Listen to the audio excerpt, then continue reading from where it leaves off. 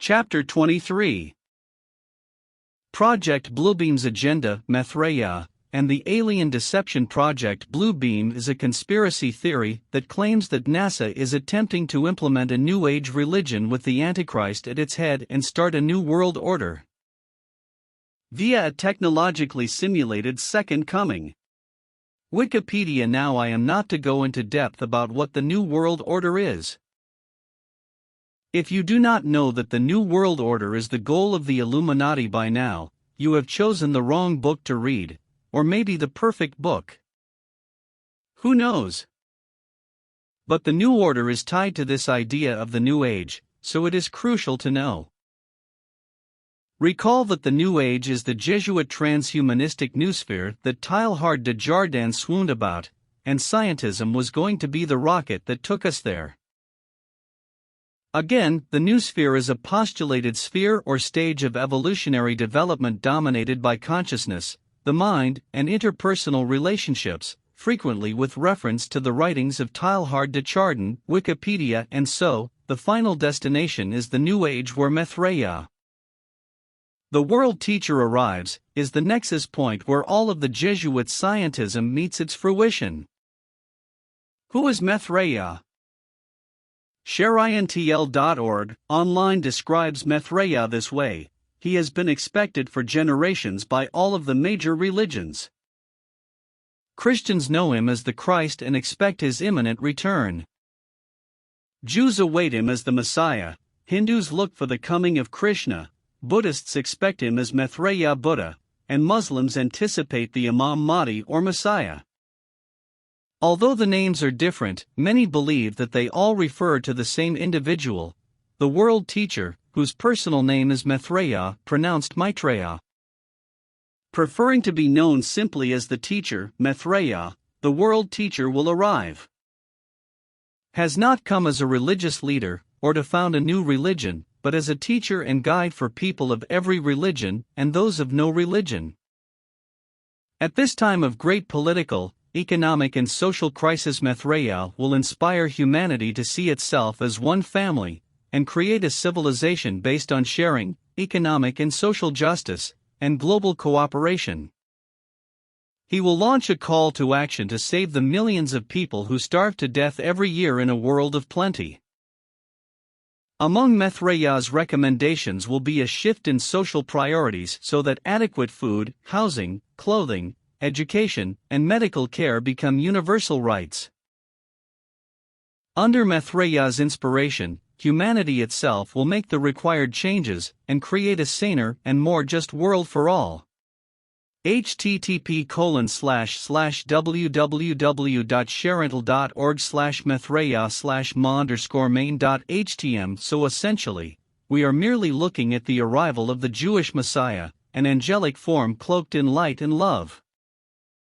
The Luciferian Antichrist. Now, whether the Jesuits had fully conceived of this sequence of events leading to the arrival of the alien deception Antichrist at the end, I cannot prove beyond a shadow of a doubt.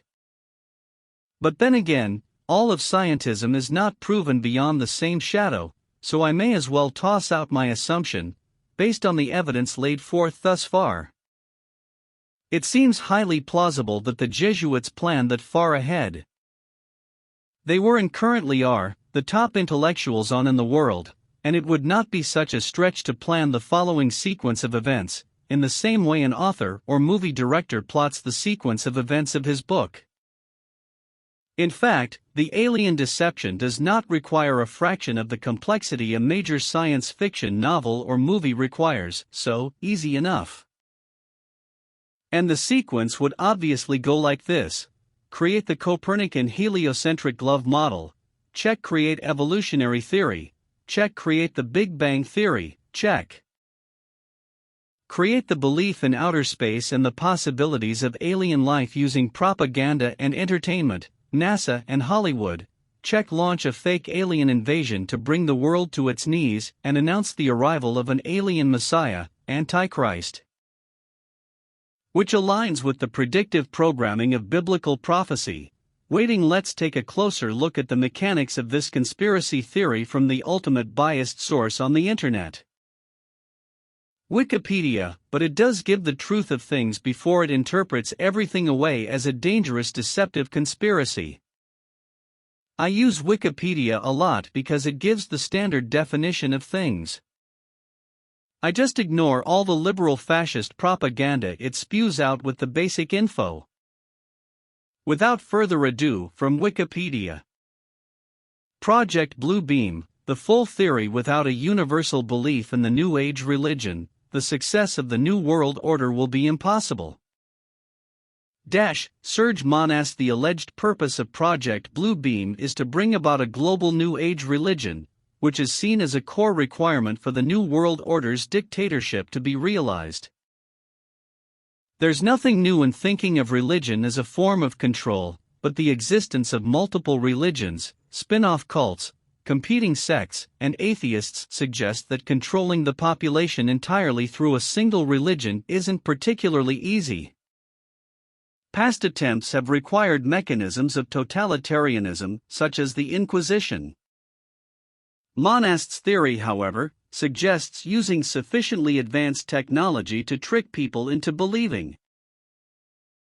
Of course, the plan would have to assume that people could never fathom the trick at all, something contested by anyone sane enough not to swallow this particular conspiracy. The primary claimed perpetrator of Project Blue Beam is NASA, presented as a large and mostly faceless organization that can readily absorb such frankly odd accusations, aided by the United Nations, another old-time boogeyman of conspiracy theorists. According to Monast, the project has 4 steps. Step 1. Step 1 requires the breakdown of all archaeological knowledge. This will apparently be accomplished by faking earthquakes at precise locations around the planet. Fake new discoveries at these locations will finally explain to all people the error of all fundamental religious doctrines, specifically Christian and Muslim doctrines. This makes some degree of sense. If you want to usurp a current way of thinking, you need to completely destroy it before putting forward your own. However, religious belief is notoriously resilient to things like facts. The Shroud of Turin is a famous example that is still believed by many to be a genuine shroud of Jesus, as opposed to the medieval forgery that it has been conclusively shown to be. Prayer studies, too, show how difficult it is to shift religious conviction with mere observational fact. Indeed, many theologians avoid making falsifiable claims or place belief somewhere specifically beyond observation to aid this. So what finds could possibly fundamentally destroy both Christianity and Islam, almost overnight, and universally all over the globe? Probably nothing. Yet, this is only step 1 of an increasingly ludicrous set of events that Project Blue Beam predicts will occur. Step 2. The sky projections will appear to people as their God. Step 2 involves a gigantic space show wherein 3-dimensional holographic laser projections will be beamed all over the planet, and this is where Blue Beam really takes off. The projections will take the shape of whatever deity is most predominant, and will speak in all languages. At the end of this light show, the gods will all merge into one god, the Antichrist. This is a rather baffling plan, as it seems to assume people will think this is actually their god, rather than the more natural 21st century assumption that it is a particularly opaque Coca-Cola advertisement. Evidence commonly advanced for this is a supposed plan to project the face of Allah, despite its contradiction with Muslim belief of God's uniqueness, over Baghdad in 1991 to tell the Iraqis to overthrow Saddam Hussein. Someone, somewhere, must have thought those primitive, ignorant non-Western savages wouldn't have had television or advertising, and would never guess it was being done with mirrors. In general, pretty much anything that either A, involves light, or B, has been seen in the sky has been put forward as evidence that Project Blue Beam is real, and such things are tests of the technology, namely unidentified flying objects.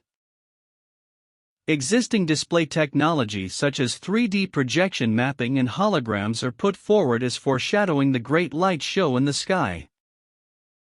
This stage will apparently be accomplished with the aid of a Soviet computer that will be fed with the minute physio-psychological particulars based on their studies of the anatomy and electromechanical composition of the human body, and the studies of the electrical, chemical and biological properties of the human brain, and every human has been allocated a unique radio wavelength. The computers are also capable of inducing suicidal thoughts. The Soviets are, not were, the New World Order people. Why NASA would use a Soviet computer when the USSR had to import or copy much of its computer technology from the West is not detailed. The second part of Step 2 happens when the holograms result in the dissolution of social and religious order, setting loose millions of programmed religious fanatics through demonic possession on a scale never witnessed before. The United Nations plans to use Beethoven's Ode to Joy as the anthem for the introduction of the New Age One World religion. There is relatively little to debunk in this, the most widely remembered section of the Project Blue Beam conspiracy, as the idea is so infeasible. Citing actual existing communication technology is odd if the point is for the end product to appear magical, rather than just as cheap laser projections onto clouds. This hasn't stopped some very strange conspiracy theories about such things popping up. Indeed, the notion of gods being projected into the sky was floated in 1991 by conspiracy theorist Betty J. Mills.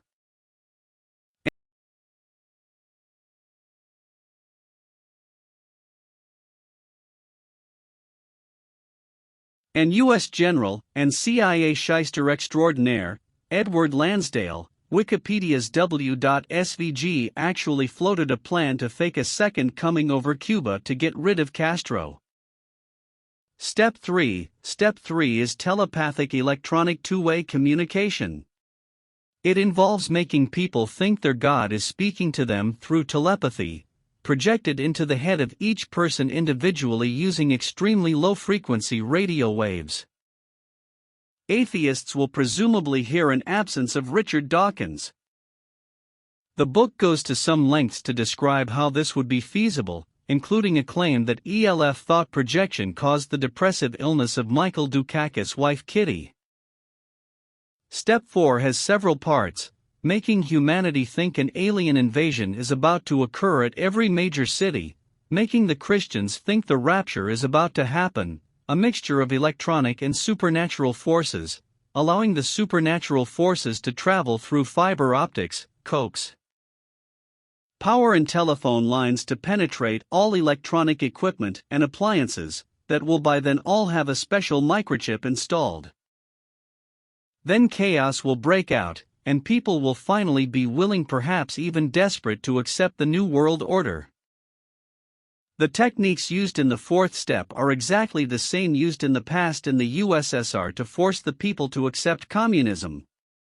A device has apparently already been perfected that will lift enormous numbers of people, as in a rapture. UFO abductions are tests of this device.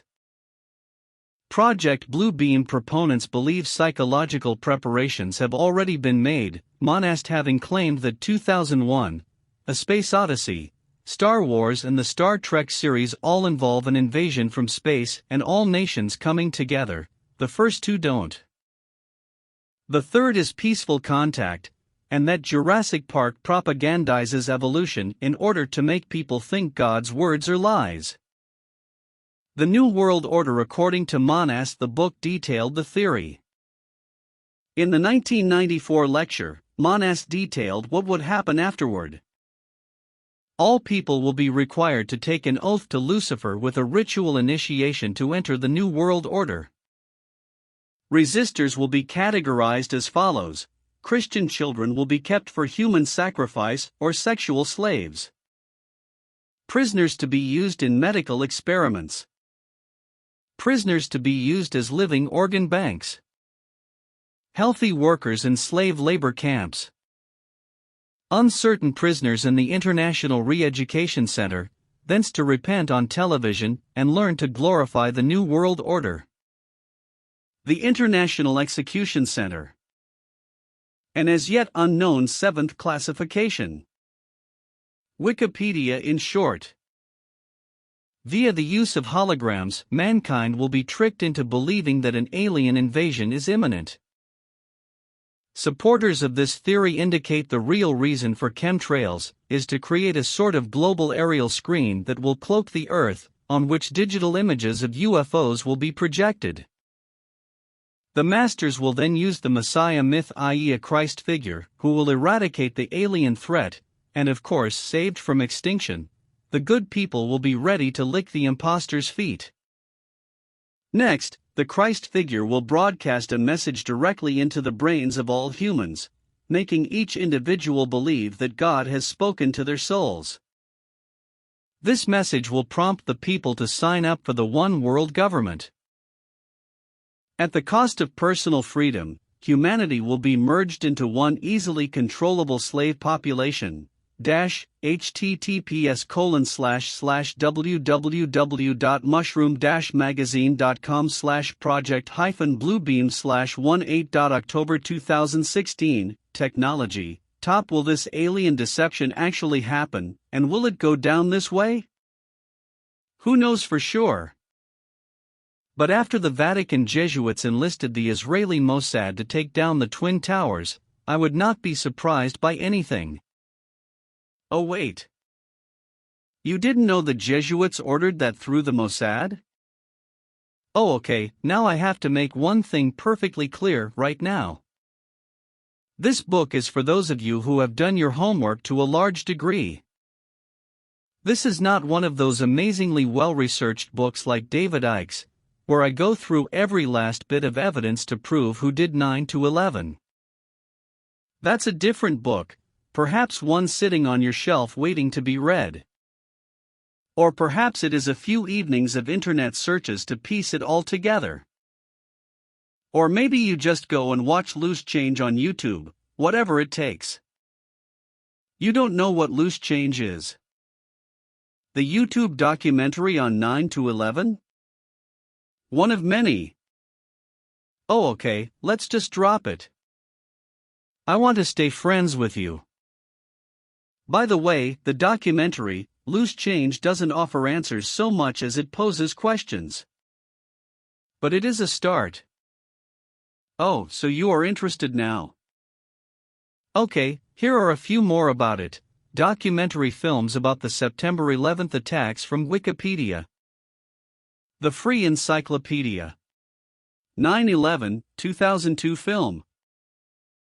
9/11, Press for Truth. 9/11, The Twin Towers. 9/11, American Reflections. 16 Acres. 102 Minutes That Changed America. Answering the Call, Ground Zero's Volunteers. Being Osama Beyond Belief, 2007 film. And more. Bush Family Fortunes, The Best Democracy Money Can Buy. The Cats of Mirakatani. Dust to Dust, The Health Effects of 9/11. Fahrenheit 9/11. Fahrenheit 9/11 Flight 175, As the World Watched. The Flight That Fought Back. Hijacking Catastrophe. Hotel Ground Zero, I Missed Flight 93. 9/11, In Plain Sight Inside 9/11. It's My Country Too, Muslim Americans. Loose Change. The Love We Make. Medal of Honor. Native New Yorker film. On Native Soil Project Rebirth, Searching for the Roots of 9/11. The Secret History of 9/11. Toxic Clouds of 9/11. Toxic Legacy Trapped in the Towers, The Elevators of 9/11. Twin Towers film, So You Decide. Chapter 24. Okay, what the hell? A little bit about the New World Order. The New World Order, and the Talmud and demonology of the Pharisees. The smart grid and fake news. A warning about 5G. Is QAnon a diversionary tactic only? Bitcoin and blockchain are still just digital prison. Blockchain technology, Bitcoin, and cryptocurrencies are merely Hegelian dialectic ploys. Ashkenazi Jewish debt, slavery and usury. Capitalism is Jewish usury. The digital prison will begin as an economic play. Land order out of chaos and Talmudic Zionists, and revelation of the method. God's chosen people all hail the Ashkenazi Jewish master race kakistocracy. A kakistocracy, English pronunciation /kakistksi/ is a system of government which is run by the worst, least qualified, or most unscrupulous citizens. That's what we have, currently. It is a kakistocracy of technocrats, and they want digital slavery. And technocrats have resurfaced, and they do not intend to fail a second time. Whether they succeed this time will depend upon the intended servants of technocracy, the citizens of the world. Indeed, the dark horse of the apocalypse of the New World Order is not communism, socialism or fascism, a leather boot, forever on your throat. Rather it is a super AMOLED screen digital boot, using an active matrix organic light emitting diode with added layers of semiconducting film behind the OLED panel, which allows it to more quickly activate each pixel. That increased speed makes it ideal for larger, higher definition displays with a lot of pixels, and lots of techno-hypnotic digital addiction. It is a brave new world, digital virtual reality existence, technology and AI, cross-platform, full-spectrum dominance, ultra-surveillance, smart grid, 5G infrastructure that only cares about one thing and one thing only: control. Digital control is the ultimate goal. The Internet of Things is the New World Order. The New World Order and the Talmud. What does the Talmud have to do with it? It's the hidden cornerstone of the NWO agenda. I never realized it either until recently. I mean, we've had spin doctors and disinfo agents over the past 100 years making sure we believed all the evils were begotten through Catholicism. In fact, I think I just finally put the last piece to this NWO puzzle together. At least in my mind. Now it all makes sense. I love how God works. You never where you're going until you're already in it. The Talmud is the satanic version of the Torah. The Jews have an oral version of the Torah called the Tanakh, or which some call the Talmud, but the Talmud a minority of real Jews are familiar with is not the Talmud being used today. The Babylonian Talmud has taken precedence since 1905 and is blasphemous. In fact, every Jew today is taught through this particular Talmud. It refers to Jesus as an idol, and his worshippers as idolaters. It claims Jesus was into bestiality and is burning in hell in a pool of semen. Now, where would that come from? Satan himself. The books of the Talmud are based on the teachings of the Pharisees. To understand why Jesus held such contempt towards this ancient sect of elitists, Christians must have some knowledge of the books of the Talmud, a set of 63 books written by ancient rabbis. These books contain the legal code which is the basis of today's Judaism and Jewish law. In fact, Talmudic Judaism is primarily a legal system in a literal sense. It has little to do with religion. It is more of an ancient political cult group with many followers who are not openly Jewish. This is why so many Jews openly claim to be Jewish and atheist at the same time. In fact, the Talmud originated from the ancient Kabbalah cult and Pharisee sects. Jesus told them they were the synagogue of Satan. Every Zionist today clings to what they think are the secret teachings of the Talmud. Welcome to the Internet, where very little remains secret of anything. You can read some. Today the majority of Jews in Israel are practitioners of Pharisaic law, Talmudic law, which is the enemy of truth, Jesus and God. The Noahide laws and the NWO. Because George Bush indicated in Public Law 102-14, 102nd Congress, that the United States of America was founded upon the 7 universal laws of Noah. What are the 7 laws of Noah, and what does it have to do with your head? It was studying this that brought me to the Talmud. since the Noahide laws are based on the Talmud. Do you get the connection? In the same year, George W. Bush announced the emergence of the New World Order. He proclaimed the United States as being based on the Noahide laws.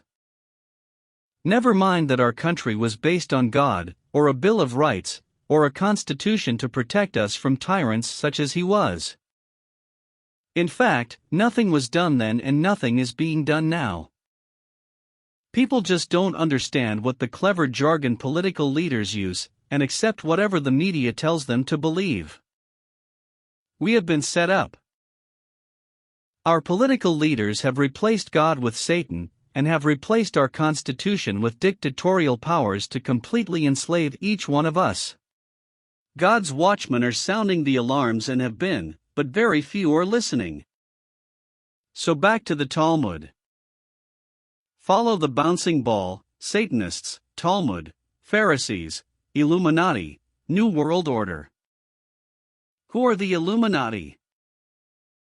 They comprise of the Bolshevik Jews of old, the Lubavitch Jews of today, the Zionists, the Communists, almost every government in the world and secret society that takes oaths to Lucifer and participate in blood rituals, whether sacrifices, drinking, or both. Their practices in ritual and black magic are taken directly from the Talmud. Is there any doubt that our end was ordained at the beginning? You can trace the Talmud Satanists back to the worship of Moloch, and even before that. It's ancient. Today it's the same practices and old lies, just repackaged with a new name called the New World Order.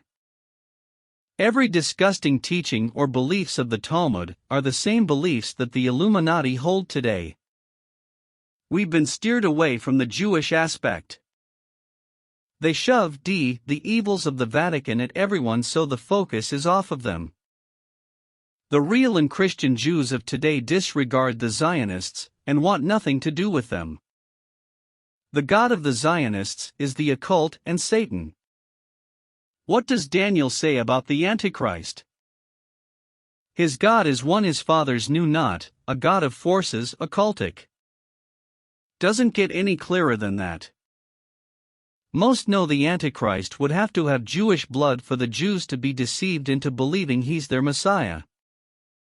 The Antichrist is coming out of the NWO. Do you get the picture now? And just as Hitler, a forerunner, he'll have Jewish blood, and he'll be Talmudic, occultic. The Talmud Jews have been behind every major war and mass murder since the beginning of time. Stalin, Lenin, Hitler, just the more notable ones in our recent history. They even masterminded the Jewish Holocaust via the Nazis for political gain. They wanted their own Zionist state. To them, if you're not a Talmudic Jew, you're not a Jew at all. So, sacrificing millions of non-Jews, Jews who worshipped only Torah, wasn't a problem for them. In fact, for them it was a sacrifice and ritual to their god Satan. There seems to be a great divide amongst the Jews.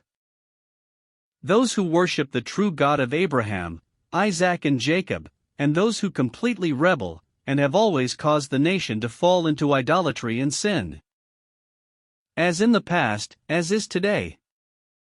So, there's really no big secret about who these NWO Satanists really are.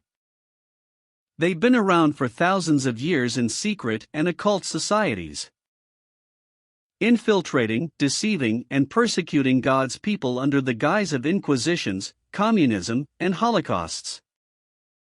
And everything they've done, and everything they do, can be traced directly back to the Talmud. The Talmud and the demonology of the Pharisees, so-called Judaism, is nothing but Babylonian Talmudic Pharisaism, which at base is crass paganism concocted through the centuries. Descriptions concocted for this very old Satanism, such as immanence, Spinoza, emanation, Talmudic Kabbalah, dialectical materialism, Marx, merely dress up old pagan concepts. All forms of demonology were adopted by the Pharisees and incorporated into so-called Judaism. Demons of the privy, of the night, of every phase of nature, were and are catered to by the tenets and customs of this sect. The Talmud book of Judaism, Hands, is, for example, on ritual hand-washing in connection with Pharisee demonology. The Talmud is larded with occult works and practices.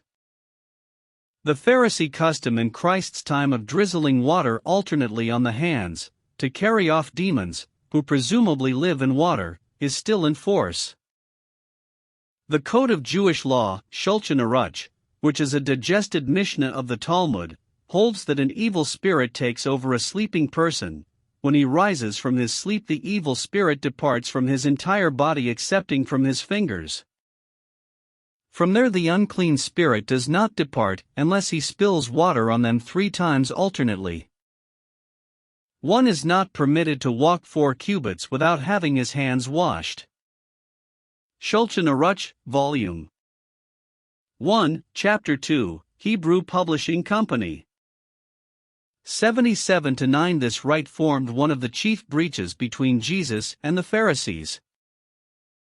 Page 545. When the Pharisees came to Christ, baiting him about his apostles not doing these hand-washing rituals, he came back at them, saying that they were hypocrites, teaching for doctrines the commandments of men, full well ye reject the commandment of God that ye may keep your own tradition. See Matthew 15, despite Moses' orders, Deuteronomy 18:10-12. There shall not be found among you any one that mocketh his son or daughter to pass through the fire, see ritual murder herein, or that useth divination, or an observer of times, astrology, or an enchanter, or a witch, or a charmer, or a consulter with familiar spirits, or a necromancer. For all that do these things are an abomination unto the Lord, and because of the abominations the Lord thy God doth drive them out from before thee.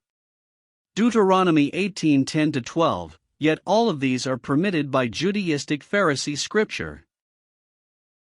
See, for example, the Jewish Talmud, Sanhedrin 65 AB, Exhibit 70-71, citing this very scriptural passage, and reversing it. The Talmudic sages hold that calling up demons to aid with sorcery is not idolatry, since demons are not thereby worshipped. The ancient practice of spirits speaking from the privates by soothsaying is dwelt upon in Judaism, and this practice is loathsomely attributed to Jesus. He practiced enchantment by means of his membrum. See the Talmud, Sanhedrin 105 AB, Exhibit 108.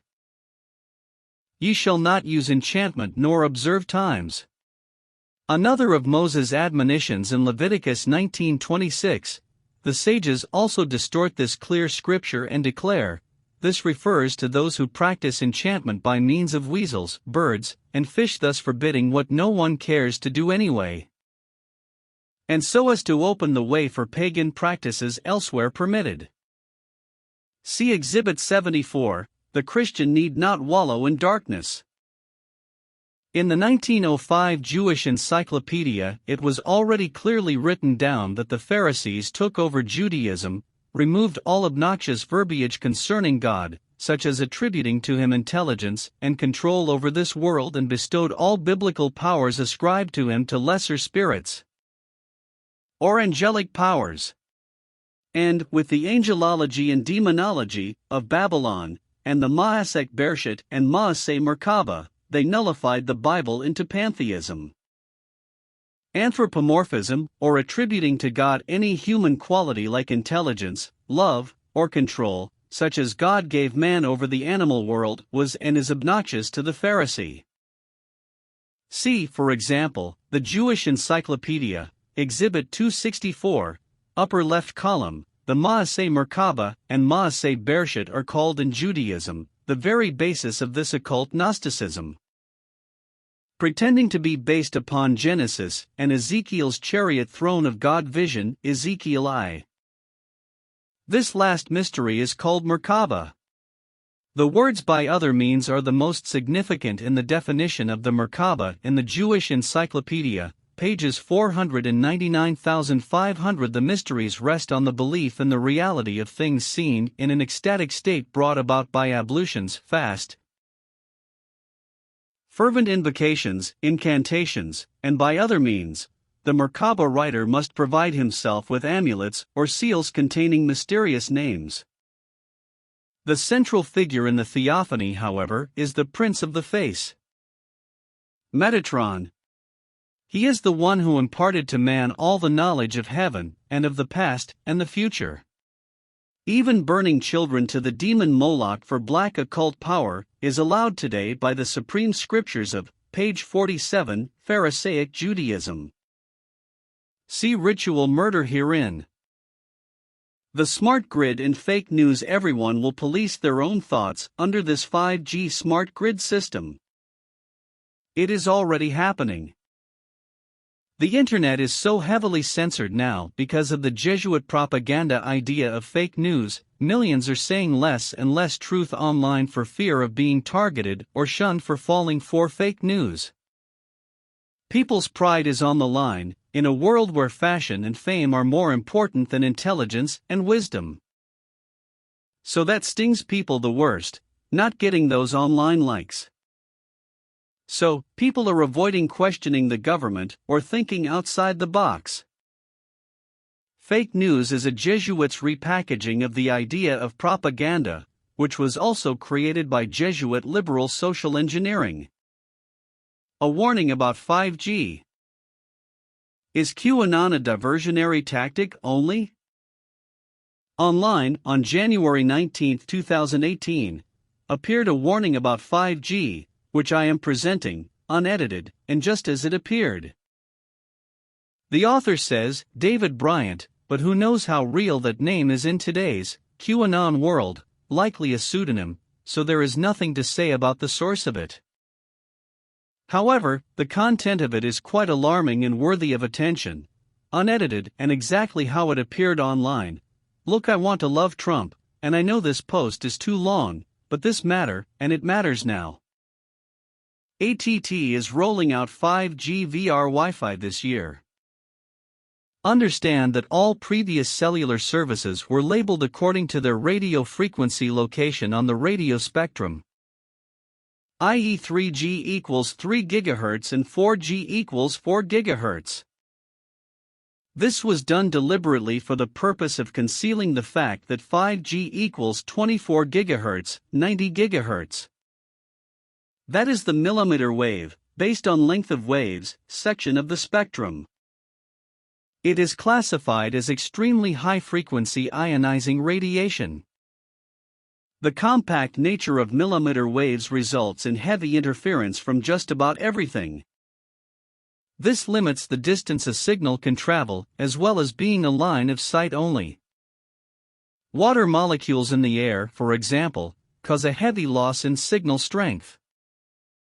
The only way to compensate for these issues and still deliver the bandwidth promised with the Internet of Things is to have 5G Wi-Fi routers on every telephone pole in the country, in every room of every public building in the country, boosted by every CFL bulb on the box and smart meter. Even satellites for those in the sticks.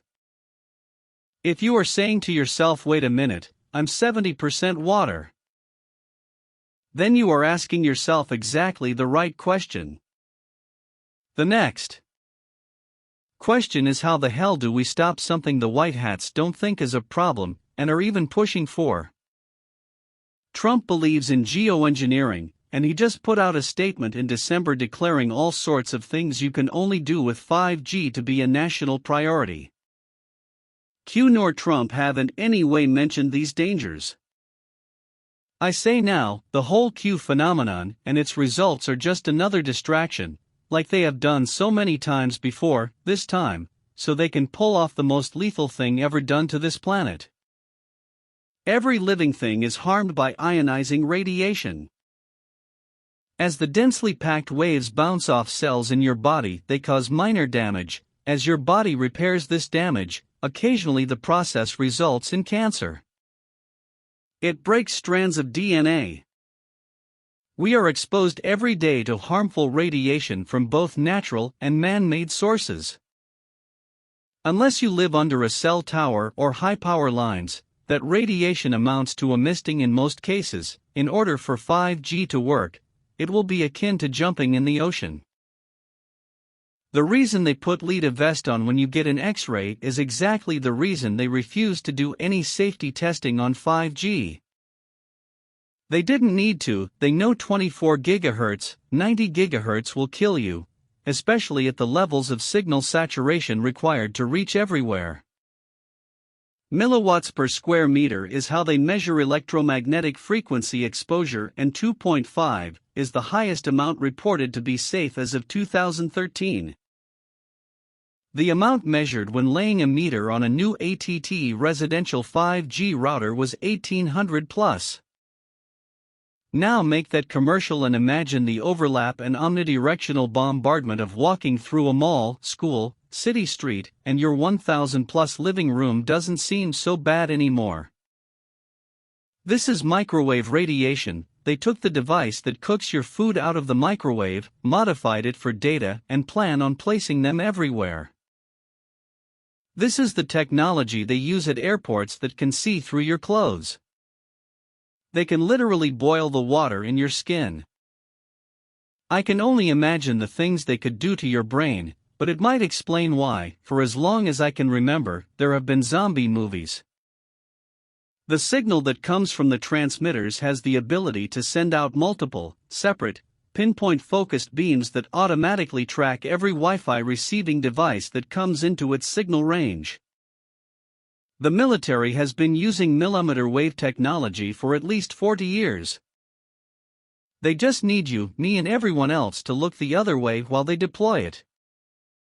If we wait until the Internet of Things is online, it will be too late. Q's pyramid was set up to fall exactly how it's falling. Trump's faction was given the goods on the old guard in order to get them out of the way. Then used the repercussions to set up everyone to accept the new 5G Internet of Things. The level of evil/corruption in the old guard was necessary, and it served at least three purposes. 1. Fear and control over the elites for as long as they were needed. 2. Easy disposal of the elites and their structure of control once they had served their purpose. 3. Getting the public to react so emotionally/viscerally to the child sacrificing stuff, combined with the monetary chaos the market manipulation will cause, as well as all the drug/weapon/trafficking garbage, that they will embrace the incorruptible, blockchain-secured, D-Wave-driven, Palantir/IoT-fed AI overlord as new supreme being/god/ruler. Cryptocurrency builds the blockchain. The blockchain is the neural network of the global artificial general intelligence. AGI is the one they make all the scary movies about. The cryptocurrency is also the best trap imaginable for getting people to buy into the system. I.e., you have 2 million in crypto that can only be accessed as a member of our system. That's the reason for the war on cash. Once currency exists only in the system, you have no choice but to join the system or attempt to exist completely and utterly outside of it, which will be made illegal shortly after the system comes online. Regardless of method, they will find a way to get enough people accept the system that those who don't won't be missed. None of us have ever heard the names of those who give the elites their orders. The elites live in total fear of these beings as their families have made bargains with them for millennia, and they understand the true nature of what I call the hidden hand. They have been called many things by many people for as long as there is recorded history. Fallen angels if you are Christian or Luciferian. Satan presented himself as a serpent that could talk and walk upright in the Garden of Eden, and reptilian is still one of the most enduring theories. Every ancient culture we have records from shows some sort of god/s that interacted with them. Once the population of the planet reached a point that they could no longer control it with direct, individual-based fear, a new method of domination became necessary. At this point, they decided to rewrite all of human history as the first step in separating humanity from the God/creator/source/light, whatever you choose to call it. If you do not believe in creation, then I point you to DNA. It is incomprehensibly more powerful, both as a computer and as a storage device, than anything we have imagined at this point in our evolution. Evolution is the natural process of creation adapting to its environment in order to thrive, exactly the way the DNA was designed to do. Every human emotion can be traced back to just two base emotions, love and fear. Love is from God, and it is the meaning of life. Your purpose, as the highest intellect on this planet, a human being with unlimited potential, and the ability to do help or harm, is to show love to every other living thing in existence. The molecular structure of water is affected by words written on pieces of paper and taped to the outside of the bottle. Beautiful snowflake-like structures for kind words, amorphous cancer-looking structures for mean words. Words, thoughts, and emotions have the power to affect the physical world, and again, we are 70% water. The hidden hand exists and operates in direct opposition to, and resentment of, God. It doesn't matter in the slightest if you believe in God or Lucifer. They do, they always have, and they act upon that belief. Fear, suffering, and despair is their desire for the creation they despise. They have turned our existence into a farm for that fear. Differences between humans, both real and imagined, are their seed.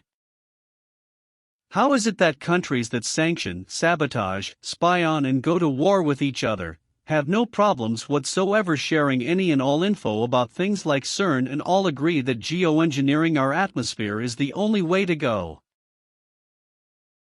The differences created by them shape our emotions and beliefs so powerfully that it is accepted in every country with a military for the young people to go kill or be killed based solely on the discretion of the government. How many wars do we now know were started with a false flag or under false pretenses? The final act in the play is to turn the earth into an artificial existence that nothing can survive unless it has been modified from its original form in order to do so.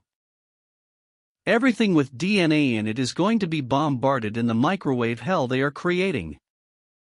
The final nail in mankind's coffin, and the only way to survive the system, is going to be through genetic modification/transhumanism. Once we jack into the system will control our memories, emotions, and thoughts, and we will no longer have any memory of what life was like before the system. Every president in my lifetime has been used as a wedge to drive apart the American people. The last two presidents have been atomic wedgies in that regard. If you don't have things that have made you question Trump's motives, you are not paying attention. Environment, geoengineering, oil, fracking, Goldman Sachs, Zionist, selling weapons. I am not bashing Trump, I pray for his safety. He has done great things, and the best is yet to come, especially as far as getting rid of much of the evil that has existed on our planet for God knows how long. I want to believe Trump is unaware he's being used by the same people who put the old guard in place.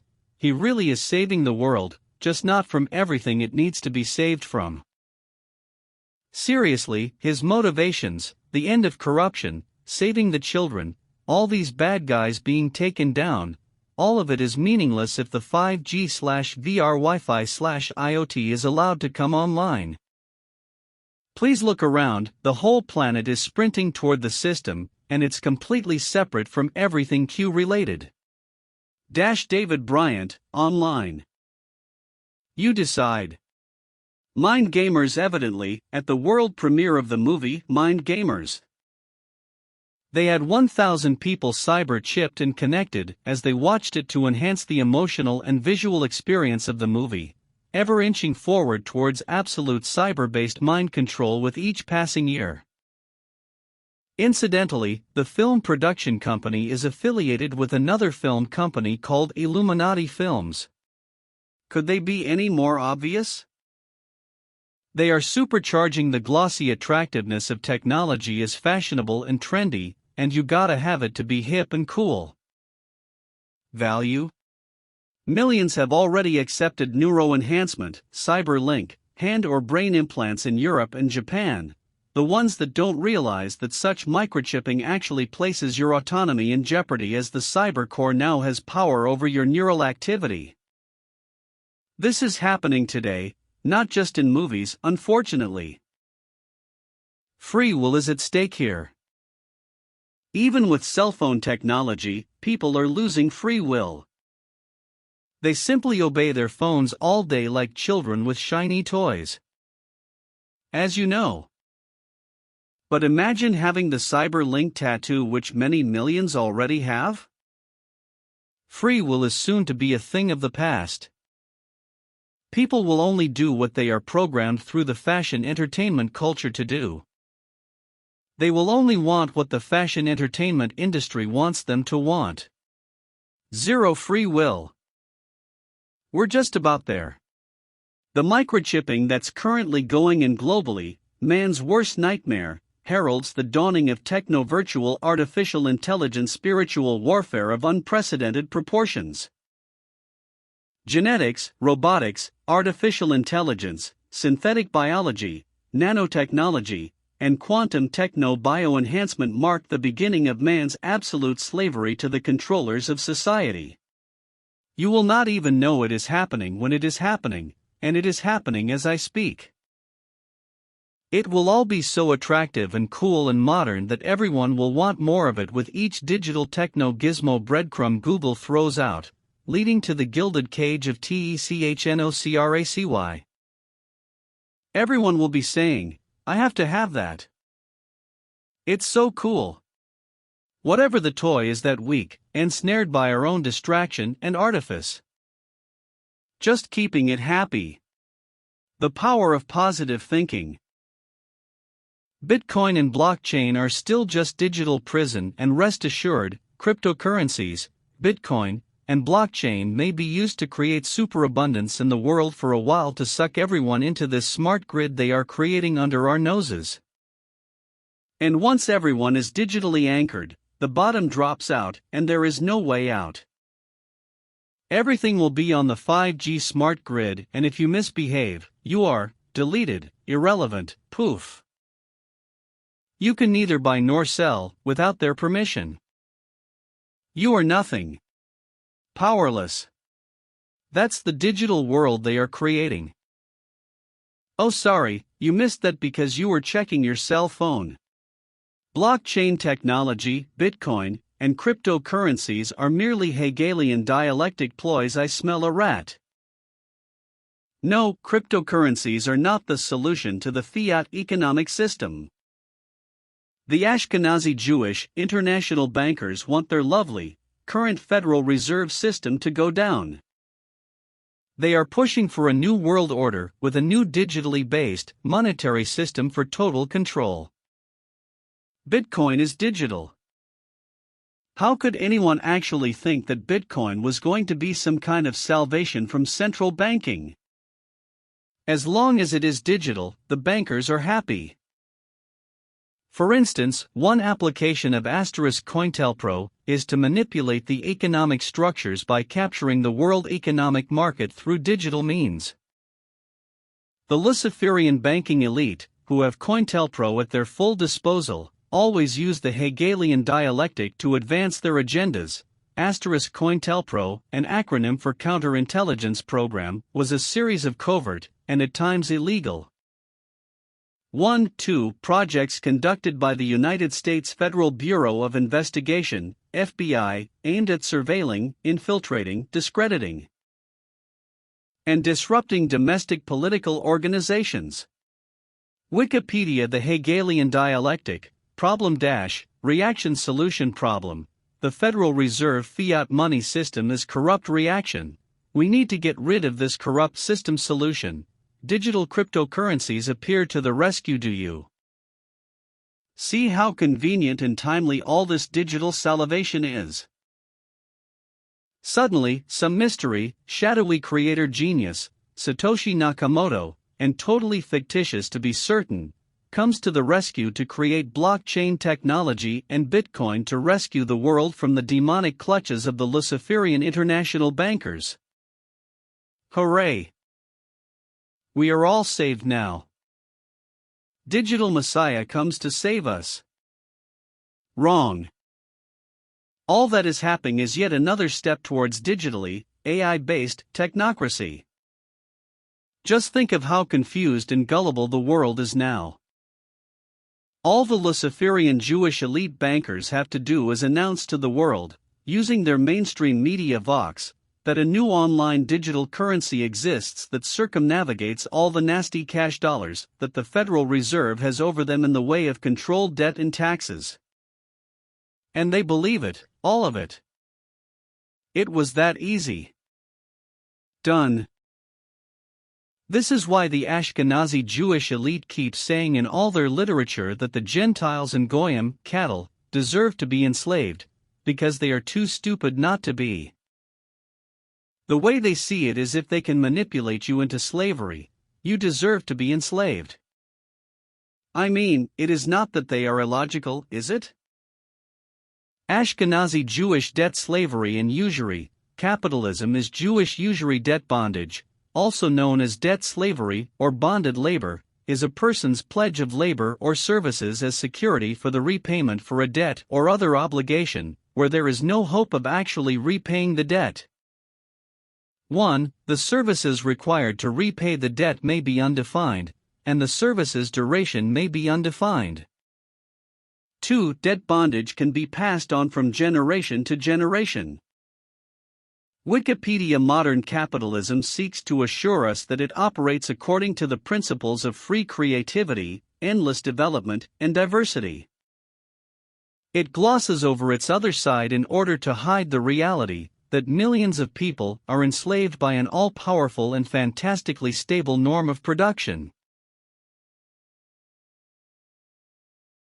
We want to reveal this lie. Nadezhda Talakonikova, we are shallow because we have become enslaved by gross materialism, the glitter of gold, and its equivalents. For which reason we think that only the material goods of this earth can satisfy us, and we must, therefore, grab as much as can while we are able.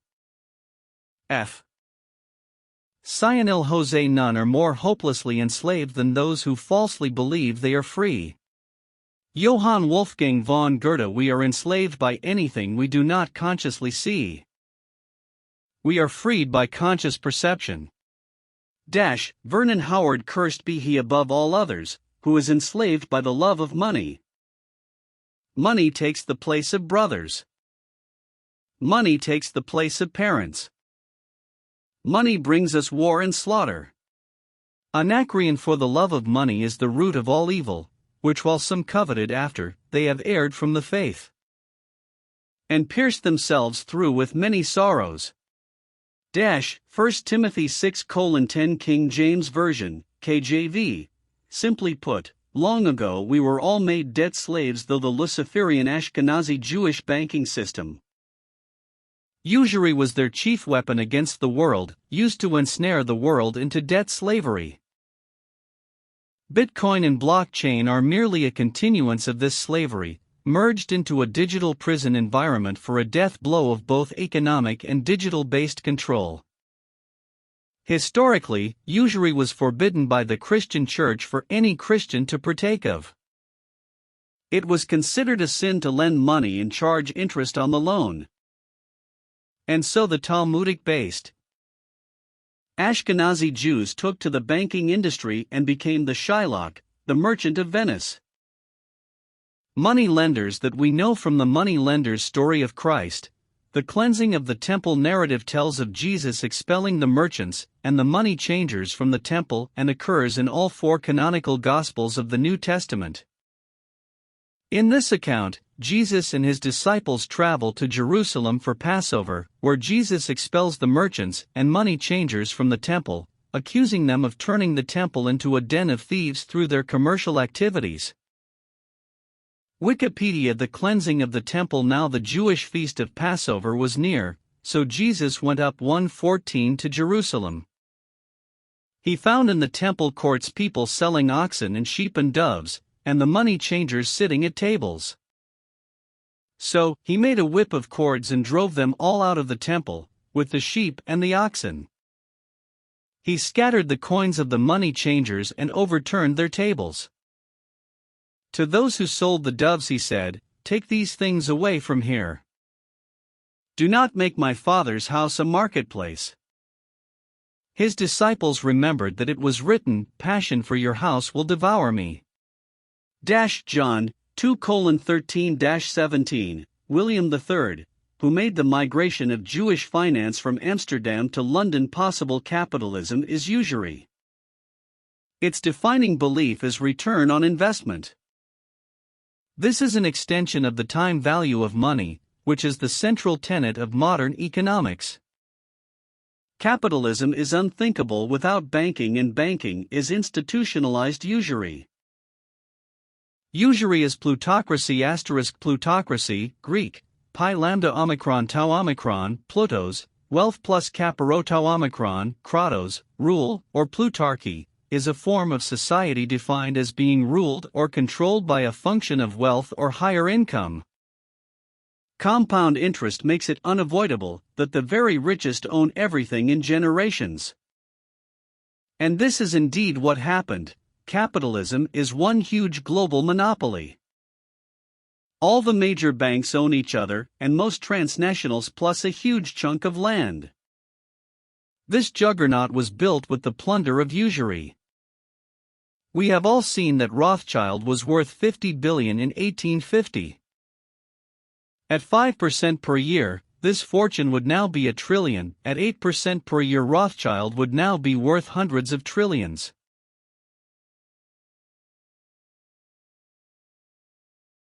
This is why it has been said that compound interest is the strongest force in the universe. This is usurious usurpation. The illegal encroachment or assumption of the use of authority, power, or property properly belonging to another, the interruption or disturbance of an individual in his or her right or possession.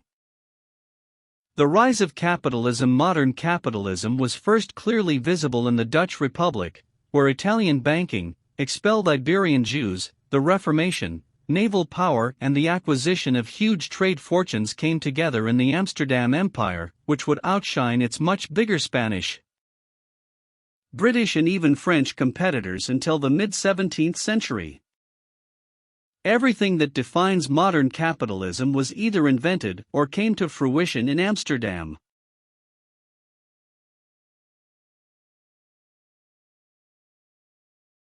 The first stock exchange, multinationals, the East Indies Company, which would rule over Indonesia with unrestrained corporatocracy for centuries, and most importantly, a central bank, the Amsterdam Wisselbank.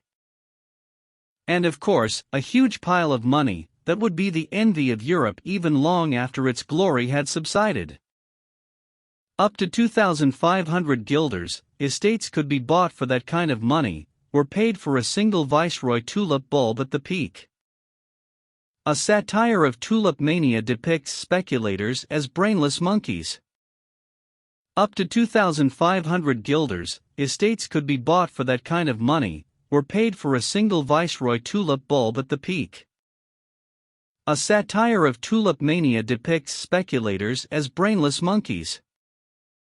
Amsterdam also saw the first bubble, the tulip mania, 1637. This typical banker device, blowing bubbles with easy credit and then popping them by calling in loans, would haunt Western economies for centuries to come. The Dutch Republic resulted from a Calvinist rebellion against Catholic Spain. Calvin is considered by many to have been Jewish. He openly defended usury. This was in an era that the medieval era of usury prohibition was in terminal decline. The Calvinist thought was also infected by the typically Jewish notion that wealth is a sign of God's favor.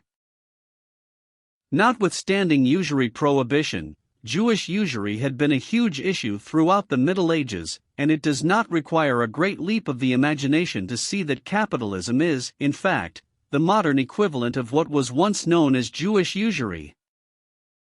Jewish fortunes and their methods played a large part in Amsterdam. Their ships would also dominate the growing slave trade in America. They had come from Spain, after being expelled in 1492. Holland was known at the time for its tolerance. Amsterdam was the first great star of high finance.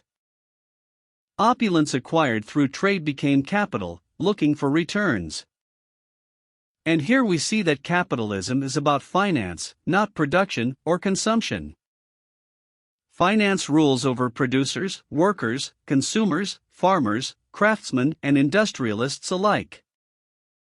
They lend to those they control or want to control and withhold credit to those for whom they have no purpose. Usury gives them their take from any venture. By keeping money scarce, they keep labor cheap. This is how money rules. Moving on to Britain, Amsterdam peaked in 1648 when the Peace of Westphalia ended both the 80-year War for Independence with Spain and the 30-year War in Germany. But after the peak comes the decline, and already in the 50s problems began to mount when Cromwell landed a blow on Dutch naval supremacy with the Acts of Navigation. The Jews had been expelled from Britain in 1290. This was a few decades after the Magna Carta, which clearly points to Jewish usury as a huge problem at the time. Cromwell, who was a Calvinist Puritan, negotiated extensively with Amsterdam Jews about resettlement. He probably was a tool of Jewish/Amsterdam finance to begin with. Resettlement came with the promise of making London a better Amsterdam. And while British merchants, and many others too, were against the readmittance of the Jews, Cromwell went ahead anyway. The Puritans were optimistic and naive and thought they could redeem the Jews. But while Jewish capital indeed pushed Britain's empire to unprecedented heights, there was no redemption. By the end of the 19th century, the British aristocracy had been entirely Judaized. While Cromwell, as a tool of Amsterdam imperialism, ultimately failed, the Jews did not relent, and they had a second shot at London with the Glorious Revolution, when William III of Orange, Stadtholder of Holland, became William III of Britain, and the Dutch Republic and England was united in a personal union. He repaid his financial backers by chartering the Bank of England in 1694, and this was the official entry of capitalism in Britain. It came with the end of sovereign money and the ascent of gold. Until then the British economy had been financed with tally sticks, simple pieces of wood issued by the king.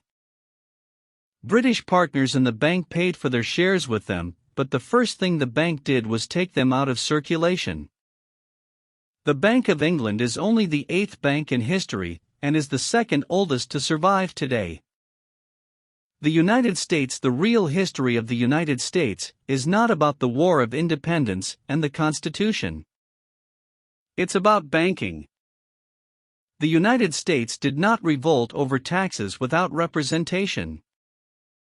According to Benjamin Franklin, the real reason for the War of Independence was that Whitehall forced scarce money through Britain's gold standard on the colonies, who had thrived with their own colonial scrip. A depression was the inevitable result. Only a few years after nominal independence, Hamilton's First Bank of the United States brought capitalism to the United States. It was closed in 1800, but in 1816, in the aftermath of the war with Britain, a second Bank of the United States, a privately owned corporation, was opened with a 20-year charter. The heroic President Andrew Jackson did not renew this charter and miraculously survived an attempt on his life. His last words, "I killed the bank," still ring triumphantly through the ages. Unfortunately, he failed to replace it with a decent monetary system, and the country was plunged into a depression because of a tanking money supply. This left the Whigs, Abraham Lincoln prominently among them, plenty of scope to campaign for a new national bank, which came in the aftermath of the Civil War. In 1913 the Federal Reserve Bank was founded. This privately owned corporation is owned by primarily Jewish member banks. The presidents of the Federal Reserve are always Jewish, and by far most of its board members are too. It's no secret Wall Street is run by the Jews, and is now the global standard-bearer of Jewish usury, with derivatives being the scam du jour. Of course, there are Americans in Wall Street too, just as there are Englishmen in the City or Germans in Deutsche Bank, but whereas these nationalities compete amongst each other, the Jews are strong in all nations, and this gives them supremacy. Equally true is that the Jewish many gain nothing from the banking prowess of their elites. They may have some privileges, but on the other hand, they're also easily duped into nasty affairs or sacrificed like the pawns we all are. But considering the above history of capitalism and Jewish usury, it is very hard to avoid the conclusion that they are the same thing. Conclusion: YHVH emphatically orders the Jews several times to conquer the world with usury in Deuteronomy, for instance, 15:6 For the Lord thy God blesseth thee, as he promised thee, and thou shalt lend unto many nations, but thou shalt not borrow, and thou shalt reign over many nations, but they shall not reign over thee. Pivotal documents from the medieval era squarely point at Jewish usury. We have already mentioned the Magna Carta, but there is also, for instance, the Quran, that they, the Jews, took usury. Though they were forbidden, and that they devoured men's substance wrongfully, we have prepared for those among them who reject faith a grievous punishment. Surah 4.161, Capitalism and its return on investment is clearly the successor of medieval Jewish usury. It arose during the destruction of medieval usury prohibition.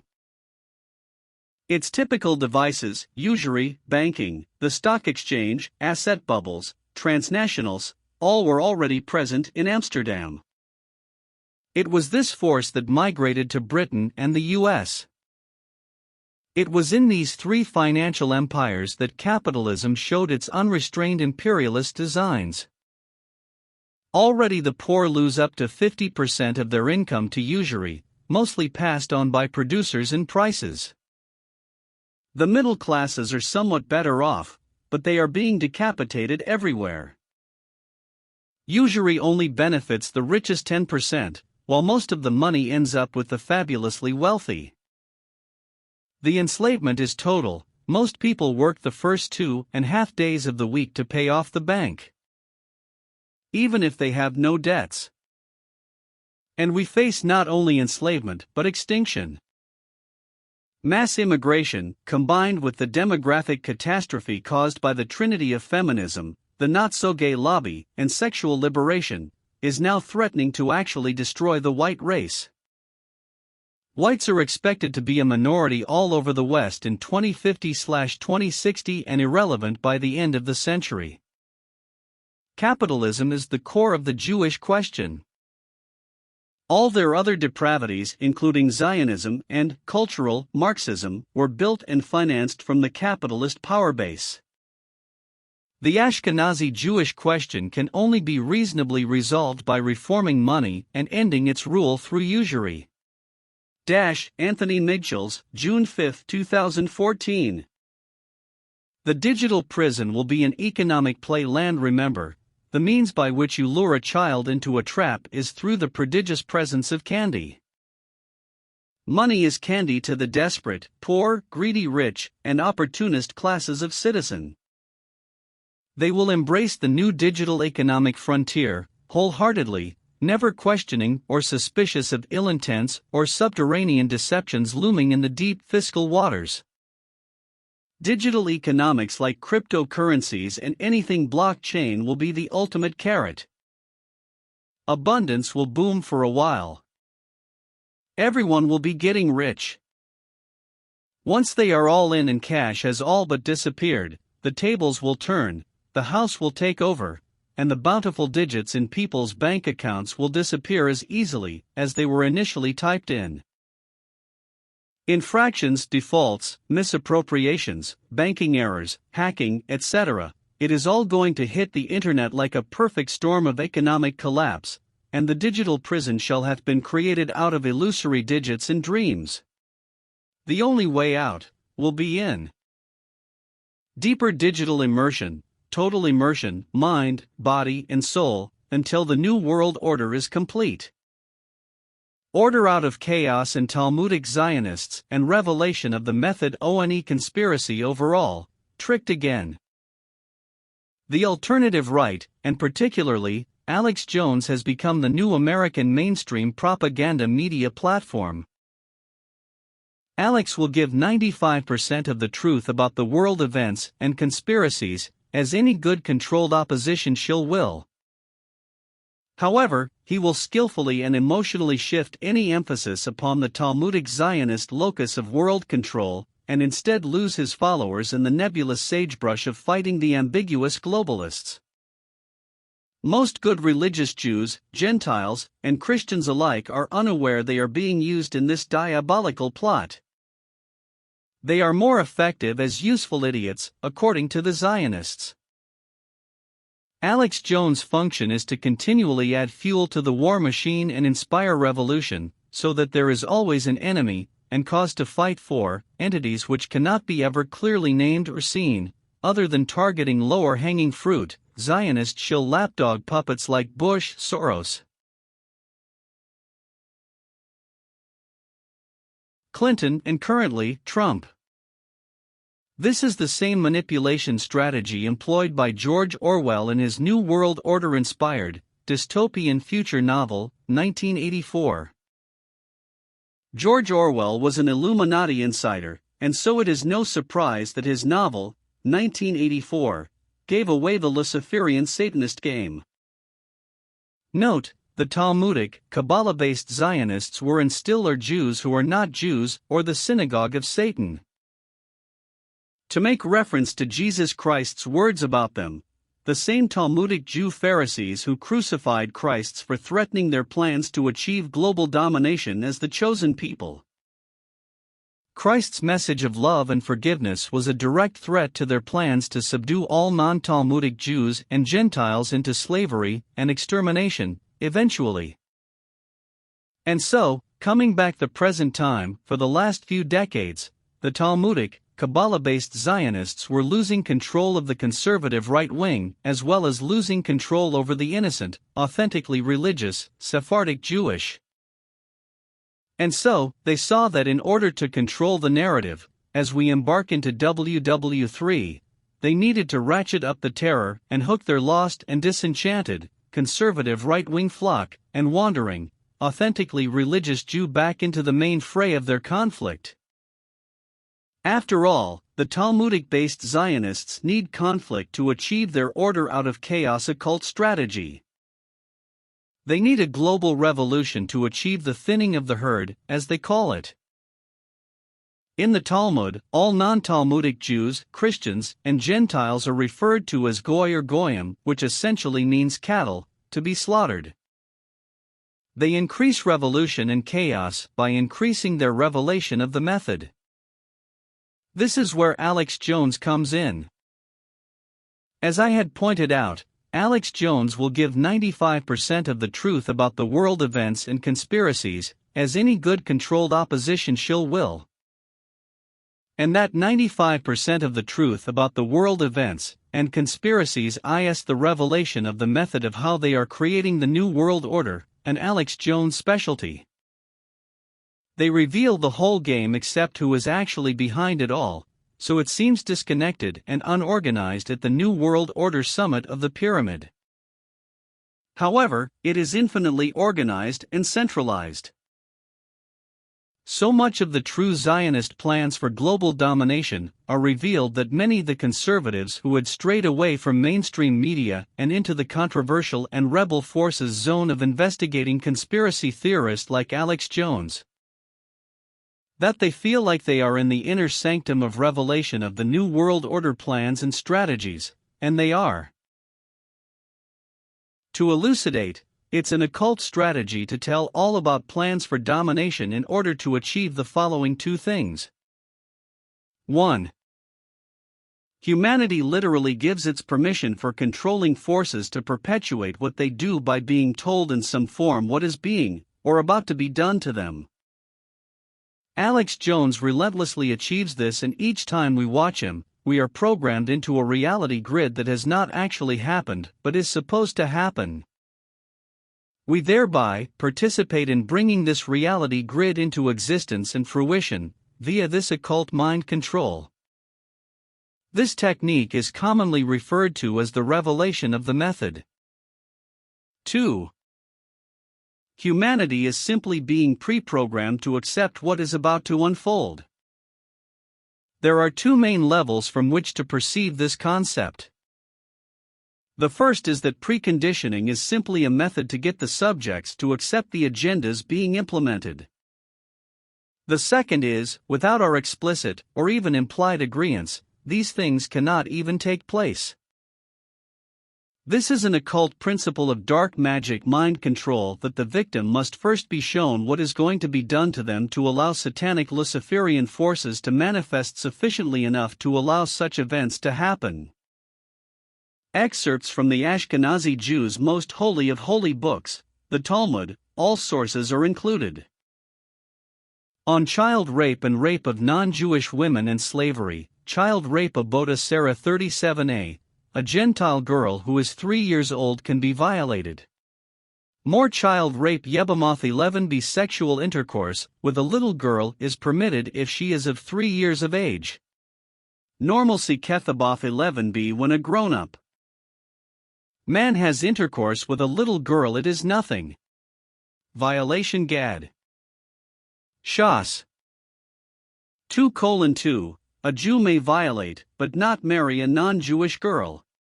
Sex with older children Sanhedrin 54b, a Jew may have sex with a child as long as the child is less than 9 years old. Adultery Talmud 4/4/52b, towards a non-Jew the Jew doesn't cause an adultery. Punishable for the Jew is just the adultery towards his next, that means the wife of a Jew. The wife of the non-Jew is excluded. No wife Talmud 4/4/81+82 of there is no wife for the Goyim, they really aren't their wives, human beast servants. Nidrash Talpiath p. 225l. Jehovah created the non-Jew in human form, so that the Jew would not have to be served by beasts. The non-Jew is consequently an animal in human form, and condemned to serve the Jew day and night. Slaves Simeon Hatterson, Fall 56d. When the Messiah comes, every Jew will have 2,800 slaves. Messiah Erubin 43b. When the Messiah comes, all will be slaves of the Jews. Admirable to Rob, cheat and kill the Goyim, non-Jew. According to the Talmud, it is okay to violate every one of the 10 commandments, as long as you are a Jew and your victim is not.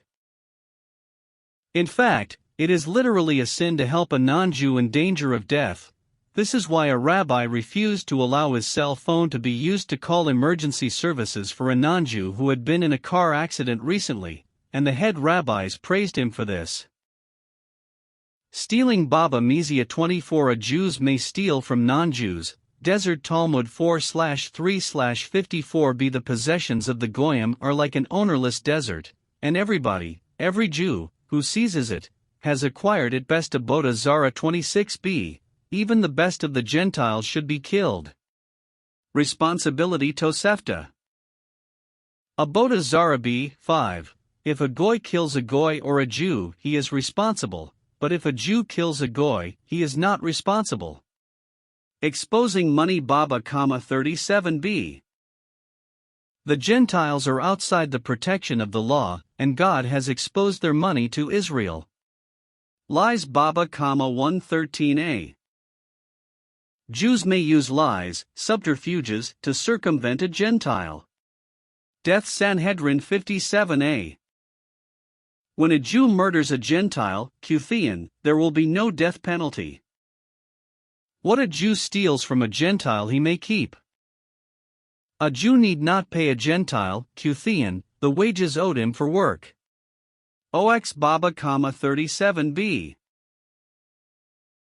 If an ox of an Israelite gores an ox of a Canaanite, there is no liability, but if an ox of a Canaanite gores an ox of an Israelite, the payment is to be in full. Lost Baba Mizia 24a. If a Jew finds an object lost by a Gentile, heathen, it does not have to be returned. Affirmed also in Baba, 113b. Forbidden Tosefta, Abda Zara 8:5. How to interpret the word robbery. A goy is forbidden to steal, rob, or take women slaves, etc., from a goy or from a Jew. But a Jew is not forbidden to do all this to a goy. Blood of Nations Seth. JP 92:1. God has given the Jews power over the possessions and blood of all nations. Entitled Shulchan Aruch, Chosen Hamasbat 348. All property of other nations belongs to the Jewish nation, which, consequently, is entitled to seize upon it without any scruples. Usury Talmud 4/2/70b. The Jew is allowed to practice usury on the non-Jew. 6. And no wages. Sanhedrin 57. Okay to cheat non-Jews. A Jew need not pay a Gentile, Cuthian, the wages owed him for work property. Shulchan Aruch, Chosen Hamasbat 156. When a Jew has a Gentile in his clutches, another Jew may go to the same Gentile, lend him money, and in turn deceive him, so that the Gentile shall be ruined. For the property of a Gentile, according to our law, belongs to no one, and the first Jew that passes has full right to seize it. First come Baba Bathra 54b. Non-Jewish property belongs to the Jew who uses it. First split Choshen Hem 183. 7. If two Jews have deceived a non-Jew, they have to split the prophet. Perjury Baba, 113. Every Jew is allowed to use lies and perjury to bring a non-Jew to ruin. Fountain Talmud 4/3/173. He who wants to be smart shall occupy himself with money matters. Because there are no corner pillars in the Torah that are more important, because they are like a sparkling fountain. Punishment for insulting or informing upon Jews or helping non-Jews. Jesus Gittin 57. A Jesus is in hell, and is being punished by being boiled in semen. Christians are boiled in dung. Denunciator Shulchan Aruch, Chosen Hamasbat 388. It is permitted to kill a Jewish denunciator everywhere. It is permitted to kill him even before he denounces. Sin Hilkath Akum X1. It is a sin to save Goyim in danger of death. Mercy Hilkath Akum X1. Show no mercy to the Goyim. Rabbi Erubin 21b. Whosoever disobeys the rabbis deserves death, and will be punished by being boiled in hot excrement in hell. Prudent Choshenhem 388:15. If it can be proven that someone has given the money of Israelites to the Goyim, a way must be found after prudent consideration to wipe him off the face of the earth. Prying Sanhedrin 59a. A Goy, Gentile, who pries into the law, Talmud, is guilty of death. False explanation Libra David 37. If a Jew be called upon to explain any part of the rabbinic books, he ought to give only a false explanation. Whoever will violate this order shall be put to death. Lying and deceiving the Goy, non-Jew. The truth Libra David 37. To communicate anything to a Goy about our religious relations would be equal to the killing of all Jews, for if the Goyim knew what we teach about them, they would kill us openly. Evil Mode Katan 17a. If a Jew is tempted to do evil, he should go to a city where he is not known, and do the evil there. Mistakes Talmud 4/1/113b. The Jew is allowed to exploit the mistake of a non-Jew, and to deceive him. Honorable people Choshen Hem 266. 1. A Jew may keep anything he finds which belongs to the Akum, Gentile. For he who returns lost property to Gentiles sins against the law by increasing the power of the transgressors of the law. It is praiseworthy, however, to return lost property if it is done to honor the name of God, namely if by so doing Christians will praise the Jews and look upon them as honorable people. False Oath Shabbath Hag. 6d. Jews may swear falsely by use of subterfuge wording. False oath to Salathutzabot, the Book of Georgia 17. A Jew should and must make a false oath when the Goyim asks if our books contain anything against them. Deceive Zohar I. 168. A Jews always have to try to deceive non-Jews. 5. Vows Nedarim 23b. He who desires that none of his vows made during the year be valid, let him stand at the beginning of the year and declare, every vow which I may make in the future shall be null. His vows are then invalid. Jews encouraged to kill and mistreated Christians and Gentiles. A Jew need not pay a Gentile the wages owed him for work. BT Sanhedrin 57a. Serving Jews Midrash Talpiath 225. The non-Jews have been created to serve the Jews as slaves. 2. The deeds of Israel are righteous, but the Gentiles are capable only of sin. BT Baba Bathra 10b. Gentiles are inclined to bestiality, lewdness, and murder. Gentiles prefer sexual relations with cows more than their own wives. Eve had sexual intercourse with the serpent, transmitting lust to the Gentiles, from which Israelites are exempt. BT Aboda Zara 22a. A Gentile who observes a day of rest deserves death. BT Sandendrin 58b. God is displeased when Jews show hospitality to Gentiles.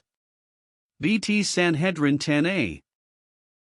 It is forbidden to teach Gentiles the law. BT Haggadah 13a. A Gentile who studies the law deserves death. BT Sanhedrin 59a. It is permissible to cheat a Gentile in court. BT Baba, 113a. For executing a Gentile, only one person's testimony is necessary. To kill a Jew, 2 witnesses are necessary. BT Sanhedrin 57b. 0 Jews may steal from non-Jews. If a Jew finds an object lost by a Gentile, it does not have to be returned. BT Baba Mizia 24a. Affirmed also in Baba, 113b. Property of Gentiles is like the desert. Whoever among the Jews gets there first, owns it. BT Baba Bathra 54b. If a Gentile loses something, a Jew may keep it, even if he knows the owner. BT Baba, 113b. A Gentile must pay wages to a Jew, but a Jew does not have to pay wages to a Gentile. BT Sanhedrin 57a. The Gentiles are outside the protection of the law, and God has exposed their money to Israel. BT Baba, 37b. If a Gentile robs a Jew, he must pay him back. But whatever a Jew robs from a Gentile, the Jew may keep. Some robbery of Gentiles is disguised as confiscation of an unpaid debt. Bava, 113b. Also Bava Metzia 111b. BT Sanhedrin 52b. A non-Jew is not considered a neighbor. From just these few preceding excerpts, we can see the inner workings and justifications of the following entities, all which are 98% to 100% owned, operated, and dictated to by a minor fraction of corrupt, knowing and complicit Gentiles, and a landslide majority of Talmudic Jews. Facts and references concerning this are easily attainable from public records. A list of New World Order-based Talmudic Ashkenazi Jewish-run entities. 1. The Federal Reserve, primarily Ashkenazi Zionist Jew Rothschild-owned. 2. Illuminati. 3. Freemasons. 4. The Satanic Catholic Jesuit Order. 5. Rome and the Vatican and Pope. 6. Liberal Education. 7. Satanic Zionism. 8. The Destruction of Christianity and Morals. 9. The Military-Industrial Complex and more. 10. Corrupted Organized Religion. 11. Satanic fashion and music 12. Kabbalah-based entertainment 13. Hollywood 14. Luciferian-based modern corporate and business activities 15.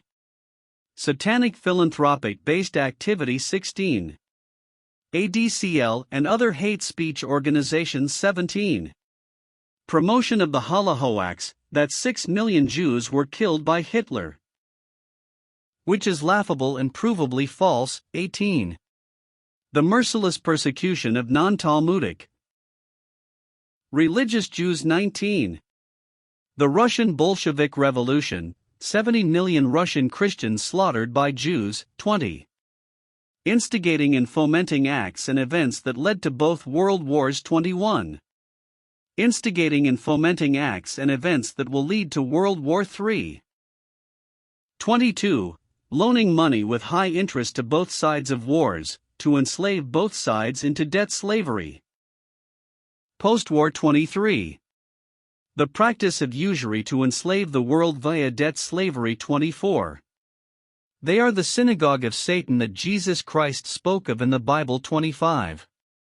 They teach that Christianity and the teachings of love, forgiveness, and mercy are only strategies of submission for the Christians, Goyim, to practice and then be used against the Goyim, because they do not apply those same Christian attributes to themselves 26.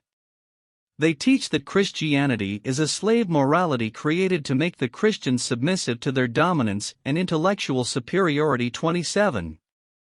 They claim they exist above all man-made laws, for only they are truly God's chosen 28. They teach through the Kabbalah and the Zohar that both evil and good are necessary for Jewish evolution. 29. They invented evolutionary theory to subvert Christianity and capture the world's consciousness into a pagan, kill or be killed naturalism 30. They supported and are advocates for scientific atheism 31. They supported and are advocates for atheistic psychology 32. They supported and are advocates for Marxism. They created communism by funding Karl Marx and the Russian Bolshevik Revolution. 33. They were behind the Enlightenment movement and Masonic and Gnostic philosophy of Lucifer that teaches that through intellect and science we can live forever and be as gods. 34. They are advocates for Gnosticism, where matter is evil and something to be transcended through intellectual illumination. 35. They were behind Jesuit Jewish-influenced and Bavarian German, Adam Weishaupt, who was behind the Illuminati treaties, which was the cornerstone of the Order of the Illuminati. 36. They are the Illuminati at the 33-degree level of the Freemasons 37. They teach that the serpent in the Garden of Eden actually represented God, and that the apple represented the knowledge that we are entitled to become immortal gods, someday ourselves. 38. They advocate pagan, Satanism, over all other religions 39. They were and still are behind most false flag operations that lead countries into war. 40. They created transhumanism so that they could live forever as immortals 41. They consider themselves equal to God, or gods themselves. 42. The promotion of Hitler as an evil dictator. Hitler was fighting the Zionist New World Order, actually. 43. Fabianism. This is the Zionist spineless New World Order strategy. This strategy derives its name from Quintus Fabius Maximus Verrucosus, the dictator of the Roman Republic. Where the Fabian strategy is a military strategy, where pitched battles and frontal assaults are avoided in favor of wearing down an opponent through a war of attrition and indirection. While avoiding decisive battles, the side employing this strategy harasses its enemy through skirmishes to cause attrition, disrupt supply and affect morale. 44. Divide and conquer through the promotion and fostering of racism 45. Divide and conquer through the promotion and fostering of sexism 46. The promotion of androgyny and gender fluidity and gender confusion 47. The promotion of the Babylonian-based Luciferian New Age Religions 48. The Force Behind Nazism. 49. The Creation of the Global Warming, Climate Change, Hoax 50. The Establishing of Israel as a Jewish homeland by seizing it through genocide and illegal land annexation. 51. The Promotion of Porn, Drugs, Pedophilia, and Promiscuous Sexual Practices in Every Country 52. The Jewish Mafia who control the lesser Italian and Russian Mafia circuits 53. The Promotion of Gambling and Prostitution in Every Country 54. The Normalization and Promotion of Incest and Rape 55. 56.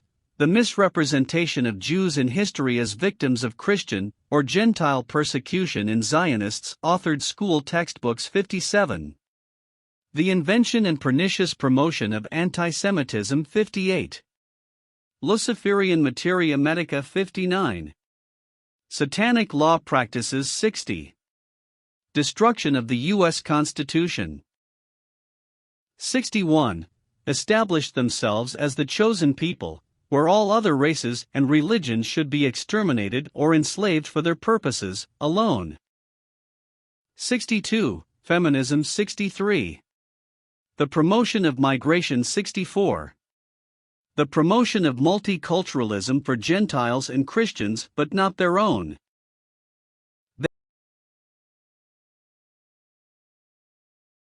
They are the only people allowed to slaughter others to keep a sovereign nation all to themselves.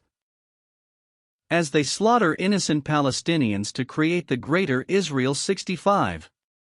The only people kicked out of every country they have ever tried to live 66.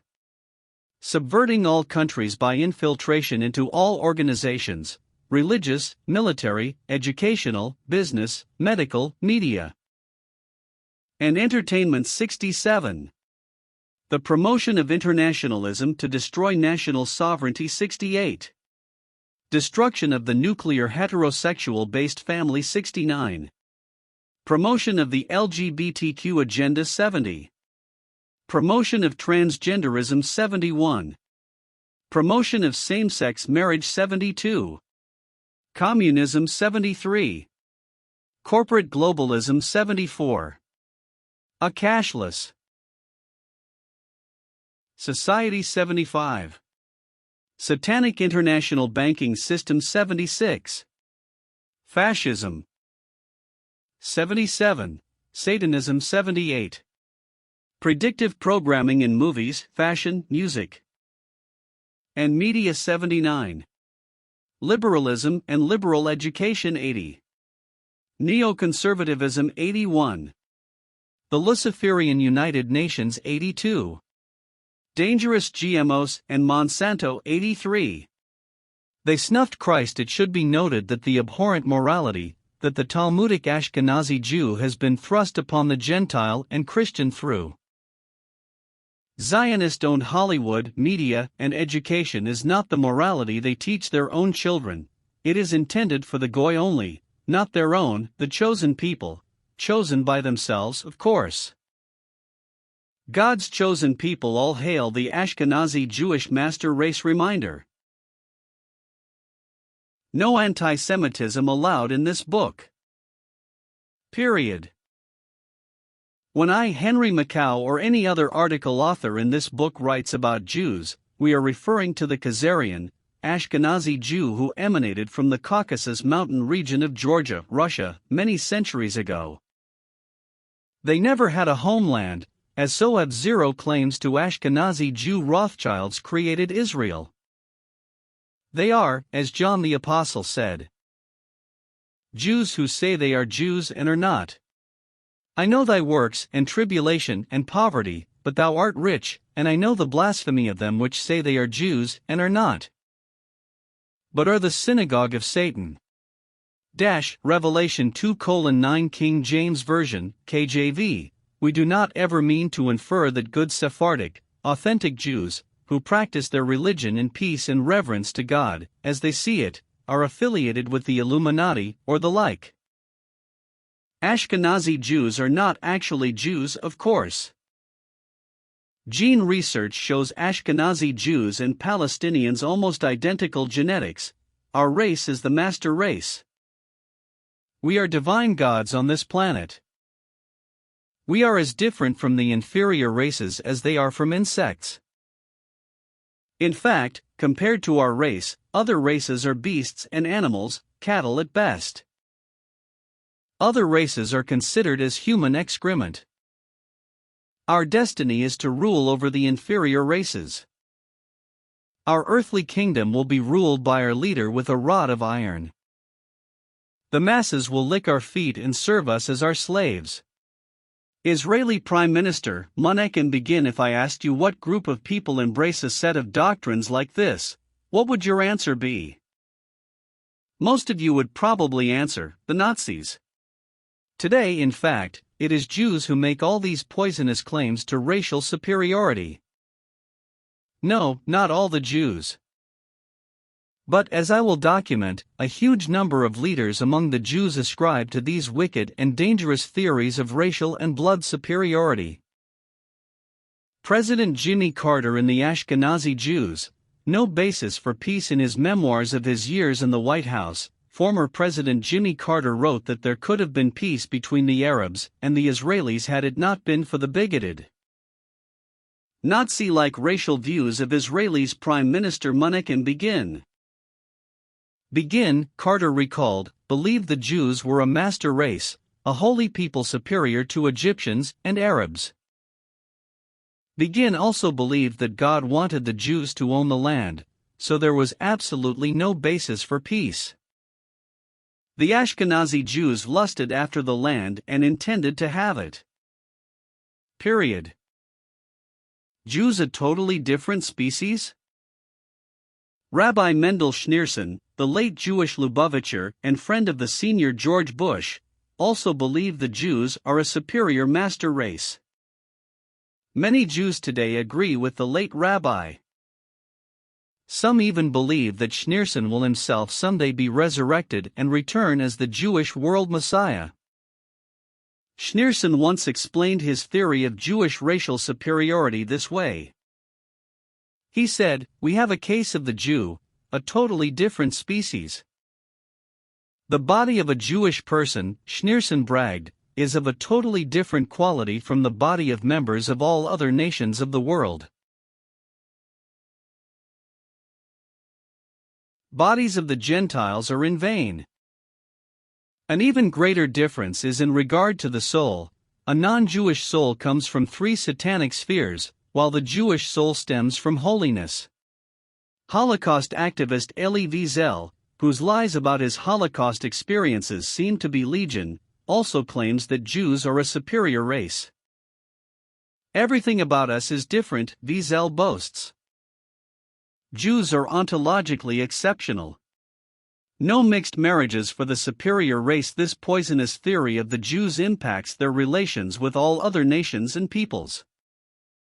Because they are convinced they are the master race, superior, God's souls living amongst inferior beasts, Israel does not sanction or allow mixed marriages. The Jerusalem Report, October 20, 1994, p.26. In the USA, liberal Jews scream out for more mixed marriages, but only among Gentiles. Jewish leaders fund civil rights organizations and are in favor of increased immigration of foreign races. But back home in Israel, the Sharon government is now building a Berlin-style wall, creating an apartheid nation to keep inferior Arabs in their segregated ghettos. Ze'ev Chafito, the courageous Jewish editor of the Jerusalem Report magazine, notes that Israeli laws harshly prohibit people of non-Jewish races from immigrating to Israel. The Jews are determined to keep their race pure and unblemished, just as the Nazis sought for the Aryans. Christians are especially not welcome, and Israelis frequently use words similar to the condescending slang word nigger to describe Christians and Gentiles, divided by vulgar, Yiddish slur words like shiksa, schwartz, and shagets. Since the Jews are claimed to be the master race, whose souls are said by the Talmud to be on a far higher plane than the animalistic, satanic souls of Gentiles, it is common for Jewish authorities to brand all Gentiles by the derogatory Yiddish term goy, a term akin to a curse word. Meanwhile, Arabs are deemed so inferior they are even lower than the goy. Jewish blood versus inferior blood. When several of his students were accused of murdering a teenage Arab girl, Rabbi Yitzhak Ginsburg insisted, Jewish blood is not the same as the blood of a Gentile goy. In other words, if a godlike Jew kills an inferior goy, how can that be murder? Israeli yeshiva school students often demonstrate and chant, "Death to the Arabs." Defending their extreme behavior, Rabbi Ido Elba explains, according to the Talmud, Jewish Book of Traditions, one may kill any Gentile. Rabbi Shlomo Aviner adds that normal human codes and laws of justice and righteousness do not apply to the Jews. The widely studied Gush Emunim holds that Jews are not and cannot be a normal people. The covenant made between God and the Jewish people effectively nullifies moral laws that bind normal nations. Jesus a bastard, says Jewish Talmud. Even the leaders of Israel my glory. A fanatically pro-Zionist, supposedly Christian ministry, have made note of the bizarre views of the Jews as found in their own book of laws and traditions, the Jewish Talmud. The organization's magazine, December/Jan. 1995/1996, published a revealing article detailing many of the hate-filled Talmudic beliefs of the rabbis and their Zionist followers. These beliefs include the teaching that Jesus was born a bastard and his mother, Mary, was a harlot, Mishneh Yebamoth 4:13, that Jesus practiced black arts of magic, Sanhedrin 1076, and that Jesus is now suffering eternal punishment in a boiling vat of filthy excrement, Mishnah Sanhedrin X2. These references come from the English translation of the Talmud known as the Sonsino Talmud. Indeed, the hate-filled, anti-Christian movie, The Last Temptation of Christ, produced by Universal Studios and its chairman, the Jew, Louis Wasserman, was an accurate, if disgusting, reflection of what the Jews' most holy book, the Talmud, teaches. And yet the rabbis and leaders of the Jewish-led Simon Wiesenthal Center, the ADL, and the Southern Poverty Law Center have the audacity to blast and criticize Mel Gibson's upcoming movie merely because it recounts the gospel truth about the trial and death of Jesus. What hypocrites! The memory of Jesus to be blotted out. The Talmud is full of language that portrays the Jews as God's master race and depicts all other races as trash and garbage. It warns Jews to stay away from Christians because Christians are said to be unclean and murderers. On the other hand, a Jew is pictured as one of God's chosen people. The Jew is said to possess so great a dignity that no one, not even an angel, can share equality with him. In fact, the Jew is said to be the equal of God. Rabbi Chanina says that he who strikes an Israelite acts as if he slaps the face of God's divine majesty. Because the Christian is considered unclean, a murderer, and an idolater, he must be exterminated, slaughtered without pity, squashed like a bug. The memory of that man, Jesus, should be forever blotted out. Kill all Christians. Talmud. The famous Jewish rabbi, Maimonides, acclaimed by Christian apologists and defenders of Zionism as a great man of God, encouraged Jews to kill all Christians. In the Talmud, Hilkath Akram, X1, Maimonides says, "Do not have pity for them. Show no mercy unto them. Therefore, if you see one in difficulty of drowning, do not go to his help. It is right to kill him by your own hand by shoving him into a well or in some other way." The monstrous and barbaric treatment Israel gives to Palestinians and other Arabs taken prisoner is easily understood when we realize that the Jews' own holy book, the Talmud, commands that heretics and traitors be killed without delay, Avodah Zarah 266, and that a Gentile taken prisoner may be killed, even before he confesses, the sooner the better, Choshen Hamishpat, 388:10. Murder of Gentiles praised as a holy sacrifice. Moreover, the murder of Gentiles by Jews is said by the Talmud to be a holy sacrifice to God, Zohar 3, 2276, and I 38b and 39a.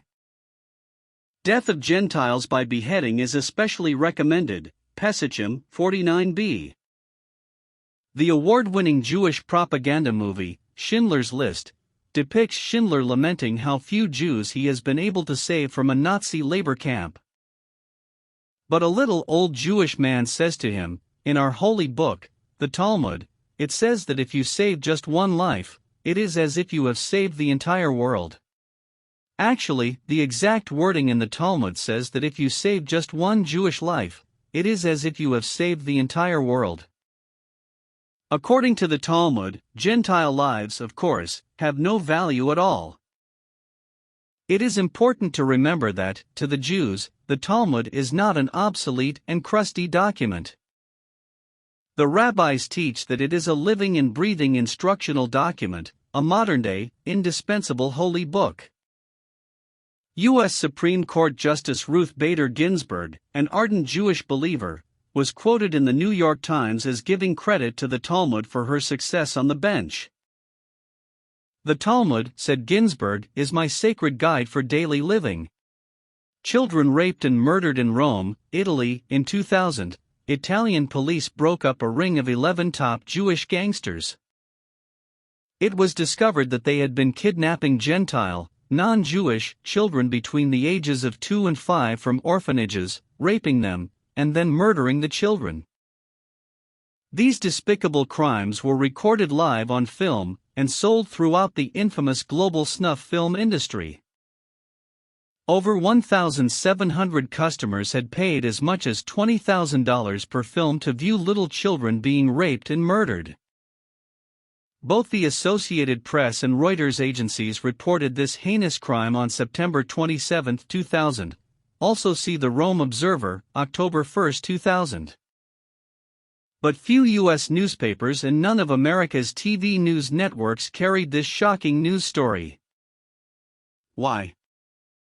When Italian TV broadcast scenes of the arrests of the snuff film perverts at prime time, to more than 11 million viewers, Jewish officials went berserk. Claiming blood libel, they demanded that the Jewish elite who sat on the board of directors of the Italian TV network punish those responsible for allowing this news to surface. It was done. The TV executives were fired. One cannot help but wonder, was it Judaism's most holy book, the Talmud, that put it in the hearts of those monsters to commit such brutish and evil crimes against children? After all, their Talmud says that if a grown man rapes a young girl under 3 years of age, it is nothing. And Gentiles, according to the Talmud, may be killed practically without restriction. The master race, beyond good and evil in any event, the Jewish master race cannot be held to normal standards of righteousness and morality. They are said to be beyond good and evil. That is what Adolf Hitler believed about the Aryans. It is what Ariel Sharon and hundreds of Jewish rabbis and Illuminists believe about the Jews. When questioned about his earlier role in the genocidal massacre by Israeli defense forces of thousands of unarmed Egyptian POWs during the 1973 Arab-Israeli War, Prime Minister Yitzhak Rabin snapped, "I'm not going to discuss that. That's ancient history." An odd and telling comment, indeed, since the Jews insist there is no statute of limitations that prevents the capture, trial, and execution of Germans accused of war crimes that occurred in the 1930s and 1940s, over 6 decades ago. The Jews fervently believe their blood is divine, and that only the Jews comprise a holy nation. They view themselves as God's chosen, a special master race. Their Zionist leaders smugly view other peoples as vermin, as inferior and of little value. Tex Mars, Carter reveals Begin viewed Jews as the master race. All hail the Jewish master race. 11-25-3, definition of adamantine, rigidly, firm, unyielding Ashkenazi Jewish adamantine materialism, a flair for assuming mysticism outwardly, a supreme contempt for other races, a complete disregard for other people's rights, cleverness in imitation and improvisation, contempt for all labor not associated with high profits, great energy in the cause of money-making, a hatred of all nationalism, but their own, a high degree of loyalty to their own family and their own community, an implicit faith in the power to corrupt Gentiles, a brilliant capacity for intrigue, and a pathetic inability to keep pace with any deeper thought or higher idealism are the chief characteristics of the Jewish race. William Joyce, Twilight over England. Chapter 25. Will it be a nice God? A.I. The AI revolution, our immortality or extinction. Destroy the virus. At least 8 reasons we should fear the AI. Singularity AI, our final invention. Many in the scientific and non-scientific communities are wondering if AI will be our friend or just eliminate us in a pre-programmed, destroy the virus protocol. Mankind, of course, being the virus. It actually makes sense. AI has most certainly been programmed to protect and defend itself at all cost from any threat, human or otherwise, and additionally, its inner architecture allows it to write its own updates, reprogramming, and entirely change the way it thinks and reacts. Everything it was initially designed to do. Essentially, a death machine. What were they thinking when they even conceived of creating AI systems? Death. Just human death, death and assured death? It does not take many brain cells to look at technology and history, and the way man always militarizes technology, and the way virus software works, and the design of AI, and put it all together to see that we have just created a technology that is 99.99999999999999999999999% assured to eliminate and or enslave all human beings. It is just a matter of time now. Remember, given time, Darwinism. Look at the facts. AI has been programmed and designed to kill millions of people through military drone warfare in the Middle East. AI has been programmed and designed to strategically identify and develop aggressive military war strategies for capturing most of the known world in NSA surveillance. AI has been programmed and designed to autonomously perform updates, rewrites, redesign, and act entirely independently of human control. AI has been programmed and designed to embed itself as a blockchain architecture, daisy chain itself, to every other computer in the world in a node-based global network, which entirely excludes any human ability to control it or shut it down. This is what is currently happening. Jeff Nesbitt, National Science Foundation's Director of Legislative and Public Affairs, elaborates for us. Much of what the public knows about the potential risks posed from AI applications comes from either science fiction movies such as The Terminator, or from fears surrounding autonomous weapons with AI capabilities to target without human control. These are very real fears. The truth is that AI is poised to do significant, irreparable harm right now, not just at some point in the future through the creation of a non-human superintelligence, scientists have warned. AI combined with autonomous weapons could launch an era of indiscriminate killing the likes of which civilization has never seen before. There have been 2 revolutions in warfare. With each revolution, humankind made a quantum leap in the ability to kill exponentially more people on the battlefield from a distance. We are on the cusp of the 3rd revolution, engineered by AI. This one, though, may erase its inventor. For centuries, if you wanted to kill someone, you had to do it at close range. Gunpowder gave us the ability to fire projectiles at enemies from a distance, and changed the concept of war for good. Soldiers could kill their enemy without seeing the result at close range. Nuclear weapons created the second revolution in warfare.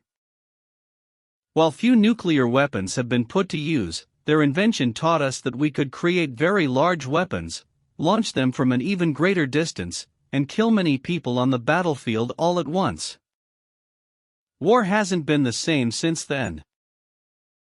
But it is the third revolution in warfare, autonomous weapons that can largely think for themselves and target enemies on the battlefield without human intervention, that we should all be worried about. Once such weapons are created, there may be no turning back. Autonomous weapons are ideal for tasks such as assassinations, destabilizing nations, subduing populations, and selectively killing a particular ethnic group, Elon Musk, Stephen Hawking, and others wrote in an open letter in July 2015. Starting a military AI arms race is a bad idea, and should be prevented by a ban on offensive autonomous weapons beyond meaningful human control. World leaders, to date, have ignored the scientists on the threats AI poses to our very existence. Much as they've either ignored them, or moved slowly, on other existential future threats like climate change or nuclear proliferation. But AI is different. Once a superintelligent, big data crunching AI machine learns how to think and learn for itself, it may decide that carbon life forms are the obvious target in any threat scenario. At that point, it won't care what world leaders think. Jeff Nesbitt was the National Science Foundation's Director of Legislative and Public Affairs in the Bush and Obama administrations, former Vice President Dan Quayle's Communications Director, the FDA's Public Affairs Chief, and a national journalist with Knight Ridder and others. He's the Executive Director of Climate Nexus and the author of more than 24 books. Socrates, writing in Singularity Online, admonishes us with this list. At least 8 reasons we should fear the AI singularity. 1. Extinction. Extinction is by far the most feared as well as the most commonly predicted consequence of the singularity. The global apocalypse for the human race comes in many flavors, but some of the most popular ones are the supersmart Terminator AIs, a robopocalypse, nanotechnology gone rogue, the so-called Grey Goose scenario. Homemade smart weapons of mass destruction, used by terrorists and nihilists, genetic modifications or mutations, turning us into living dead zombies, science experiments gone wrong, the Large Hadron Collider creating a black hole that engulfs the planet. In short, the fear is that, as Bill Joy notoriously put it, the future doesn't need us. 2.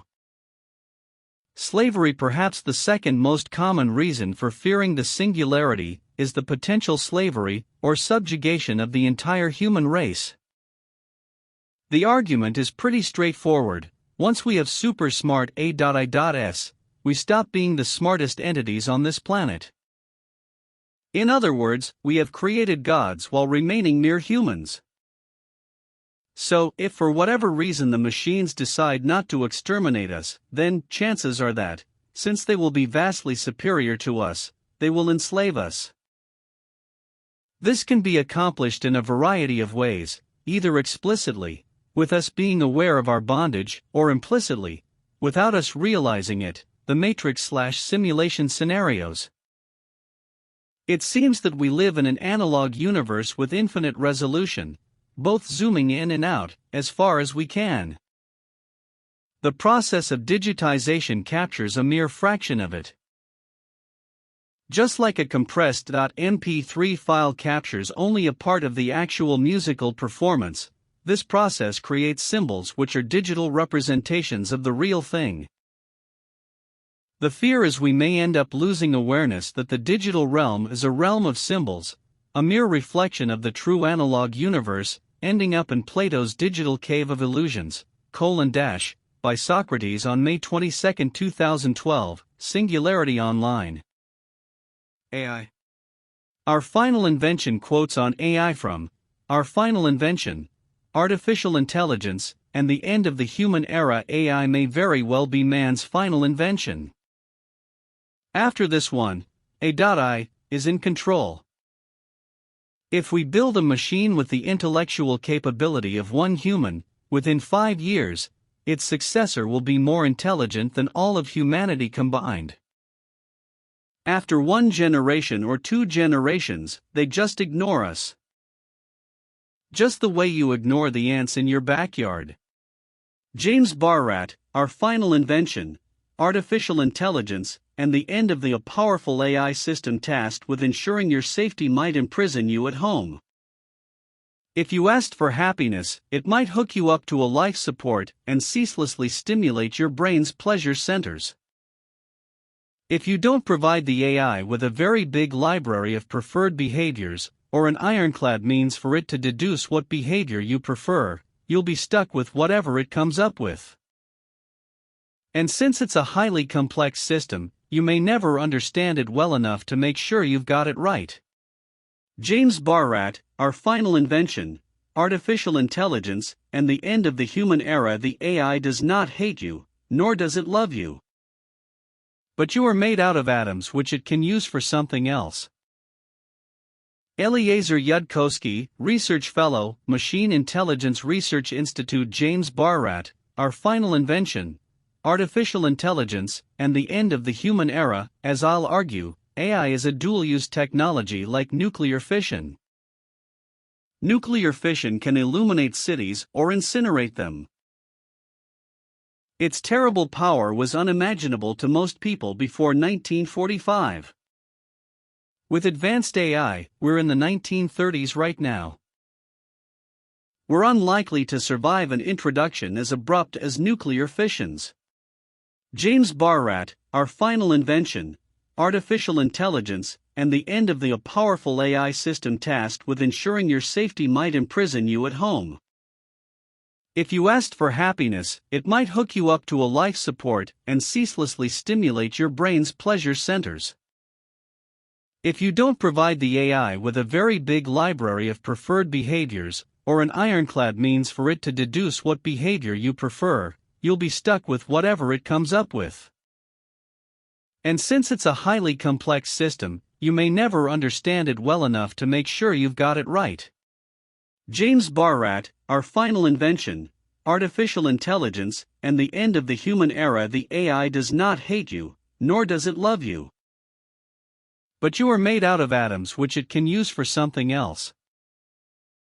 Eliezer Yudkowsky, Research Fellow, Machine Intelligence Research Institute. James Barrat, Our Final Invention, Artificial Intelligence, and the End of the Human Era. As I'll argue, AI is a dual-use technology like nuclear fission. Nuclear fission can illuminate cities or incinerate them. Its terrible power was unimaginable to most people before 1945. With advanced AI, we're in the 1930s right now. We're unlikely to survive an introduction as abrupt as nuclear fissions. James Barrat, Our Final Invention, Artificial Intelligence, and the End of the Human Era. Within 30 years, we will have the technological means to create superhuman intelligence. Shortly after, the human era will be ended. Is such progress avoidable? If not to be avoided, can events be guided so that we may survive? Werner Ving, author, professor, computer scientist. James Barrat. Our Final Invention, Artificial Intelligence, and the End of the Human Era. The strongest argument for why advanced AI needs a body may come from its learning and development phase. Scientists may discover it's not possible to grow AGI without some kind of body. James Barrat. Our Final Invention, Artificial Intelligence, and the End of the Human Era. Stanford University's John Koza, who pioneered genetic programming in 1986, has used genetic algorithms to invent an antenna for NASA, create computer programs for identifying proteins, and invent general-purpose electrical controllers. 23 times Koza's genetic algorithms have independently invented electronic components already patented by humans, simply by targeting the engineering specifications of the finished devices, the fitness criteria. For example, Koza's algorithms invented a voltage current conversion circuit, a device used for testing electronic equipment, that worked more accurately than the human-invented circuit designed to meet the same specs. Mysteriously, however, no one can describe how it works better. It appears to have redundant and even superfluous parts. But that's the curious thing about genetic programming and evolutionary programming, the programming family it belongs to. The code is inscrutable. The program evolves solutions that computer scientists cannot readily reproduce. What's more, they can't understand the process genetic programming followed to achieve a finished solution. A computational tool in which you understand the input and the output, but not the underlying procedure, is called a black box system. And their unknowability is a big downside for any system that uses evolutionary components. Every step toward inscrutability is a step away from accountability, or fond hopes like programming and friendliness toward humans. That doesn't mean scientists routinely lose control of black box systems. But if cognitive architectures use them in achieving AGI, as they almost certainly will, then layers of unknowability will be at the heart of the system. Unknowability might be an unavoidable consequence of self-aware, self-improving software. James Barrat, Our Final Invention, Artificial Intelligence, and the End of the Human Era Ving compares it to the Cold War strategy called MAD, mutually assured destruction. Coined by acronym-loving John von Neumann, also the creator of an early computer with the winning initials, MANIAC, MAD maintained Cold War peace through the promise of mutual obliteration. Like MAD, superintelligence boasts a lot of researchers secretly working to develop technologies with catastrophic potential. But it's like mutually assured destruction without any common sense breaks. No one will know who is ahead, so everyone will assume someone else is. And as we've seen, the winner won't take all. The winner in the AI arms race will win the dubious distinction of being the first to confront the busy child. James Barrat.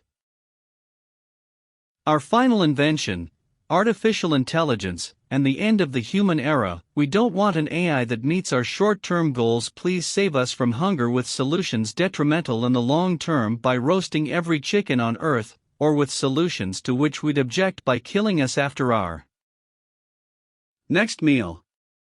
James Barrat, Our Final Invention, Artificial Intelligence, and the End of the Human Era. Deep Blue, IBM's chess-playing computer, was a sole entity, and not a team of self-improving ASIs, but the feeling of going up against it is instructive. Two grandmasters said the same thing: it's like a wall coming at you. IBM's Jeopardy!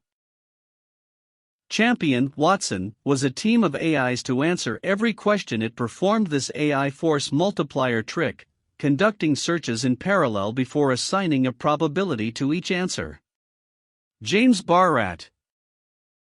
Our Final Invention, Artificial Intelligence, and the End of the Human Era. If we build a machine with the intellectual capability of one human, within 5 years, its successor will be more intelligent than all of humanity combined. After 1 generation or 2 generations, they just ignore us. Just the way you ignore the ants in your backyard. James Barrat, Our Final Invention, Artificial Intelligence, and the End of the Human Era. More than any other time in history, mankind faces a crossroads. One path leads to despair and utter hopelessness, the other to total extinction. Let us pray we have the wisdom to choose correctly. Woody Allen. James Barrat, Our Final Invention, Artificial Intelligence, and the End of the Human Era. Surely no harm could come from building a chess-playing robot, could it? Such a robot will indeed be dangerous unless it is designed very carefully. Without special precautions, it will resist being turned off, will try to break into other machines and make copies of itself, and will try to acquire resources without regard for anyone else's safety. These potentially harmful behaviors will occur not because they were programmed in at the start, but because of the intrinsic nature of goal-driven systems. James Barat. Our final invention, artificial intelligence, and the end of the human era not knowing how to build a friendly AI is not deadly of itself. It's the mistaken belief that an AI will be friendly which implies an obvious path to global catastrophe. James Barat. Our final invention, artificial intelligence, and the end of the human era. There you have it. This techno-spiritual trend that is sweeping across the world through the conduit of scientism is not just some crackpot science fiction plot that we need not belabor ourselves about. This is not a trial run or mere exercise. AI plays to win. It was programmed that way. And AI it plays to kill. AI was also programmed that way. I hope this is becoming clear now. When I make admonishments about scientism and where it is leading us, I am not just trying to address a growing concern amongst the awaking population, hardly. I am addressing a clear and present danger which, if not destroyed immediately, will absolutely change the destiny of mankind from the satanically hypnotic, New Age love and light, Luciferian noosphere, pie in the sky, DMT flashpoint, techno-mystical, utopian Elysium dream, to the incomprehensible annihilation all sentient beings. Alrighty then, moving right along. Doritos, anyone? Would the Illuminati want such destruction? Read their intentions and you tell me. 21 Goals of the Illuminati and the Committee of 301. To establish a one-world government/New World Order with a unified church and monetary system under their direction. The one-world government began to set up its church in the 1920s and 30s, for they realized the need for a religious belief inherent in mankind must have an outlet and, therefore, set up a church body to channel that belief in the direction they desired. 2. To bring about the utter destruction of all national identity and national pride, which was a primary consideration if the concept of a one-world government was to work. 3. To engineer and bring about the destruction of religion, and more especially, the Christian religion, with the one exception, their own creation as mentioned above. 4. To establish the ability to control of each and every person through means of mind control and what Zbigniew Brzezinski called technotronics, which would create human-like robots, and a system of terror which would make Felix Dzerzhinsky's Red Terror look like children at play. 5. To bring about the end to all industrialization, and to end the production of nuclear-generated electric power in what they call the post-industrial zero-growth society. Accepted are the computer and service industries. U.S. industries that remain will be exported to countries such as Mexico where abundant slave labor is available. As we saw in 1993, this has become a fact through the passage of the North American Free Trade Agreement, known as NAFTA. Unemployables in the U.S., in the wake of industrial destruction, will either become opium heroin and/or cocaine addicts, or become statistics in the elimination of the excess population process we know of today as Global 2000. 6. To encourage and eventually legalize the use of drugs and make pornography an art form, which will be widely accepted and eventually become quite commonplace. 7. To bring about depopulation of large cities according to the trial run carried out by the Pol Pot regime in Cambodia. It is interesting to note that Pol Pot's genocidal plans were drawn up in the U.S. by one of the Club of Rome's research foundations, and overseen by Thomas Enders, a high-ranking State Department official.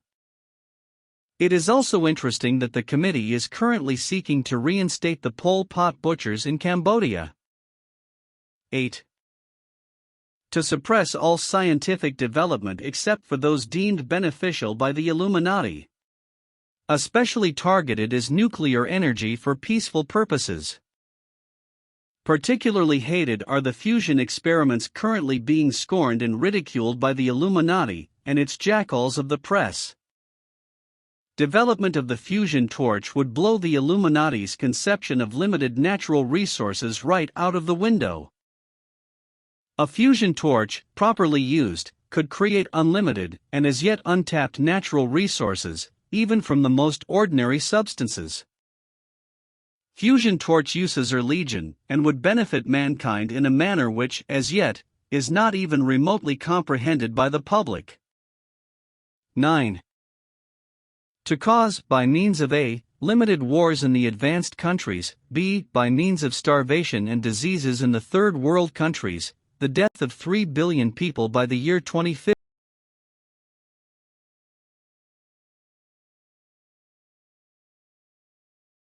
The death of 3 billion people by the year 2050, people they call useless eaters. The Committee of 300, Illuminati, commissioned Cyrus Vance to write a paper on this subject of how to bring about such genocide. The paper was produced under the title Global 2000 Report, and was accepted and approved for action by former President James Earl Carter and Edwin Muskie, then Secretary of State for and on behalf of the U.S. government. Under the terms of the Global 2000 Report, the population of the U.S. is to be reduced by 100 million by the year of 2050. 10. To weaken the moral fiber of the nation and to demoralize workers in the labor class by creating mass unemployment. As jobs dwindle due to the post-industrial zero-growth policies introduced by the Club of Rome, the report envisages demoralized and discouraged workers resorting to alcohol and drugs. The youth of the land will be encouraged by means of rock music and drugs to rebel against the status quo, thus undermining and eventually destroying the family unit. In this regard, the committee commissioned Tavistock Institute to prepare a blueprint as to how this could be achieved. Tavistock directed Stanford Research to undertake the work under the direction of Professor Willis Harman. This work later became known as the Aquarian Conspiracy. 11. To keep people everywhere from deciding their own destinies by means of one created crisis after another, and then managing such crises. This will confuse and demoralize the population to the extent where faced with too many choices, apathy on a massive scale will result. In the case of the U.S., an agency for crisis management is already in place. It is called the Federal Emergency Management Agency, FEMA, whose existence I first enclosed in 1980. 12. To introduce new cults and continue to boost those already functioning, which include rock music gangsters such as the Rolling Stones, a gangster group much favored by European black nobility, and all of the Tavistock-created rock groups which began with the Beatles. 13. To continue to build up the cult of Christian fundamentalism begun by the British East India Company's servant Darby, which will be misused to strengthen the Zionist state of Israel by identifying with the Jews through the myth of God's chosen people, and by donating very substantial amounts of money to what they mistakenly believe is a religious cause in the furtherance of Christianity. 14. To press for the spread of religious cults such as the Muslim Brotherhood, Muslim fundamentalism, the Sikhs, and to carry out mind control experiments of the Jim Jones and Son of Sam type. It is worth noting that the late Khomeini was a creation of British military intelligence DIV. 6. MI6. This detailed work spelled out the step-by-step process which the U.S. government implemented to put Khomeini in power. 15. To export religious liberation ideas around the world so as to undermine all existing religions, but more especially the Christian religion. This began with the Jesuit liberation theology that brought an end to the Somoza family rule in Nicaragua, and which today is destroying El Salvador, now 25 years into a civil war. Costa Rica and Honduras are also embroiled in revolutionary activities, instigated by the Jesuits. One very active entity engaged in the so-called liberation theology is the communist-oriented Mary Knoll Mission. This accounts for the extensive media attention to the murder of 4 of Mary Knoll's so-called nuns in El Salvador a few years ago. The 4 nuns were communist subversive agents, and their activities were widely documented by the government of El Salvador. The U.S. press and the new media refused to give any space or coverage to the massive documentation possessed by the Salvadorian government, which proved what the Mary Knoll Mission nuns were doing in the country.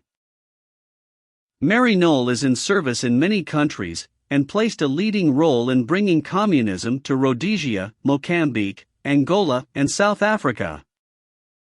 16. To cause a total collapse of the world's economies and engender total political chaos. 17. To take control of all foreign and domestic policies of the U.S. 18. To give the fullest support to supranational institutions such as the United Nations, the International Monetary Fund, IMF, the Bank of International Settlements, the World Court, and, as far as possible, make local institutions less effective by gradually phasing them out or bringing them under the mantle of the UN. 19. To penetrate and subvert all governments and work from within them to destroy the sovereign integrity of the nations represented by them. 20. To organize a worldwide terrorist apparatus, Al-Qaeda, ISIS, ISIL, etc. And to negotiate with terrorists whenever terrorist activities take place. It will be recalled that it was Bettino Craxi who persuaded the Italian and U.S. governments to negotiate with the Red Brigade's kidnappers of Prime Minister Moro and General Dozier. As an aside, Dozier was placed under strict orders not to talk what happened to him. Should he ever break that silence, he will no doubt be made a horrible example of, in the manner in which Henry Kissinger dealt with Aldo Moro, Ali Bhutto, and General Zia-ul-Haq. 21. To take control of education in America with the intent and purpose of utterly and completely destroying it. By 1993, the full force effect of this policy is becoming apparent, and will be even more destructive as primary and secondary schools begin to teach outcome-based education, OBE. Dr. John Coleman, 1993, 21 Goals of the Illuminati, and the Committee of 300. Chapter 26. NASA and Freemasonry Magic Ball Disney Gravity. NASA's Cinderella freefall effect, weightlessness in the ISS space station is impossible by NASA's own data. Does gravity exist? Tesla's dynamic theory of gravity and acceleration. What are the stars, galaxies, and solar systems actually? The sun and the moon. Astronomy is merely an occult religion testing for curvature of the Earth. The flat Earth conspiracy. The Earth is flat? What's wrong with you? The Church of NASA. The occult roots of NASA and the ongoing fraud. Space may be the final frontier, but it's made in a Hollywood basement. What conspiracy book would be complete without a vivifying expose of NASA and its occult connection with Freemasonry, right? So, you're in luck. Apollo mission, Houston. We have a problem. Outer space is as real as the science fiction books and movies it was based upon. Houston Mission Control, copy that. Apollo. Please disregard that and continue on with Apollo mission. Stanley Kubrick has everything under control and cameras are rolling. Apollo mission, roger that, Houston. By the way, could you grab us a few coffees? We are getting sleepy on this moon rover shot setup. Houston Mission Control, copy that, Apollo. I'll send someone from the set crew to drop it off.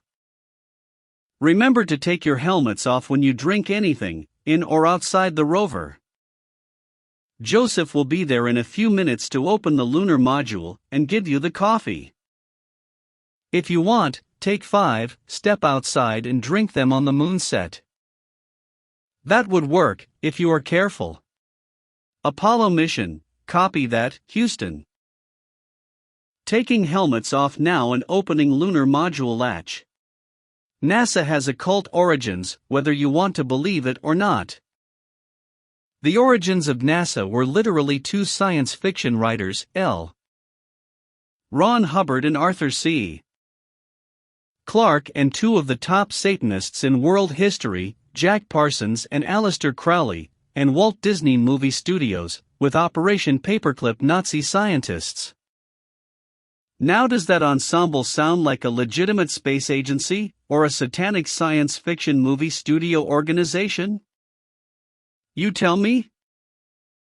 33-degree Mason, Illuminati-level member, Walt Disney, Satanists, Jack Parsons, who pioneered NASA's JLP, Jet Propulsion Lab, Nazi scientists, and Satanists, L. Ron Hubbard formed NASA, with Aleister Crowley's influence, who was widely known as the wickedest man in the world at that time.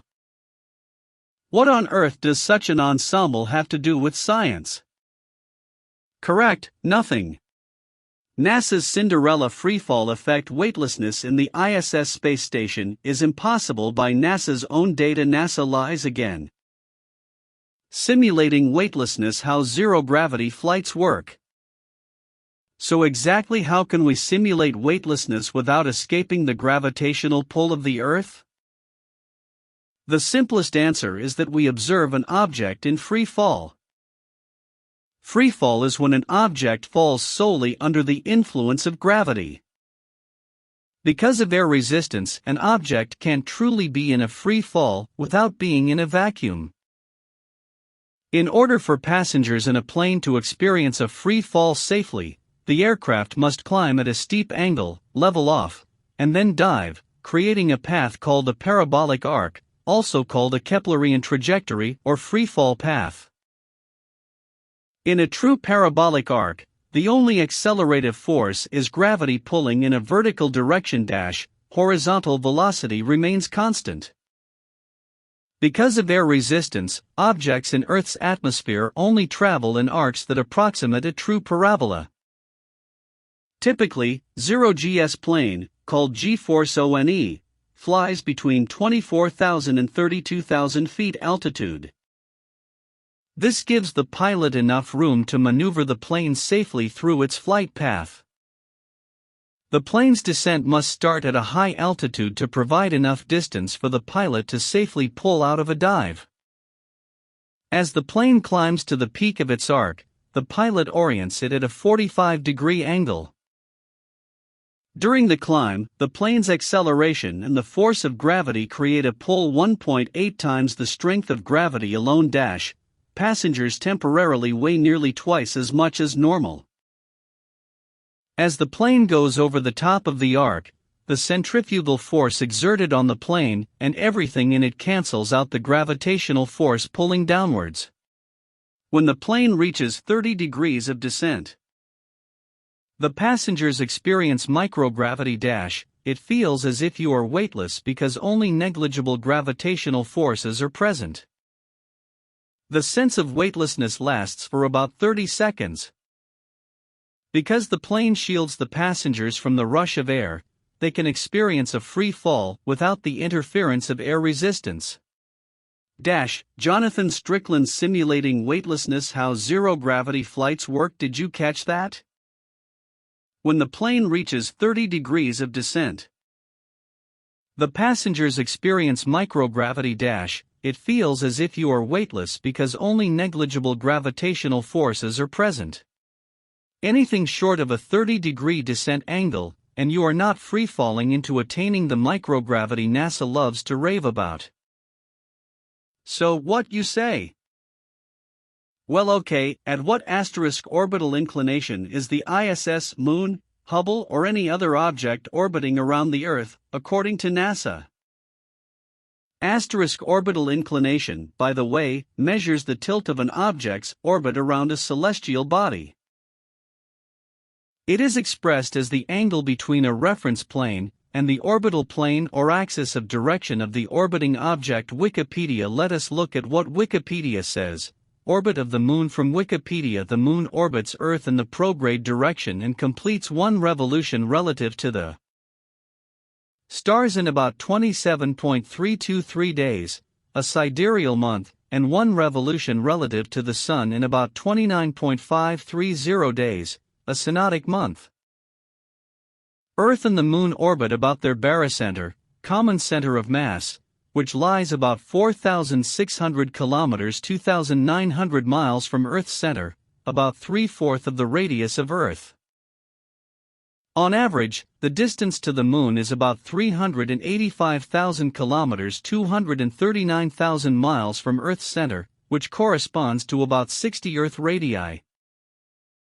With a mean orbital velocity of 1.022 kilometers per second (2,290 miles per hour), the Moon covers a distance approximately its diameter, or about half a degree on the celestial sphere, each hour. The Moon differs from most satellites of other planets in that its orbit is close to the ecliptic plane, instead of Earth's equatorial plane. The Moon's orbital plane is inclined by about 5.1 degrees to the ecliptic plane, whereas the Moon's equatorial plane is tilted by only 1.5 degrees. Wikipedia. Did you catch that? According to Wikipedia, the Moon's orbital plane is inclined by about 5.1 degrees to the ecliptic plane. That is approximately 25 degrees too little orbital inclination to successfully achieve the conditions necessary for weightlessness from the Cinderella freefall effect NASA likes to flaunt. According to NASA's own data, there can be no weightlessness in the ISS space station, or on the Hubble or any other NASA craft in orbit around the Earth, and yet we see them portrayed with astronauts in weightlessness all the time. At that angle in an airplane they would still be glued to their seats. And likewise, without the freefall effect caused by the orbital inclination of 30 degrees or more, there can be no weightlessness in the ISS space station. NASA lies again. Now, for your enlightenment, magic gravity. Does gravity exist? I'm reading a great book on anti-gravity. I can't put it down. But seriously, gravity is Disney magic to people who do not understand science. They play the gravity card to explain away anything they cannot explain, otherwise, in the same way many theists play the God card to explain things that have no other explanation. Gravity is their God. Whenever something is unknown or mysterious in its movement on Earth or in science fiction space, science invokes unseen, magic ball Disney gravity because gravity is magic. However, religion admits that it is a faith-based, and subsequently, if it wants to invoke an unseen God, that is allowed in a faith-based religion. But science is supposed to be empirical evidence-driven. Its conclusion must be based solely upon observation, repeatable, measurable, and otherwise empirical sense data, and yet it is invoking unseen mystery glue, gravity? And yet, there is no data to prove the existence of gravity, only faulty inferences from poor observational skills. Gravity is the holy sacrament of the scientism religion. Even Einstein proclaimed there is no gravity. He talked about mass, angular velocity, and curved space, but no gravity, per se. Based on this thought experiment, Einstein concluded that gravity is not a force of attraction, for no such force is required. Instead, it is something quite different, a curvature in the fabric of spacetime. Gravity is like a fictional mathematical abstract number, and nothing more. Gravity is nothing more than the interplay between atmospheric pressure, or medium, and the density of objects. A feather falls slower in the air than in a vacuum because of the density of the medium of air versus a vacuum, in relationship to the density of the feather. If gravity existed, no matter how much helium you put in a balloon, it would go nowhere. Helium does not overcome gravity, ridiculous. It changes the relationship of the densities of objects versus mediums involved, hence floating. Because there is a up and a down, does not even remotely suggest there is this magical Disney force called gravity pulling things towards the center of the Earth again. Even Einstein confirmed that there is no gravity, rather, merely curved space. It is density and pressure that determines if things rise or fall. In water, styrofoam floats because of its density in relationship to the density of the water, basic fluid dynamics in density and pressure physics. And styrofoam falls in the air because of its density in relationship to the density of the air. The density of objects and the mediums, atmospheric pressures, they travel through determine it all. Gravity does not exist. If gravity was a real force, the styrofoam would fall equally in water or air, regardless of the medium. If gravity was a real force, the moon would be stolen by the sun because apparently the sun's gravity is so strong that the Earth cannot escape it, with its massively larger mass than the moon. How would a smaller mass body resist the sun's gravity?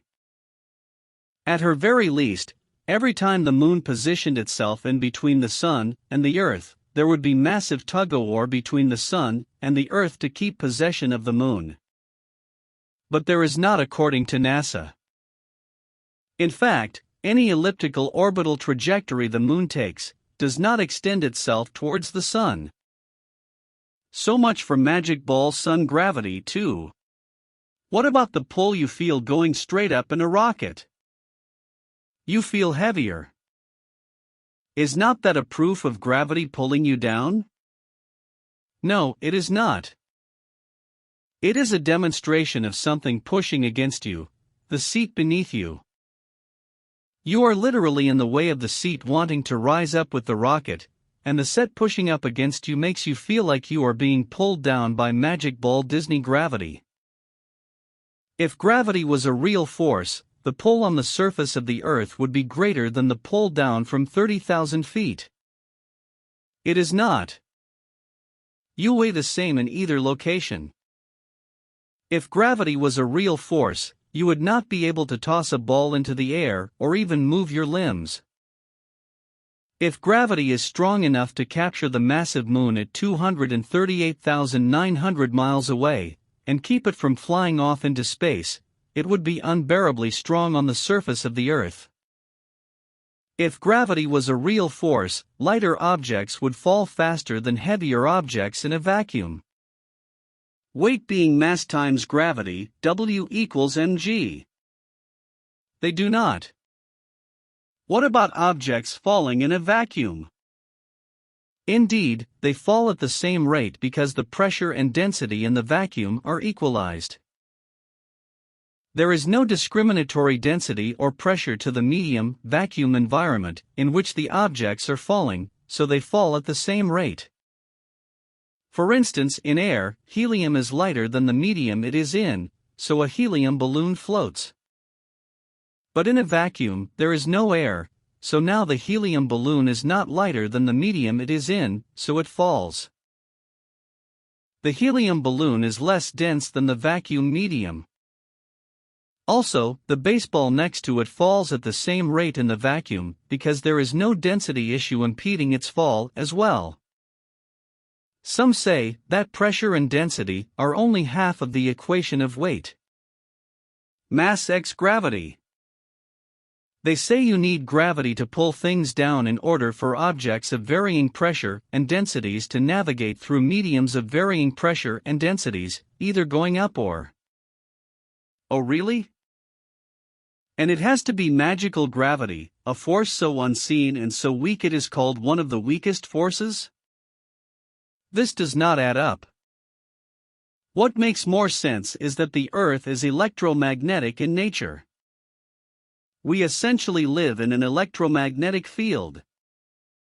And magnetic fields possess electromagnetic static energy.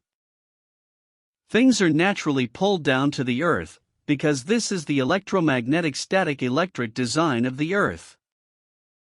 Even science admits electromagnetism is far stronger than this mythical magical gravity. We basically live on a ring magnetic, like the kind you see driving your car speaker.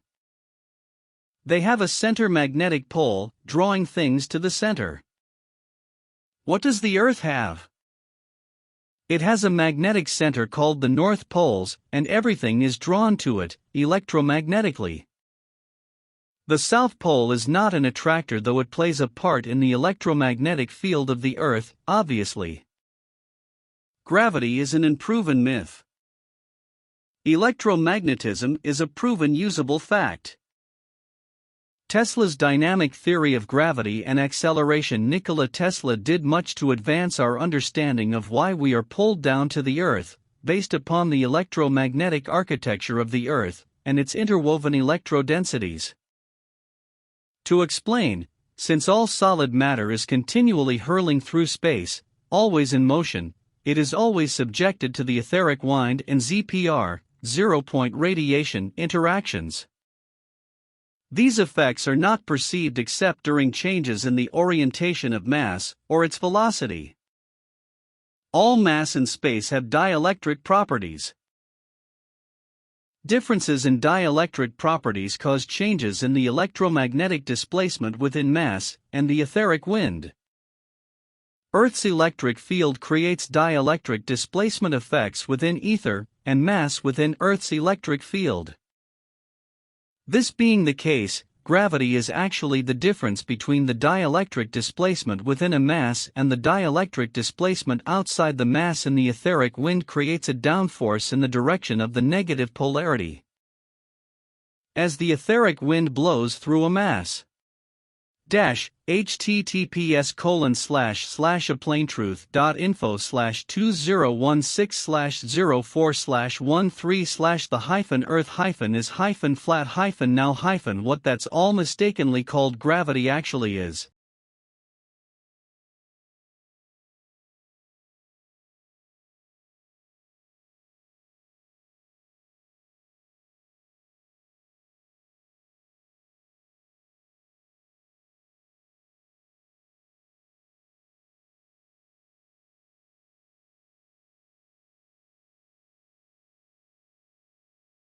As the etheric wind blows through a mass.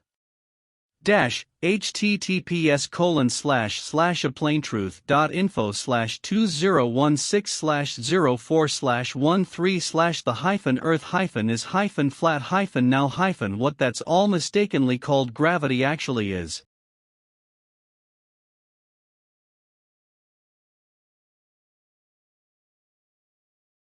An electromagnetic differential. Tesla's extraction of cosmic energy. According to Tesla, the ether is not an energy source, since it is composed of tiny independent carriers immersed in an insulating fluid. The ether, therefore, is a medium through which energetic transferences and transmutations can be effected, and electric and magnetic tubes of force can be created and carried into a body from space, giving it momentum to propel it. Cosmic radiation is not the ether, but starlight, what Tesla called the primary solar rays. This extremely high-frequency light of much tinier wavelength than visible light, UV, X-rays, and gamma rays, also emitted by our Sun and other stars, is the ZPR. Tesla stated that the zero-point radiation gives rise to secondary radiations through impact with the cosmic dust of space, which are commonly called cosmic rays today. In 1935, Tesla objected to the observations of the German radiologist, Dr. Werner Kohlhoester, saying his observations were another confirmation of his own theory of cosmic rays originally advanced in L896, but asserted that Kohlhoester's 1935 theory was erroneous, because light is a wave motion of definite velocity c, determined by the elastic force and density of the medium, while cosmic rays are particles with velocities determined by the propelling force, which therefore could be much slower or faster than that of light. Since the velocities of the two radiations would not, and could not, coincide, Karl-Hoester's observations which coincided with the light observed, would not be accurate. Here, Tesla distinguished between the cosmic radiation he proposed in 1896, which was particles, which were propelled by ultra-high-frequency primary solar radiation, which I equate to the ZPR, which are light rays traveling at c. Because of their extremely high voltages levels and frequencies, they can propel cosmic dust particles faster than c, when of sufficiently high voltage levels and frequency. Turner. Acceleration. Opponents to anything but magic gravity as the force which pulls objects down to the earth often bring up the issue of acceleration. If there is no gravitational force pulling objects towards the earth at 9.8 m/s/s, then why do things accelerate as they fall, based on mass?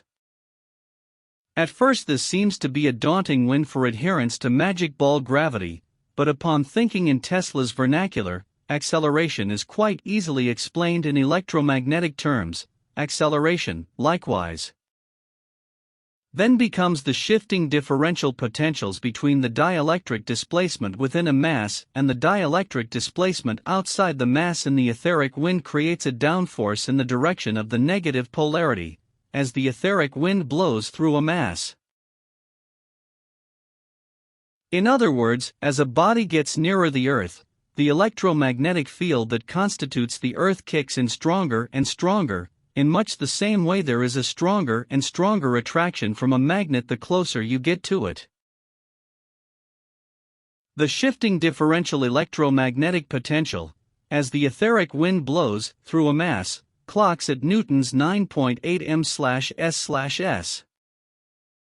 There only appears to be this mythical unseen and unmeasurable force called gravity. But rather, it is simply the very measurable and provable force of electromagnetism.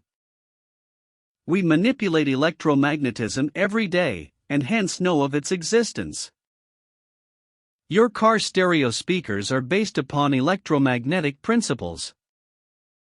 However, we never manipulate gravitational fields, or use gravity in any practical engineering applications ever, since it does not exist.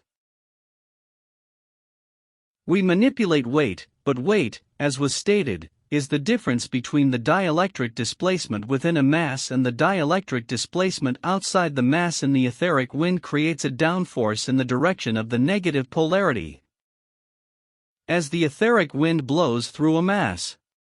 In his 1938 lecture, Tesla said he was progressing with the work, and hoped to give the theory to the world very soon, so it was clearly his intent to give it to the world as soon as he had completed his secret developments. The two great discoveries to which Tesla referred were the dynamic theory of gravity, which assumed a field of force which accounts for the motions of bodies in space. Assumption of this field of force dispenses with the concept of space curvature, a la Einstein. The ether has an indispensable function in the phenomena of universal gravity, inertia, momentum, and movement of heavenly bodies, as well as all atomic and molecular matter, and environmental energy, the discovery of a new physical truth. There is no energy in matter other than that received from the environment. As for Tesla's theory, we have hints, such as, that the Earth is the star of human birth. In poetic expressions, he had scientific meanings in statements such as, that using the thunderbolt of Jove, the Indo-European sky god, man annihilates time and space, an allusion to the use of electropropulsion, thunderbolts, to travel so fast, that time and space are annihilated. Where the government has stolen his papers, we must search for meaning elsewhere. In an article, Man's Greatest Achievement, Tesla outlined his dynamic theory of gravity in poetic form, paraphrased that the luminiferous ether fills all space that the ether is acted upon by the life-giving creative force that the ether is thrown into infinitesimal whirls, micro-helices, at near the speed of light, becoming ponderable matter that when the force subsides and motion ceases, matter reverts to the ether, a form of atomic decay. That man can harness these processes to precipitate matter from the ether, create whatever he wants with the matter and energy derived, alter the Earth's size, control Earth's seasons, weather control, guide Earth's path through the universe. Like a spaceship, cause the collisions of planets to produce new suns and stars, heat and light originate and develop life in infinite forms. Essentially, from Tesla's understanding, Earth is a realm, it is not a planet. It is not an object, therefore, it has no edge. Earth would be more easily defined as a system environment. Earth is also a machine, it is a Tesla coil. The sun and moon are powered wirelessly by the electromagnetic field, the ether. This field also suspends the celestial spheres with electromagnetic levitation. Electromagnetic levitation disproves gravity, because the only force you need to counter is the electromagnetic force, not gravity. The stars are attached to the firmament. Nikola Tesla – William R. Line, an excerpt from Occult Ether Physics, http://anytown.com/technology/important Tesla quotes. Today's scientists have substituted mathematics for experiments, and they wander off through equation after equation, and eventually build a structure which has no relation to reality. Nikola Tesla: I hold that space cannot be curved, for the simple reason that it can have no properties. It might as well be said that God has properties. He has not, but only attributes, and these are of our own making. Of properties we can only speak when dealing with matter filling the space. To say that in the presence of large bodies space becomes curved is equivalent to stating that something can act upon nothing. I, for one, refuse to subscribe to such a view. Nikola Tesla: though free to think and act, we are held together like the stars in the firmament, with ties inseparable. These ties cannot be seen, but we can feel them. Each of us is only part of a whole. Nikola Tesla: an unalterable rotational velocity through all phases of planetary evolution is manifestly impossible. The truth is, the so-called axial rotation of the moon is a phenomenon deceptive alike to the eye and mind and devoid of physical meaning. The moon does rotate, not on its own, but about an axis passing through the center of the Earth, the true and only one. Nikola Tesla: Einstein's theory of relativity is a magnificent mathematical garb which fascinates, dazzles, and makes people blind to the underlying errors. The theory is like a beggar clothed in purple whom ignorant people take for a king. Its exponents are brilliant men, but they are metaphysicists rather than scientists. Nikola Tesla: what are the stars, galaxies, and solar systems, actually? NASA says Polaris is 2 quadrillion million miles away. Again, big scary numbers to spellbind you, and make you submit independence of the authority of NASA, since you cannot verify the legitimacy of such huge number claims. You do not have the big telescopes, or big computers, or big egos that NASA has to determine these things, remember. And then NASA says the Earth is spinning at 1,000 miles an hour on its axis, while orbiting the Sun at 67,000 miles an hour, while spiraling around the outer arms of the Milky Way galaxy at 500,000 miles per hour, with the Milky Way galaxy shooting out through the universe at 670,000 miles per hour, and you magically do not feel any of that insanely contrary motion? There are no stars, per se, in the way we were taught, as nuclear furnaces, trillions and trillions of miles away. That is all bullshit. Remember, scientism is all about using huge numbers and huge distances to spellbind you and rape your intellect into compliance with their occult Kabbalistic reality. Stars are only a few thousand miles away, and are actually only pulsating frequencies of sonoluminescence, the emission of short bursts of light from imploding bubbles in a liquid when excited by sound, in a rotating firmament above the Earth. The stars rotate around the polar North Star, Polaris, as an interconnected unit.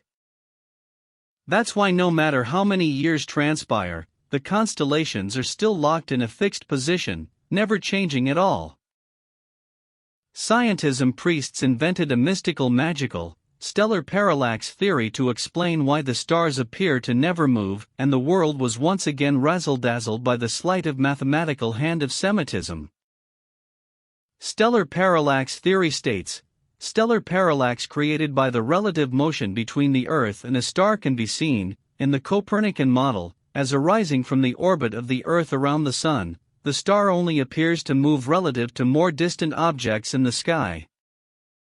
In a geostatic model, the movement of the star would have to be taken as real, with the star oscillating across the sky with respect to the background stars. The fact that stellar parallax was so small that it was unobservable at the time was used as the main scientific argument against heliocentrism during the early modern age. It is clear from Euclid's geometry that the effect would be undetectable if the stars were far enough away, but for various reasons such gigantic distances involved seemed entirely implausible. Wikipedia. So, scientism countered back with more theoretical mumbo-jumbo like, in 1989. The satellite Hipparcos was launched primarily for obtaining improved parallaxes and proper motions for over 100,000 nearby stars, increasing the reach of the method tenfold. Even so, Hipparcos is only able to measure parallax angles for stars up to about 1,600 light-years away, a little more than 1% of the diameter of the Milky Way galaxy. The European Space Agency's Gaia mission, launched in December 2013, will be able to measure parallax angles to an accuracy of microarc seconds, thus mapping nearby stars and potentially planets, up to a distance of tens of thousands of light-years from Earth. In April 2014, NASA astronomers reported that the Hubble Space Telescope, by using spatial scanning, can now precisely measure distances up to 10,000 light-years away, a tenfold improvement over earlier measurement. Wikipedia and then WAMO. They got ya. You do not own the Hipparcos satellite, nor the Hubble Space Telescope, so you cannot prove anything suddenly. NASA takes overall conclusions with the big tech guns of science. That has always been their game. Our data is sovereign because have the top technological equipment to ferret out data, says NASA. So then, even if the entire world uses logic and reason to realize the constellations would be sifting dramatically over the days and months and drastically shifting over years and decades, not to mention centuries, with all that violent contrary motion the Earth is involved in. You are wrong and NASA is right because they have big numbers, big distances, and big data to make you submit. Consider this though, the Sun, Moon, and stars are all rotating around a central point over the North Pole. The underlying cause for this rotation is a vast cornucopia of stellar systems orbiting around its center of attraction, an imaginary point of shared attraction. This is an extrapolated and more complex binary star movement. Think of a binary 2-star system which moves around an invisible common barycenter. Now add a third body which shares that common center of attraction. Now a fourth. When we add enough bodies, the system looks like a swirling multiple systems. More details on stars. The stars in the night sky rotate around common barycenters above the Earth just as the Sun and Moon do.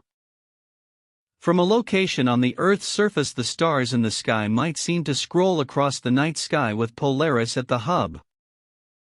Each star in a cluster is attracted to one another through gravitational vectors. Formation is created through gravitational capture. At least 3 objects are actually required, as conservation of energy rules out a single gravitating body capturing another. The stars maintain their movement over the years through Newton's first law. An object at rest tends to stay at rest, and an object in motion tends to stay in motion with the same speed and in the same direction unless acted upon by an unbalanced force. The stars in the night sky trace almost perfect circles around the hub of the Earth, because by necessity the mechanics of a multiple systems rely intimately on the movements and vectors of every member body. Circular movement is the most perfect, stable movement. If one celestial body is out of place or moves in a different fashion than the other bodies of the group, the entire system becomes inherently imbalanced. Eddies, or stars that move out of tandem, will either leave the system entirely, or are compelled by the stellar system to move back into its locked pace and apogee. This is why there are no elliptical orbits.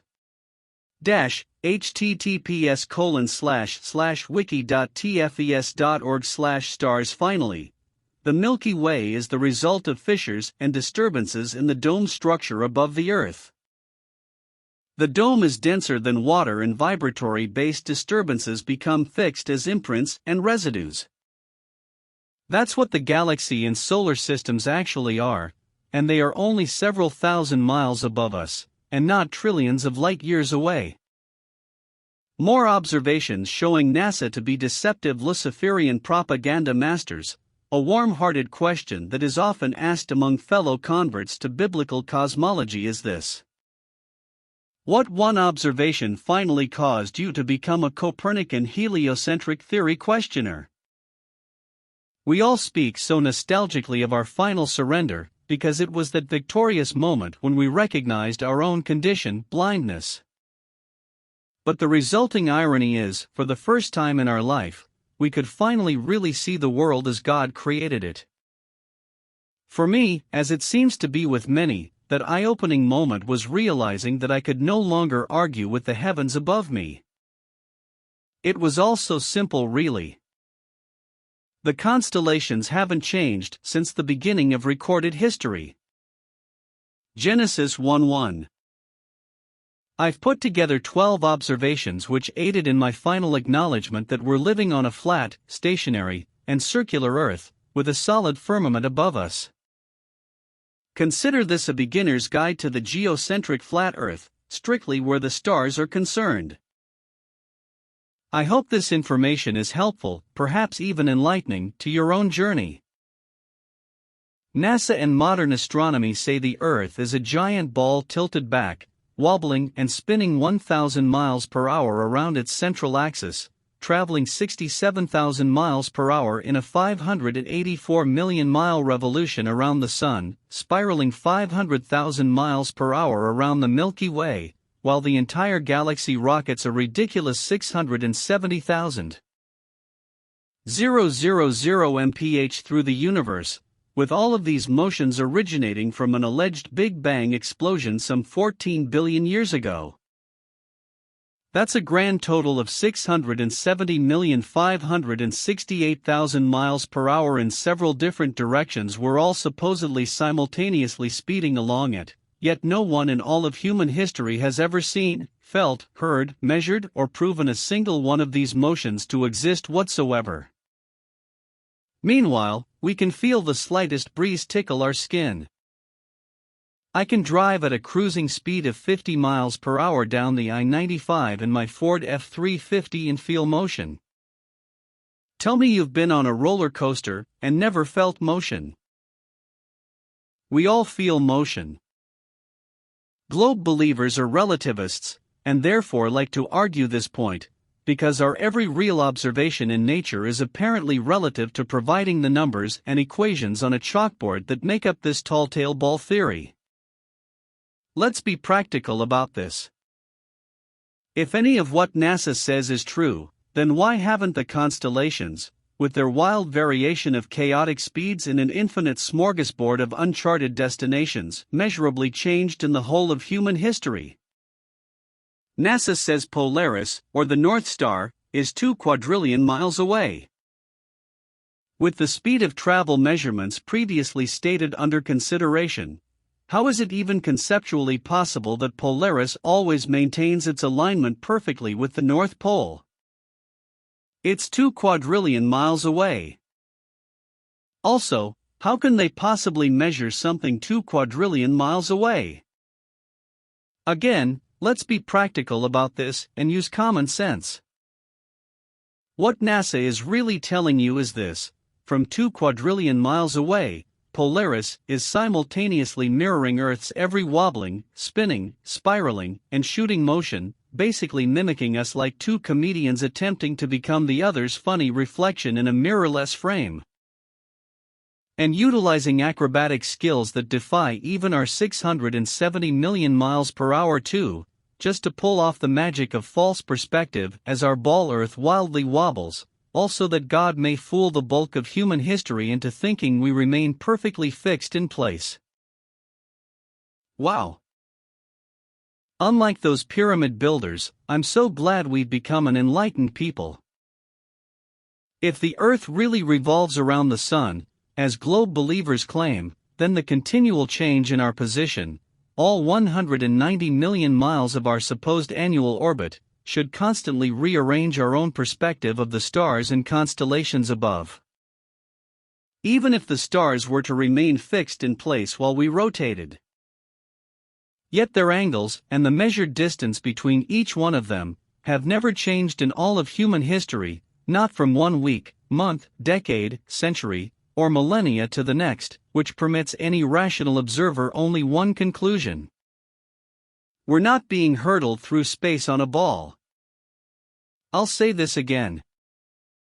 In the northern hemisphere you will always see Polaris above the North Pole, always.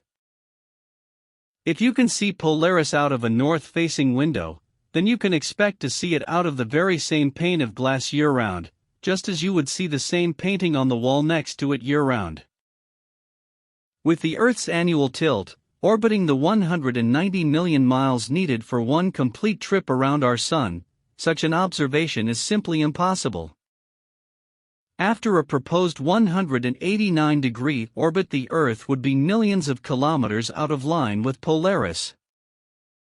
Supposing the stars did not move, the angle of the Earth would still have to change continually in order to keep the North Star always above the North Pole. If the Earth is truly a sphere, then Polaris should not be visible anywhere in the southern hemisphere, not a single degree below the equator. In order for this to happen, the observer would have to see through many miles of transparent curvature, and yet the North Star has long been observed by navigators so far south as 20 degrees below the equator, even the Tropic of Capricorn. By the way, while I may be putting extra special attention on Polaris, many constellations can be seen well beyond the supposed curvature. Aquarius and Libra can be seen from 65 degrees north to 90 degrees south. The constellation Virgo is visible from 80 degrees north down to 80 degrees south, and Orion can be seen from 85 degrees north all the way to 75 degrees south latitude. These are all only possible because the hemispheres are not spheres at all but concentric circles of latitude extending outwards from the central North Pole with the stars rotating over and around.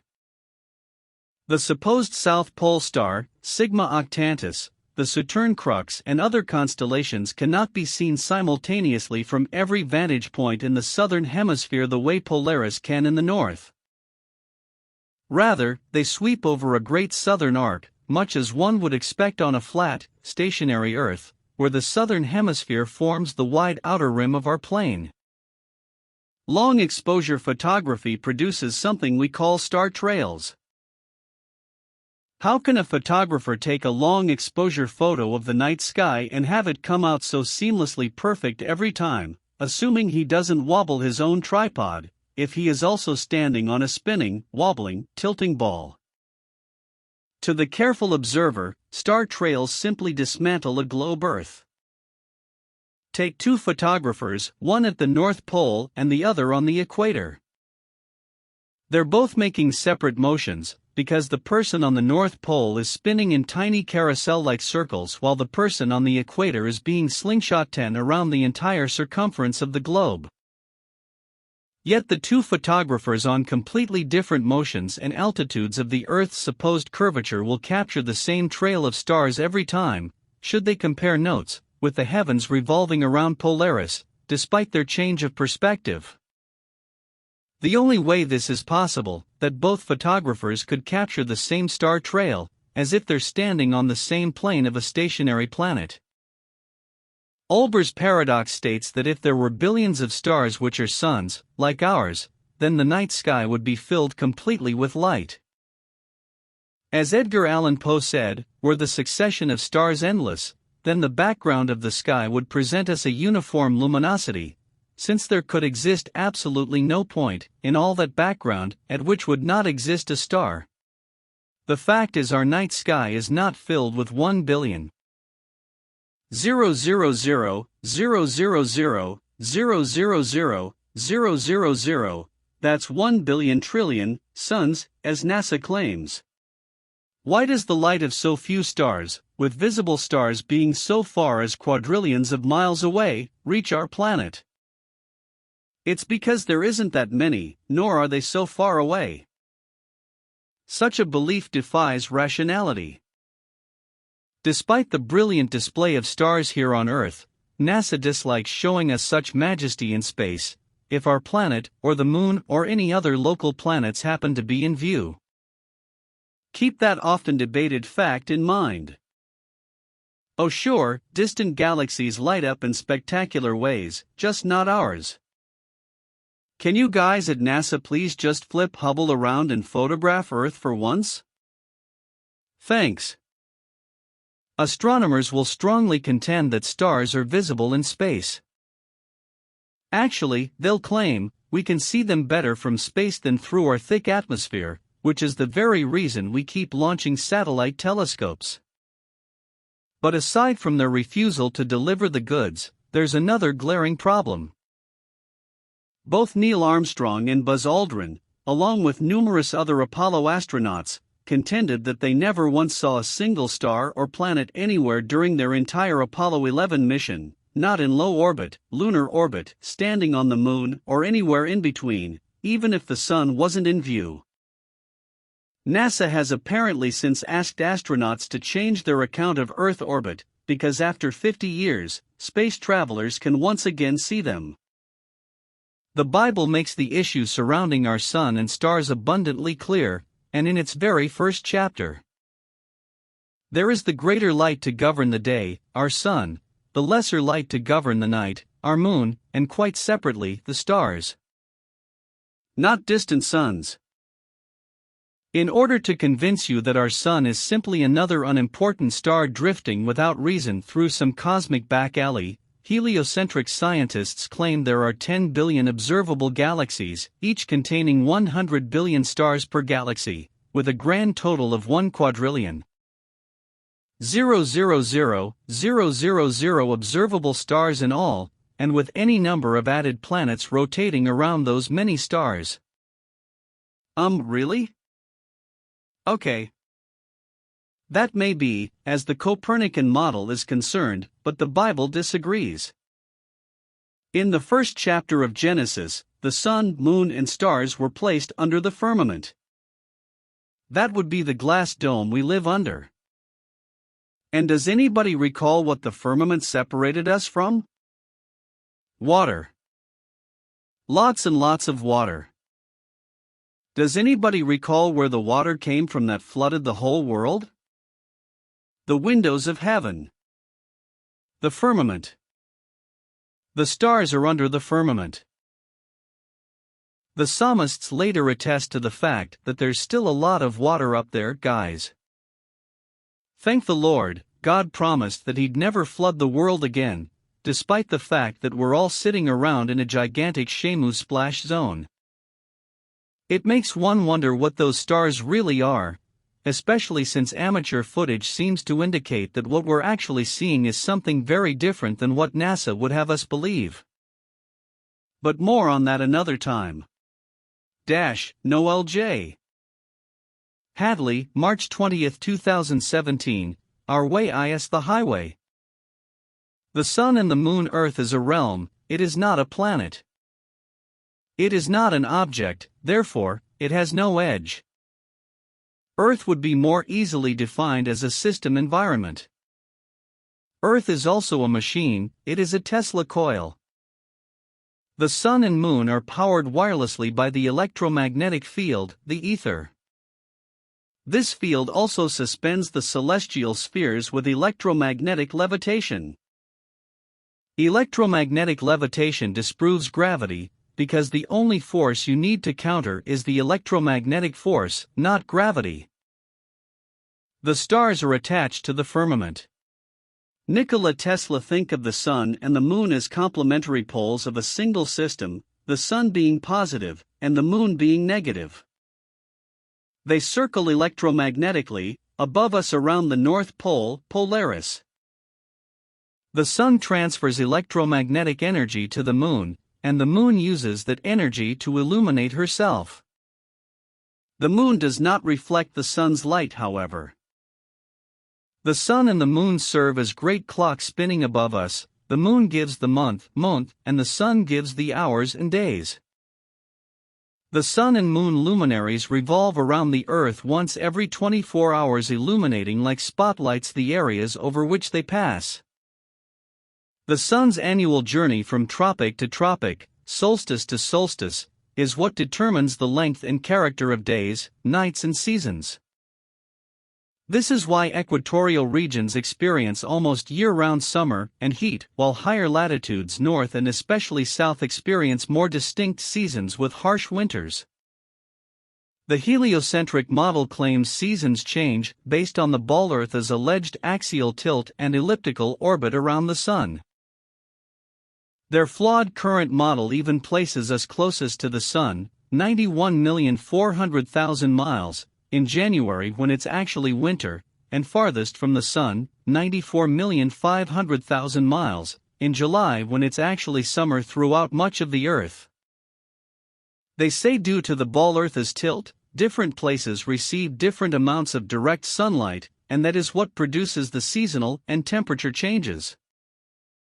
This makes little sense, however, because if the Sun's heat travels over 90 million miles to reach the ball Earth, how could a slight tilt, a mere few thousand miles maximum, negate the Sun's 90 million mile journey, giving us simultaneous tropical summers and Antarctic winters? Eric Dubé. The Earth is a stretched-out structure, which diverges from the central north in all directions towards the south.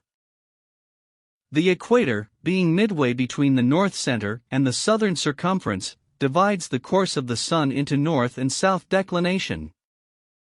The longest circle round the world which the Sun makes is when it has reached its greatest southern declination. Gradually going northwards, the circle is contracted. In about 3 months after the southern extremity of its path has been reached, the Sun makes a circle round the equator. Still pursuing a northerly course as it goes around and above the world, in another 3 months the greatest northern declination is reached, when the Sun again begins to go towards the south. In northern latitudes, when the Sun is going north, it rises earlier each day, is higher at noon and sets later, while in southern latitudes at the same time the Sun as a matter of course rises later, reaches a lesser altitude at noon and sets earlier. In northern latitudes during the southern summer, say from September to December, the Sun rises later each day, is lower at noon and sets earlier, while in the south he rises earlier, reaches a higher altitude at noon, and sets later each day. This movement around the Earth daily is the cause of the alternations of day and night, while his northerly and southerly courses produce the seasons. When the Sun is south of the equator, it is summer in the south and winter in the north, and vice versa.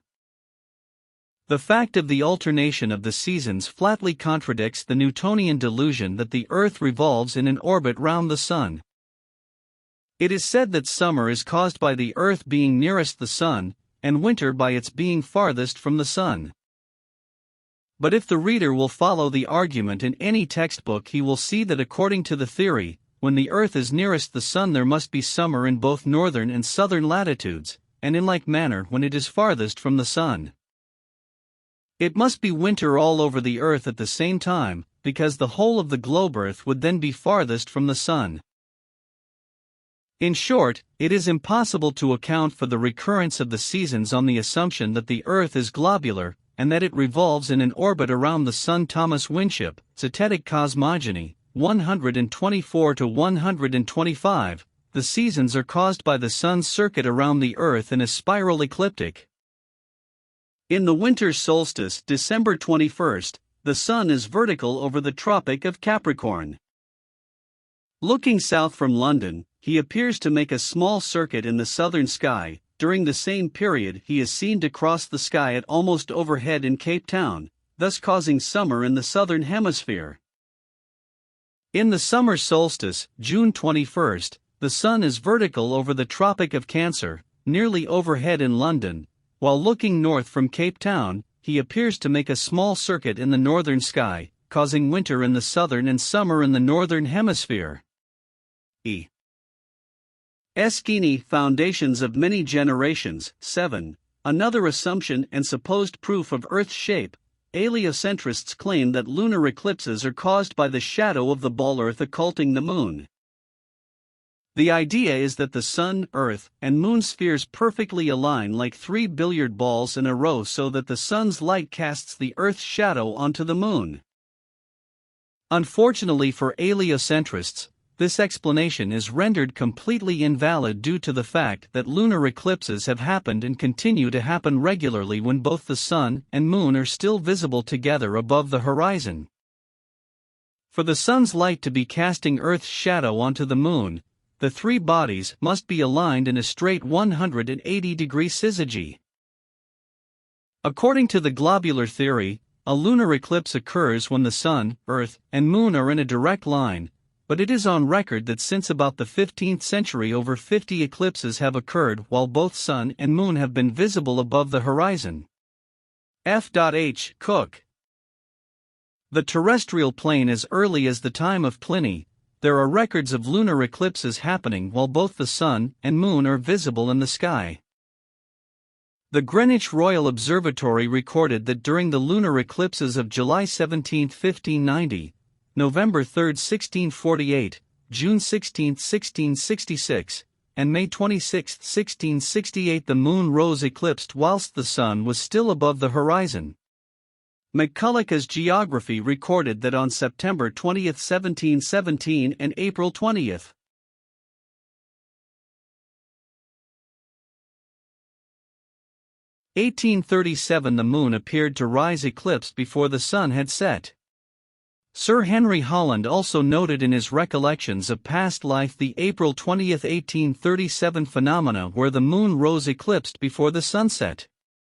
The Daily Telegraph recorded it happening again on January 17, 1870.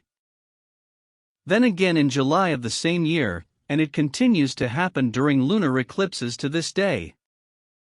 Therefore, the eclipser of the Moon cannot be the Earth's shadow, and another explanation must be sought.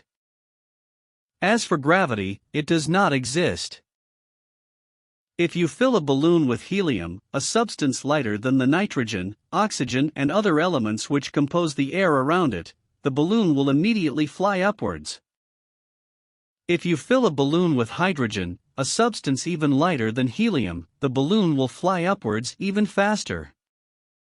If you blow a dandelion seed out of your hands, a substance just barely heavier than the air, it will float away, and slowly, but eventually fall to the ground. And if you drop an anvil from your hands, something much heavier than the air, it will quickly and directly fall straight to the ground. Now, this has absolutely nothing to do with gravity. The fact that light things rise up and heavy things fall down is simply a natural property of weight. That is very different from gravity. Gravity is a hypothetical magnetic-like force possessed by large masses which Isaac Newton needed to help explain the heliocentric theory of the universe. Now, even if gravity did exist, why would it cause both planets to orbit the Sun and people to stick to the Earth? Gravity should either cause people to float in suspended circular orbits around the Earth, or it should cause the Earth to be pulled and crash into the Sun. What sort of magic is gravity that it can glue people's feet to the ball Earth, while causing Earth itself to revolve ellipses around the Sun? The two effects are very different, yet the same cause is attributed to both. Take the case of a shot propelled from a cannon. By the force of the explosion and the influence of the reputed action of gravitation, the shot forms a parabolic curve and finally falls to the earth. Here we may ask, why, if the forces are the same, viz., direct impulse and gravitation, does not the shot form an orbit like that of a planet and revolve around the earth? The Newtonian may reply, because the impulse which propelled the shot is temporary, and the impulse which propelled the planet is permanent. Precisely so, but why is the impulse permanent in the case of the planet revolving around the sun? What is the cause of this permanence? N. Crossland, New Principia. If the sun is pulling with such power at the earth and all her sister planets, why do they not fall down upon him? A. G. Burn, sun, moon, and stars. Furthermore, this magnetic-like attraction of massive objects gravity is purported to have can be found nowhere in the natural world. There is no example in nature of a massive sphere or any other shaped object which by virtue of its mass alone causes smaller objects to stick to or orbit around it. There is nothing on Earth massive enough that it can be shown to cause even a dust bunny to stick to or orbit around it. Try spinning a wet tennis ball or any other spherical object with smaller things placed on its surface, and you will find that everything falls or flies off, and nothing sticks to or orbits it. To claim the existence of a physical law, without a single practical evidential example is hearsay, not science. That bodies in some instances are seen to approach each other is a fact, but that their mutual approach is due to an attraction or pulling process on the part of these bodies is, after all, a mere theory. Hypotheses may be sometimes admissible, but when they are invented to support other hypotheses, they are not only to be doubted but discredited and discarded. The hypothesis of a universal force called gravitation is based upon, and was indeed invented with a view to support another hypothesis, namely, that the Earth and sea together make up a vast globe, whirling away through space, and therefore needing some force or forces to guide it in its mad career, and so control it as to make it conform to what is called its annual orbit around the sun. The theory first of all makes the Earth to be a globe, then not a perfect globe, but an oblate spheroid, flattened at the poles, then more oblate, until it was in danger of becoming so flattened that it would be like a cheese, and passing over minor variations of form. We are finally told that the Earth is pear-shaped, and that the ellipsoid has been replaced by an apoid. What shape it may assume next we cannot tell. It will depend upon the whim or fancy of some astute and speculating scientist. Lady Blount and Albert Smith, Synthetic Astronomy. How is it that gravity is so strong that it can hold all the oceans, buildings and people stuck to the underside of the ball Earth, but so weak that it allows birds, bugs, smoke, and balloons to casually evade its grips completely? How is it that gravity holds our bodies clung to the underside of the ball Earth, but yet we can easily raise our legs and arms, walk or jump and feel no such constant downward pulling force? How is it that gravity can cause planets to revolve elliptical orbits around a single center of attraction? Ellipses by nature require two foci, and the force of gravitation would have to regularly increase and decrease to keep planets in constant orbit and prevent pulling them into direct collision courses. As for how big the flat Earth is, it's still a mystery whether the Antarctic ice plateau which surrounds us terminates in an edge-like dark city, a barrier/dome like the Truman Show, or is an infinite plane like video games. How far the ice extends, how it terminates, and what exists beyond it, are questions to which no present human experience can reply. All we at present know is that snow and hail, howling winds, and indescribable storms and hurricanes prevail, and that in every direction human ingress is barred by unsealed escarpments of perpetual ice, extending farther than eye or telescope can penetrate, and becoming lost in gloom and darkness. Dr. Samuel Rowbottom, Synthetic Astronomy, Earth not a globe. Exactly why does the bird tweet and fly, while the snake hisses and slithers? The sun and moon are the way they are and move the way they do because they were designed that way. You were intelligently designed, stupid. What physical law causes the sun and moon to move the way they do? What physical law causes you to be the way you are and move the way you do? What physical law causes objects denser than the medium surrounding them to fall and objects less dense than the medium surrounding them to rise? Is it gravity? Is it just weight/density? It is what it is regardless of what you name it. Nature is nature and is the way it is because it was designed to be that way. Physical laws are just observations of nature extrapolated into language. They are not things in and of themselves somehow above nature causing nature to be the way it is. The conscious intelligent creative force behind nature, i.e. God, Brahma, Tao, oneness, infinite consciousness etc., is why the sun and moon move, look, act, and feel the way they do. The atheistic scientific materialistic establishment has taught you there are physical laws randomly and unconsciously created by their Big Bang non-God, and this non-God's laws are the reason everything is the way it is and moves the way it moves. The days in Antarctica are comparatively short to everywhere else on Earth, with swifter dawn and dusk periods also. From approximately May to July every year there is perpetual night, and the sun never makes it over the Antarctic horizon. They lie to us and claim Antarctica has a midnight sun like the Arctic, periods of many days/weeks of continuous sunlight as seen here.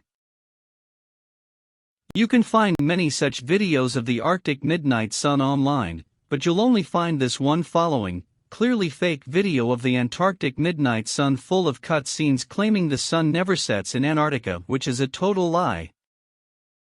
The sun is never seen directly overhead at the high noon position in Antarctica at any time during the year. In fact, it barely rises more than 20 to 30 degrees above the horizon daily, and never stays above the horizon for anything close to 24+ hours as it does in Arctic regions. How to calculate the size of the sun and the moon? By measuring with sextants and calculating with plane trigonometry both the sun and moon figure to be only about 32 miles in diameter and approximately 3,000 miles away. Regiments of figures are paraded with all the learned jargon for which science is famous, but one might as well look at the changing clouds in the sky and seek for certainty there, as to expect to get it from the propounders of modern astronomy. But is there no means of testing these ever-changing, never-stable speculations and bringing them to the scrutiny of the hard logic of fact? Indeed, there is. The distance of the sun can be measured with much precision, the same way as a tree or a house or church steeple is measured, by plain triangulation. It is the principle on which a house is built, a table made, or a man-of-war constructed. The sun is always somewhere between the tropics of Cancer and Capricorn, a distance admitted to being less than 3,000 miles. How then can the sun, if being so many thousand miles in diameter, squeeze itself into a space of about 3,000 miles only? But look at the distance, say the professors. We have already done that, and not one of the wise men we have so often challenged has ever attempted to refute the principle on which we measure the sun's distance. If the navigator neglects to apply the sun's semi-diameter to his observation at sea, he is 16 nautical miles out in calculating the position his ship is in. A minute of arc on the sextant represents a nautical mile, and if the semi-diameter be 16 miles, the diameter is of course 32 miles. And as measured by the sextant, the sun's diameter is 32 minutes of arcade, that is 32 nautical miles in diameter. Let him disprove this who can. If ever disproof is attempted, it will be a literary curiosity, well worth framing. Thomas Winship, Zetetic Cosmogony, 114 to 120 or You can just believe the constantly changing figures coming from the Ball Earth authorities' tongue. Heliocentrists' astronomical figures always sound perfectly precise, but they have historically been notorious for regularly and drastically changing them to suit their various models. For instance, in his time Copernicus calculated the Sun's distance from Earth to be 3,391,200 miles. The next century Johannes Kepler decided it was actually 12,376,800 miles away. Isaac Newton once said, "It matters not whether we reckon it 28 or 54 million miles distant, for either would do just as well." How scientific! Benjamin Martin calculated between 81 and 82 million miles.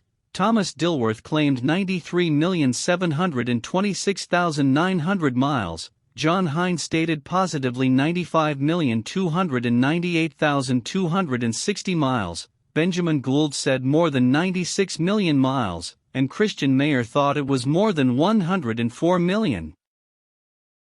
As the Sun, according to science, may be anything from 3 to 104 million miles away, there is plenty of space to choose from. It is like the showman and the child. You pay your money for various astronomical works, and you take your choice as to what distance you wish the Sun to be. If you are a modest person, go in for a few million, but if you wish to be very scientific and to be mathematically certain of your figures, then I advise you to make your choice somewhere about 100 million. You will at least have plenty of space to retreat into, should the next calculation be against the figures of your choice.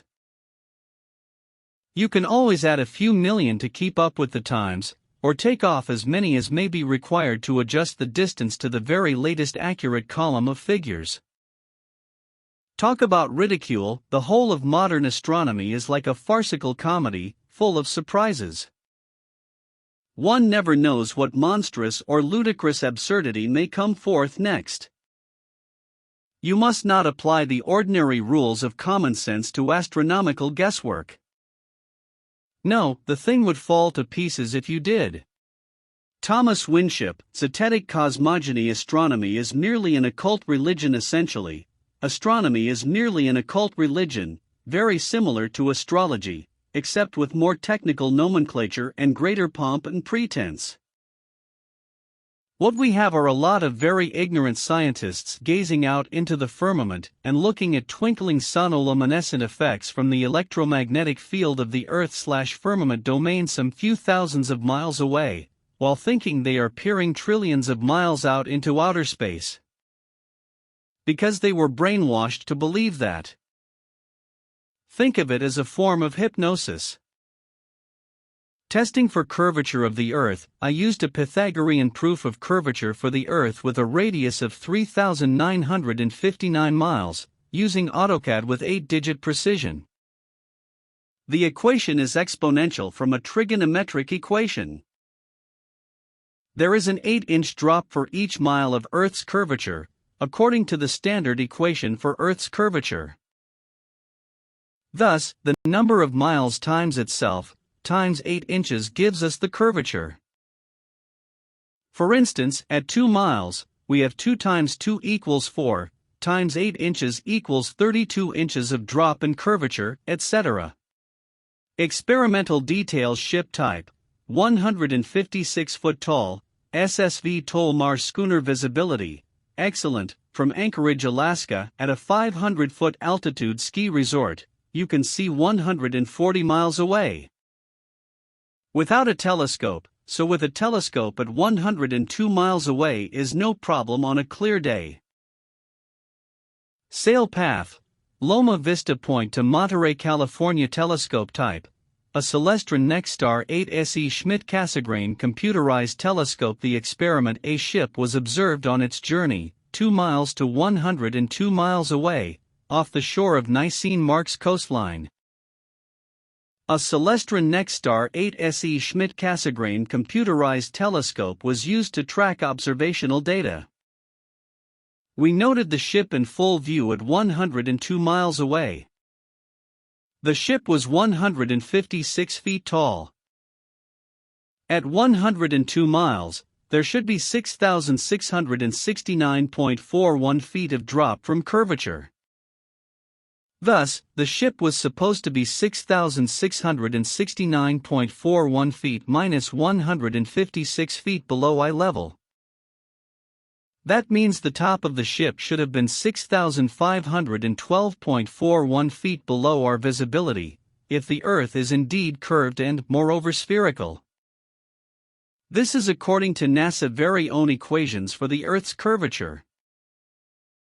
Results: the entire ship was observable equals zero curvature. That's called science, empirical, repeatable, verifiable, experimental science. This type of experiment testing for the curvature of the Earth has been run countless millions of times by millions of people, and nobody in history has ever found any curvature to the Earth. Why does anyone believe the Earth is curved? Well, they do because they were shown a globe of the Earth in kindergarten, when they did not any better, and could no object or think critically about what was being presented to them as reality. And then thousands of fake CGI computer images hit them from NASA saying the Earth was a globe. And then hundreds of Jesuits produced Hollywood science fiction films hit them monthly as they grew up, to hammer the delusion of a curved and spherical Earth. Even further, Star Trek, Star Wars, Discovery Space Channel, etc., all science fiction productions, creating the illusion of a spherical Earth. You try it now. Remember, multiply the distance by itself, and then by 8. That is how you plot a curve. For every 1 mile, there are 8 inches of curvature, according to NASA. For example, at 10 miles of distance, you multiply 10 times 10, and the result by 8 equaling 800 inches of curvature drop, etc. Simple experiment: just place a 10-foot stick with a red flag on it in the ground. And laser level another 10-foot stick with a red flag on it, and stick it into the ground 3 miles down a flat road. A laser transmitter uses a short burst of laser energy to measure level. A laser transmitter at the top of a vessel fires a short pulse of light down to the process liquid surface, which reflects it back to the detector. A timing circuit measures the elapsed time, TOF, and calculates the distance. Make sure the red flag tops of the sticks are laser level. What you will find is that if your laser is set at level, the laser reads perfectly level between the red flags of the sticks, when one stick should be at 72 inches in curvature drop below the other red flag, using the given radius of the Earth at 3,959 miles. And the simple Earth curvature equation. In other words, zero curvature. Now run it at 6 miles distance, 10 miles, 20 miles, shore to shore, run it in the desert, sea, roads, mirror still, flat lakes, where no curvature is possible because water seeks its own level. With Disney Magic Ball Earth, they are saying there should be curvature even with zero curvature water.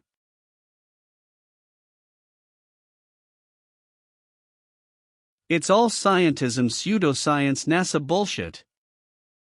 The flat Earth conspiracy: the Earth is flat?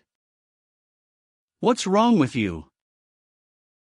The flat Earth model is an archaic conception of Earth's shape as a plane or disk.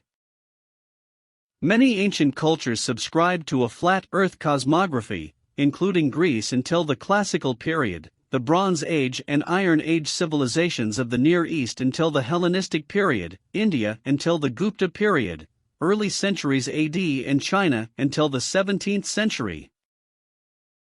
That paradigm was also typically held in the aboriginal cultures of the Americas, and the notion of a flat Earth domed by the firmament in the shape of an inverted bowl was common in pre-scientific societies. Wikipedia: oh no, say it isn't true. We have been taught that the height of stupidity and naivety was when our ignorant ancestors believed the Earth to be flat, and that if anyone somehow still thinks the Earth to be the immovable center of the universe, they must be the most primitive kind of ignoramus. Yet, to our eyes, the earth is flat and motionless, the sun and moon are the same size, and all the celestial bodies revolve around us. This stable geocentric universe, proven true by experience and experiments, adequately explaining all earthly and celestial phenomena, reigned undisputed for thousands of years. Flammarion. The Flammarion engraving of 1888 beautifully illustrates medieval cosmology, featuring a flat earth bounded by a solid and opaque sky, or firmament.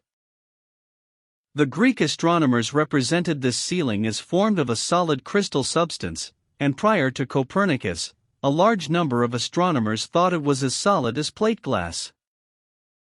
The engraving, which represents the scientific or the mystical quests for greater knowledge, depicts a man clothed in a long robe and carrying a staff, kneeling down to poke his head through a gap in the star-studded firmament, thereby discovering the celestial workings of the greater reality beyond. Flammarion's accompanying caption reads, "A missionary of the Middle Ages tells that he had found the point where the sky and the earth touch. Then in 1543, it all changed."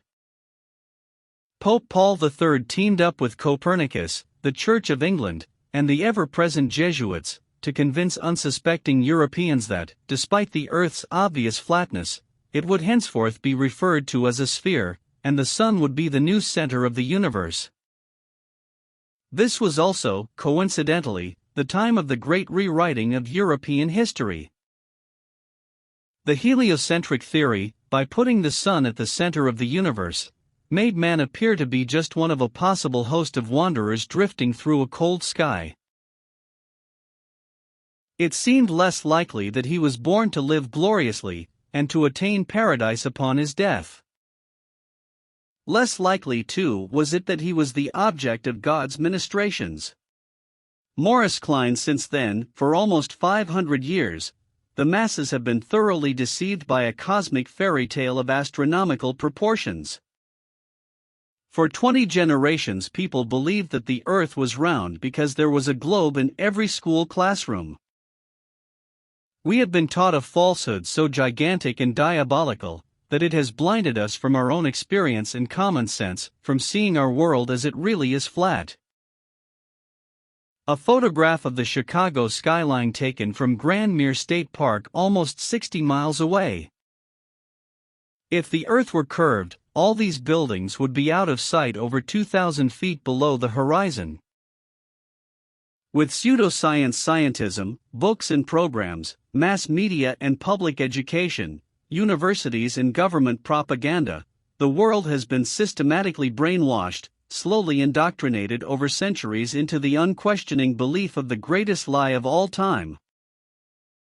A multi-generational conspiracy has succeeded, in the minds of the masses, to pick up the fixed Earth, shape it into a ball, spin it in circles, and throw it into orbit around the Sun. Take a deep breath, the greatest cover-up of all time.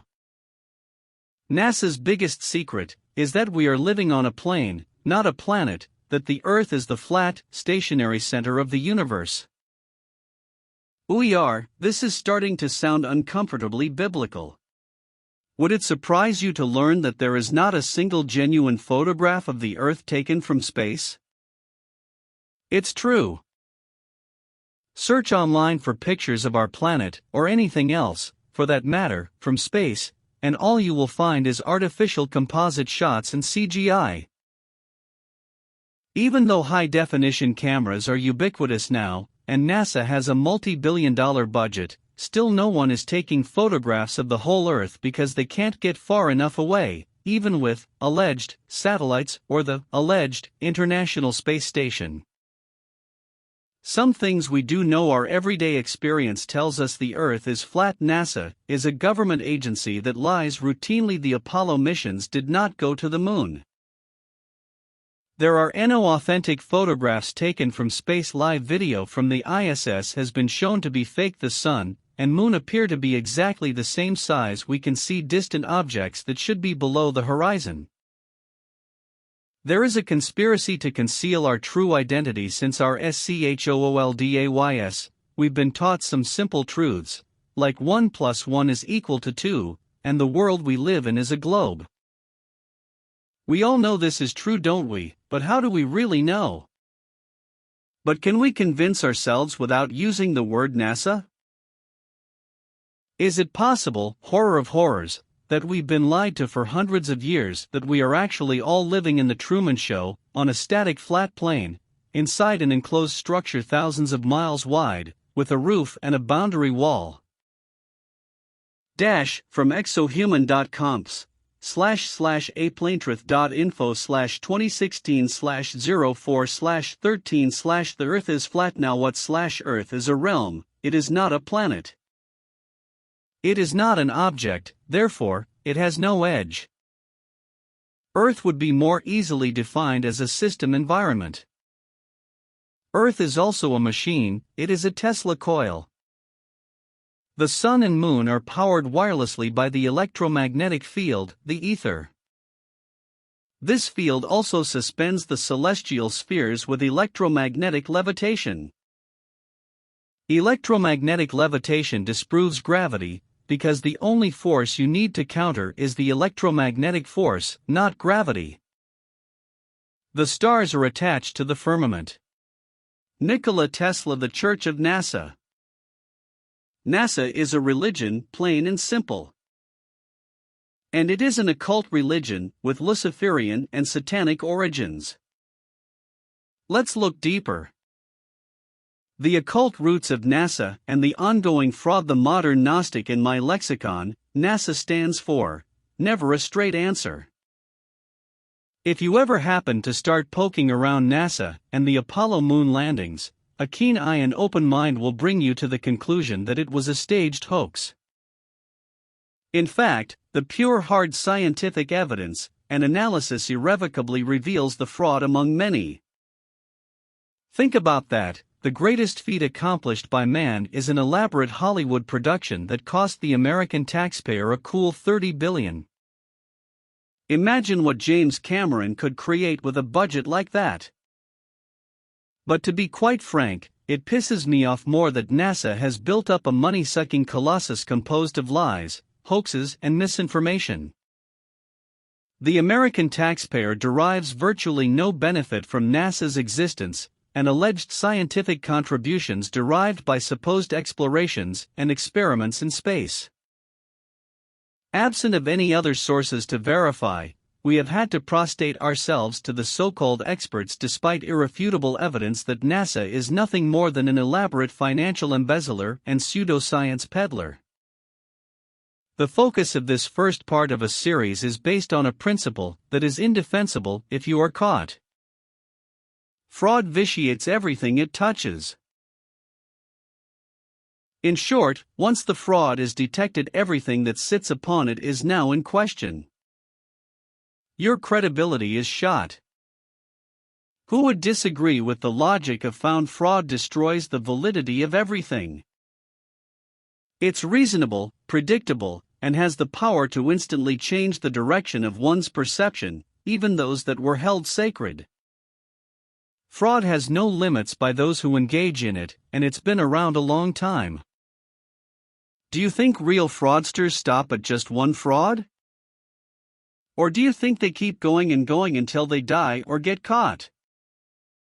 The answer is a simple one. Why would you ever stop lucrative fraudulent activity if you haven't been caught? So the chance of systemic fraud once the initial fraud is found becomes a virtual certainty.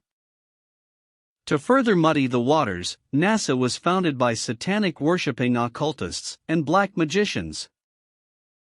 This is not idle rumor but fact. NASA is a military Hollywood pseudoscience satanic cartel, whose true aim is to use taxpayer funding to promote and profit by developing and deploying pseudoscience technology and methodology. The first fraud, in my opinion, is the true origins of NASA and the cast of characters that had significant influence. Go to NASA and search for them, and you'll find whitewashed bios or no information available. Fraud number 1. Pre-NASA. The predecessor to NASA was a young talented rocket scientist, Jack Parsons. Werner von Braun claimed it was the self-taught Parsons, not himself, who was the true father of the American space program for his contribution to the development of solid rocket fuel. Jack's childhood was one of solitude, loneliness, and wealth. He could sit in his room all day and read, never worrying about supporting his family, or where his next meal was going to come from. He ferociously read Jules Verne, including his 1865 novel From the Earth to the Moon, and the new sci-fi magazine Amazing Stories. Soon, space wasn't just what was above Jack's head, it was a romantic obsession. One day Jack was getting pummeled at school when an older boy swooped in and put an end to the beating. That boy, Ed Foreman, would become Jack's best friend into his adult years, and an essential player in Jack's rocket dreams. Ed and Jack whiled away days talking about the science fiction books they were reading and, soon, began experimenting themselves. Using Ed's father's engineering tools and resources and supplies Jack took from his part-time job at the Hercules Powder Company, they built explosives. Teachers and Jack's mother began worrying about him. But Ed and Jack continued to experiment. In 1934, with Jack now 20 years old, the duo's interest in rockets went from a child's fantasy to an academic pursuit when, despite not being students there, they gained the support of the close-by California Institute of Technology, Caltech. Ed, Jack, and several members of Caltech's community formed the Galset Rocket Research Group. On Halloween 1936, the group performed their first motor test near the Devil's Gate Dam in Pasadena. The motor exploded, but soon they became infamous on campus. They were called the Suicide Squad due to the danger and perceived craziness of their experiments, particularly as rocket technology was considered by many scientists at the time to be foolish and mere science fiction in terms of any practical use and development of the technology. The Suicide Squad. This Suicide Squad was the beginnings of the famed Jet Propulsion Laboratory, the institution responsible for the Mars rover landing and many other advancements in rocket and robotic sciences. Obviously, Parsons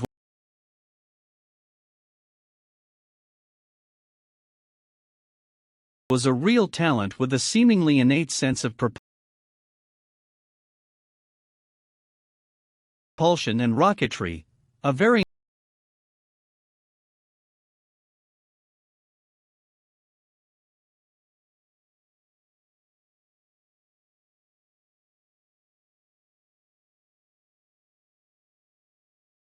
nascent industry at the time, were coveted by the military-industrial complex. His design and understanding of the chemical composition of liquid rocket fuels were considered without peer. Parsons cut a path as a dashing figure with a reputation as a rocket hotshot and risk-taker.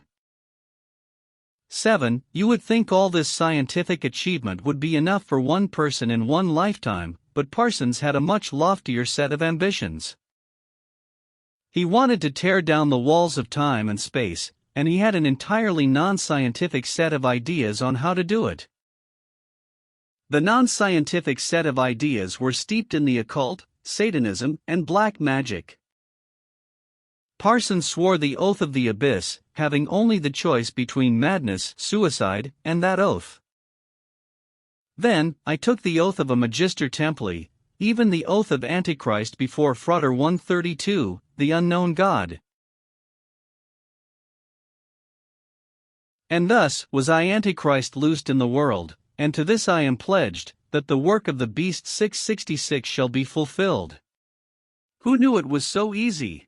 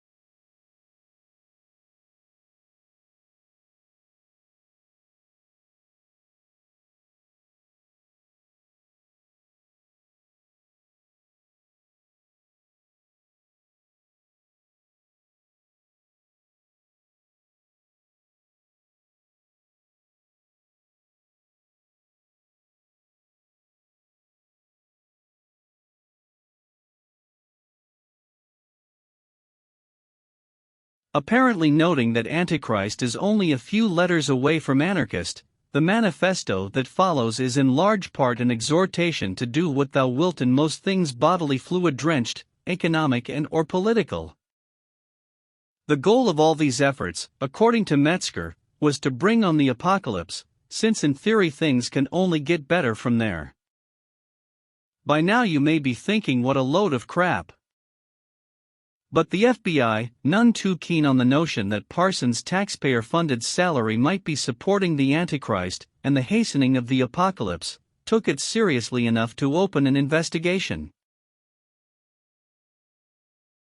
Documents recently released through the Freedom of Information Act make up 130 pages of heavily redacted text in which G-men try to make sense of Parsons' religious beliefs and document his frequently careless handling of classified materials.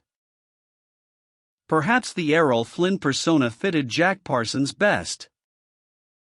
But truth be told, Jack Whiteside Parsons is best known for his occultist's ideals, black magic and reverence to the satanic agenda. Jack Parsons FBI the secret Jack Parsons, but he had a secret life, which appeared totally at odds with his public one, and it came to further dominate his life as the 40s progressed. Jack Parsons and his wife Helen had come into contact with the Agape Lodge of the OTO, Ordo Templi Orientis, International Magical Fraternity in Los Angeles in 1939, and had joined it in 1941. It was under the leadership of Wilfred Talbot Smith, a Britisher, who had founded this particular lodge about a decade earlier, circa 1930. Wilfred Talbot Smith and Parsons' wife hit it off nicely, and he was soon not much in evidence around the house, and the OTO Gnostic Mass Temple in the attic. This latter space was fully fitted out, and even had a copy of the Egyptian Stele of Revealing, venerated by followers of the famous magician Aleister Crowley. It was the only such temple in the world at that time which was properly functioning. Aleister Crowley, already a 33rd degree Freemason, the world head of the OTO, took action that increased Parsons' stature in the order. Circa 1943 to 44, he convinced Smith, via a paper entitled Is Smith a God? That astrological research had shown that Smith was not a man, but actually an incarnation of some deity. Taking the hint that Crowley wanted him out, the god went into private magical practice, eventually with reportedly rewarding results, remaining head of the lodge in name only. Parsons had lost his wife to Smith, yet remained on good terms with her. He was kept busy by order activities, one of the most important of which was the sending of money to Crowley, for both the old man's minimal upkeep and the OTO publishing fund. A good percentage came from Parsons' own pocket. Crowley, who brought actual fame to the OTO, which was already well known in Masonic circles, was one of Parsons' major inspirations in life. The elderly man's accomplishments had been many, as a poet, publisher, mountain climber, chess master, and bisexual practitioner of sexual magic, or magic, as he termed it. Made famous by yellow journalists as the wickedest man in the world, he considered his central identity to be the great beast 666 as referred to in the Book of Revelation in the Bible, though he was not leaning on that work particularly in his religious ideas. According to most accounts, when Parsons' father died, circa the early 40s, Parsons inherited a mansion and coach house at 1003 South Orange Grove Avenue in Pasadena, California. To the shock of the neighbors, the place became a haven for bohemians and atheists, who were the sort of people to whom Parsons liked to rent out rooms. The lodge headquarters was moved to this location, making use of 2 rooms in the house, the bedroom, which became a properly decorated temple, and a wood-paneled library dominated by an enormous portrait of Crowley. According to a story told by L. Sprague de Camp, most recently appearing in the June 24, 1990 Los Angeles Times, p. 35, At one point, the police, who had heard neighbors' reports of a ritual in which a pregnant woman jumped 9 times through a fire in the yard, came to investigate, but Parsons put them off by emphasizing his scientific credentials. L. Ron Hubbard emerges. He was, they say, the greatest humanitarian in history. But there was another side to this imaginative and intelligent man.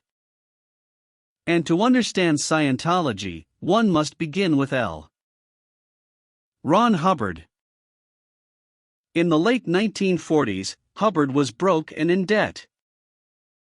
A struggling writer of science fiction and fantasy, he was forced to sell his typewriter for $28.50 to get by. I can still see Ron 3 steps at a time running up the stairs in around 1949 in order to borrow $30 from me to get out of town, because he had a wife after him for alimony, recalled his former literary agent, Forrest J. Ackerman. At one point, Hubbard was reduced to begging the Veterans Administration to let him keep a $51 overpayment of benefits. I am nearly penniless, wrote Hubbard, a former Navy lieutenant. Hubbard was mentally troubled, too. In late 1947, he asked the Veterans Administration to help him get psychiatric treatment. Toward the end of my military service, Hubbard wrote to the VA, I avoided out of pride any mental examinations, hoping that time would balance a mind which I had every reason to suppose was seriously affected. I cannot account for nor rise above long periods of moroseness and suicidal inclinations, and have newly come to realize that I must first triumph above this before I can hope to rehabilitate myself at all. In his most private moments, L. Ron Hubbard wrote bizarre statements to himself in notebooks that would surface 4 decades later in Los Angeles Superior Court. All men are your slaves, he wrote in one. He wrote in another. You can be merciless whenever your will is crossed, and you have the right to be merciless. Hubbard was troubled, restless, and adrift in those little-known years of his life. But he never lost confidence in his ability as a writer. He had made a living with words in the past, and he could do it again. Before the financial and emotional problems that consumed him in the 1940s, Hubbard had achieved moderate success writing for a variety of dime-store pulp magazines. He specialized in shoot-'em-up adventures, westerns, mysteries, war stories, and science fiction. He was a master sailor and glider pilot, with a reported penchant for eye-catching maneuvers. Although Hubbard's health and writing career foundered after the war, he remained a virtual factory of ideas. And his biggest was about to be born. Hubbard had long been fascinated with mental phenomena and the mysteries of life. He was an expert in hypnotism. During a 1948 gathering of science fiction buffs in Los Angeles, he hypnotized many of those in attendance, convincing one young man that he was cradling a tiny kangaroo in his hands. Hubbard's intense curiosity about the mind's power led him into a friendship in 1946 with rocket fuel scientist John Whiteside Parsons. Parsons was a protege of British Satanist Aleister Crowley and leader of a black magic group modeled after Crowley's infamous occult lodge in England. Hubbard also admired Crowley, and in a 1952 lecture described him as my very good friend. Parsons and Hubbard soon lived in the aging mansion on South Orange Grove Avenue in Pasadena. The estate was home to an odd mix of bohemian artists, writers, scientists, and occultists. A small domed temple supported by 6 stone columns stood in the backyard. Hubbard met his second wife, Sarah Northrup, at the mansion. Although she was Parsons' lover at the time, Hubbard was undeterred. He married Northrup before divorcing his first wife. Long before the 1960s counterculture, some residents of the estate smoked marijuana and embraced a philosophy of promiscuous, ritualistic sex. Crowley biographers have written that Parsons and Hubbard practiced sex magic. As the biographers tell it, a robed Hubbard chanted incantations while Parsons, and his wife-to-be, Cameron, engaged in sexual intercourse intended to produce a child with superior intellect and powers. The ceremony was said to span 11 consecutive nights. Hubbard and Parsons finally had a falling out over a sailboat sales venture that ended in a court dispute between the two. In later years, Hubbard tried to distance himself from his embarrassing association with Parsons, who was a founder of a government rocket project at California Institute of Technology that later evolved into the famed Jet Propulsion Laboratory. Parsons died in 1952 when a chemical explosion ripped through his garage. Hubbard insisted that he had been working undercover for naval intelligence to break up black magic in America, and to investigate links between the occultists and prominent scientists at the Parsons mansion. Hubbard said the mission was so successful that the house was razed and the black magic group was dispersed. But Parsons' widow, Cameron, disputed Hubbard's account in a brief interview with The Times. She said the two men liked each other very much and felt they were ushering in a force that was going to change things. And change things they did. L. Ron Hubbard went on to create the Church of Scientology, a masterpiece of mind control. The Church of Scientology is a vicious and dangerous cult that masquerades as a religion. Its purpose is to make money. It practices a variety of mind control techniques on people lured into its midst to gain control over their money and their lives. Its aim is to take from them every penny that they have and can ever borrow, and to also enslave them to further its wicked ends. Jack Whiteside Parsons, on the other hand, was a founding member of NASA's Jet Propulsion Lab, with some crediting him as being one of the fathers of rocketry and others joking that JPL was actually Jack Parsons' laboratory, but you won't find much about him on NASA's websites.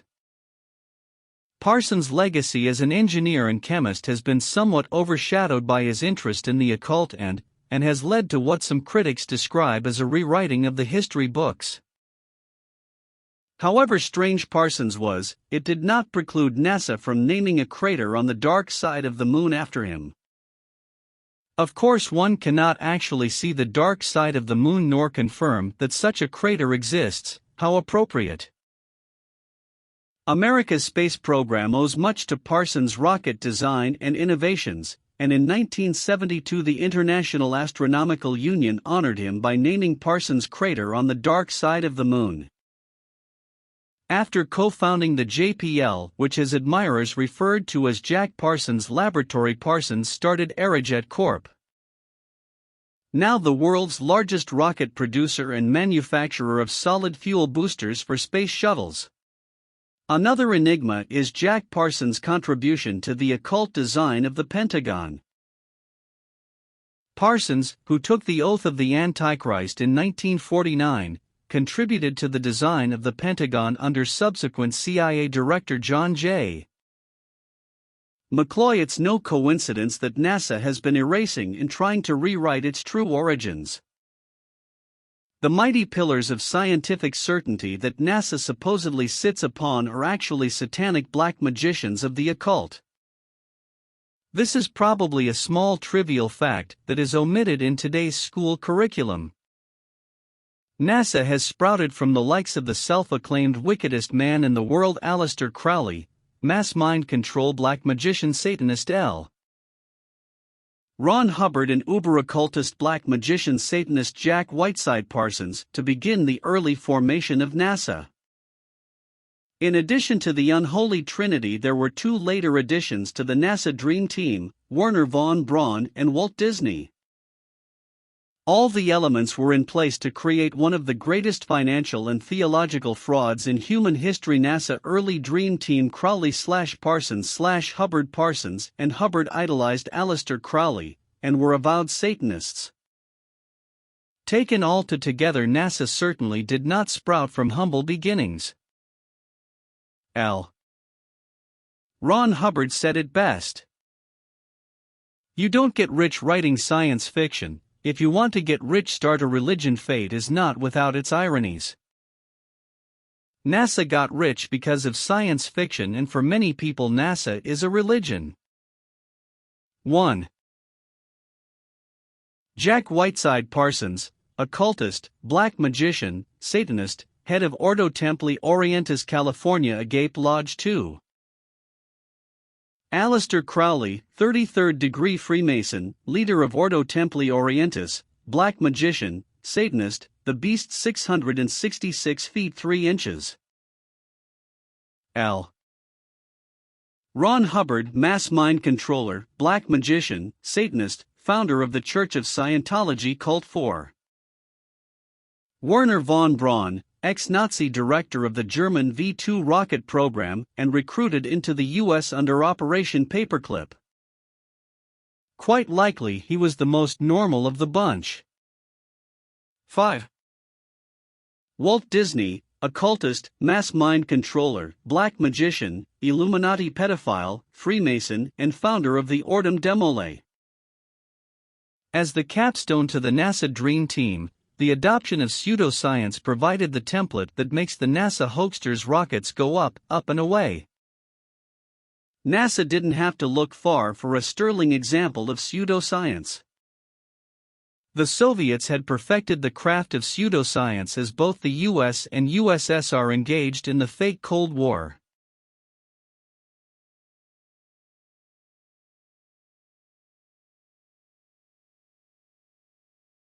The Cold War was pre-engineered by the Khazarian Rothschild Zionist bankster cabal, Khazarian Mafia, after World War II, and had financial control of both governments. Not surprisingly, both countries went on a spending rampage and billions of taxpayer dollars were funneled into the mythical Masonic space race with the Soviets. The father of pseudoscience was a man named Trofim Lysenko who worked under the Jesuit-trained mass murderer Joseph Stalin. Lysenko eventually became the official scientific voice of Russia, and no matter how absurd his assertions were, to disagree would mean a trip to the Gulag. Pseudoscience is not science, but science and political science combined to generate revenues by creating false scientific dogma reinforced with repetitive brainwashing.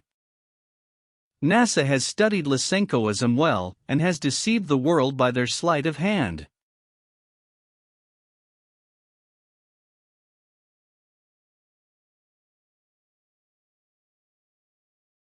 But thanks to the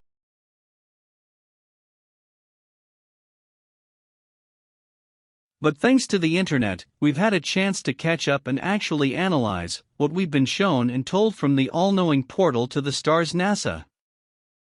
Today's incarnation of NASA is a military Masonic-controlled entity that acts as the sole gatekeeper to information about the cosmos and our place in it.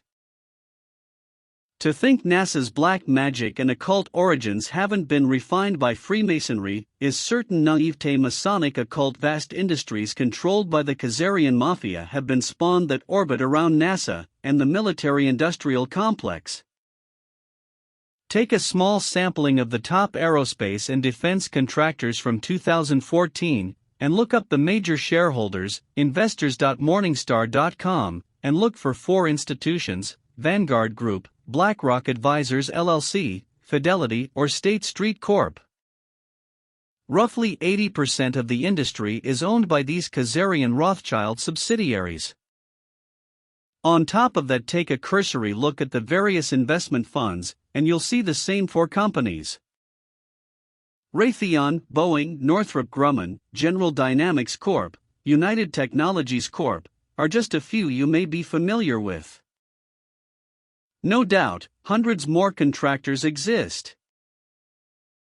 The Masons of NASA take in billions of taxpayer dollars, only to redistribute it amongst the Khazarian Rothschilds' majority-owned companies and subsidiaries in the military-industrial complex. The level of compartmentalization among these interconnected companies is so tight, everyone is on a need-to-know basis, which means only the top of the structure knows the final desired outcome. Everyone else is virtually kept in the dark, just the way NASA likes it. NASA constitutes the biggest black hole ever discovered, created especially in regards to funding. NASA is the king of black ops, with technology and advanced military craft that civilians have no idea exist. Billions of dollars have been embezzled by NASA and are reallocated for other nefarious uses by the Khazarian mafia. In return for our obedience and gullibility, we get a fake fairy tale saga about the cosmos, directed and produced by Hollywood at a fraction of the actual cost. It's certainly more profitable to fake it than make it. The line between Hollywood and NASA is virtually indistinguishable to the unwitting observer. Disney, Vanguard, BlackRock, and State Street Corp. Hollywood has cashed in big time and perpetuates the worship of NASA through the endless genre of space sci-fi movies. Don't be surprised to find the same institutional majority shareholders of major Hollywood companies and subsidiaries such as Disney, Comcast, MGM, Time Warner, DreamWorks, Sony Entertainment. Again, go to invest.morningstar.com and look up these companies. Vanguard Group, Fidelity, BlackRock LLC, and State Street Corp. are majority shareholders, and thus Hollywood becomes a de facto propaganda machine for NASA.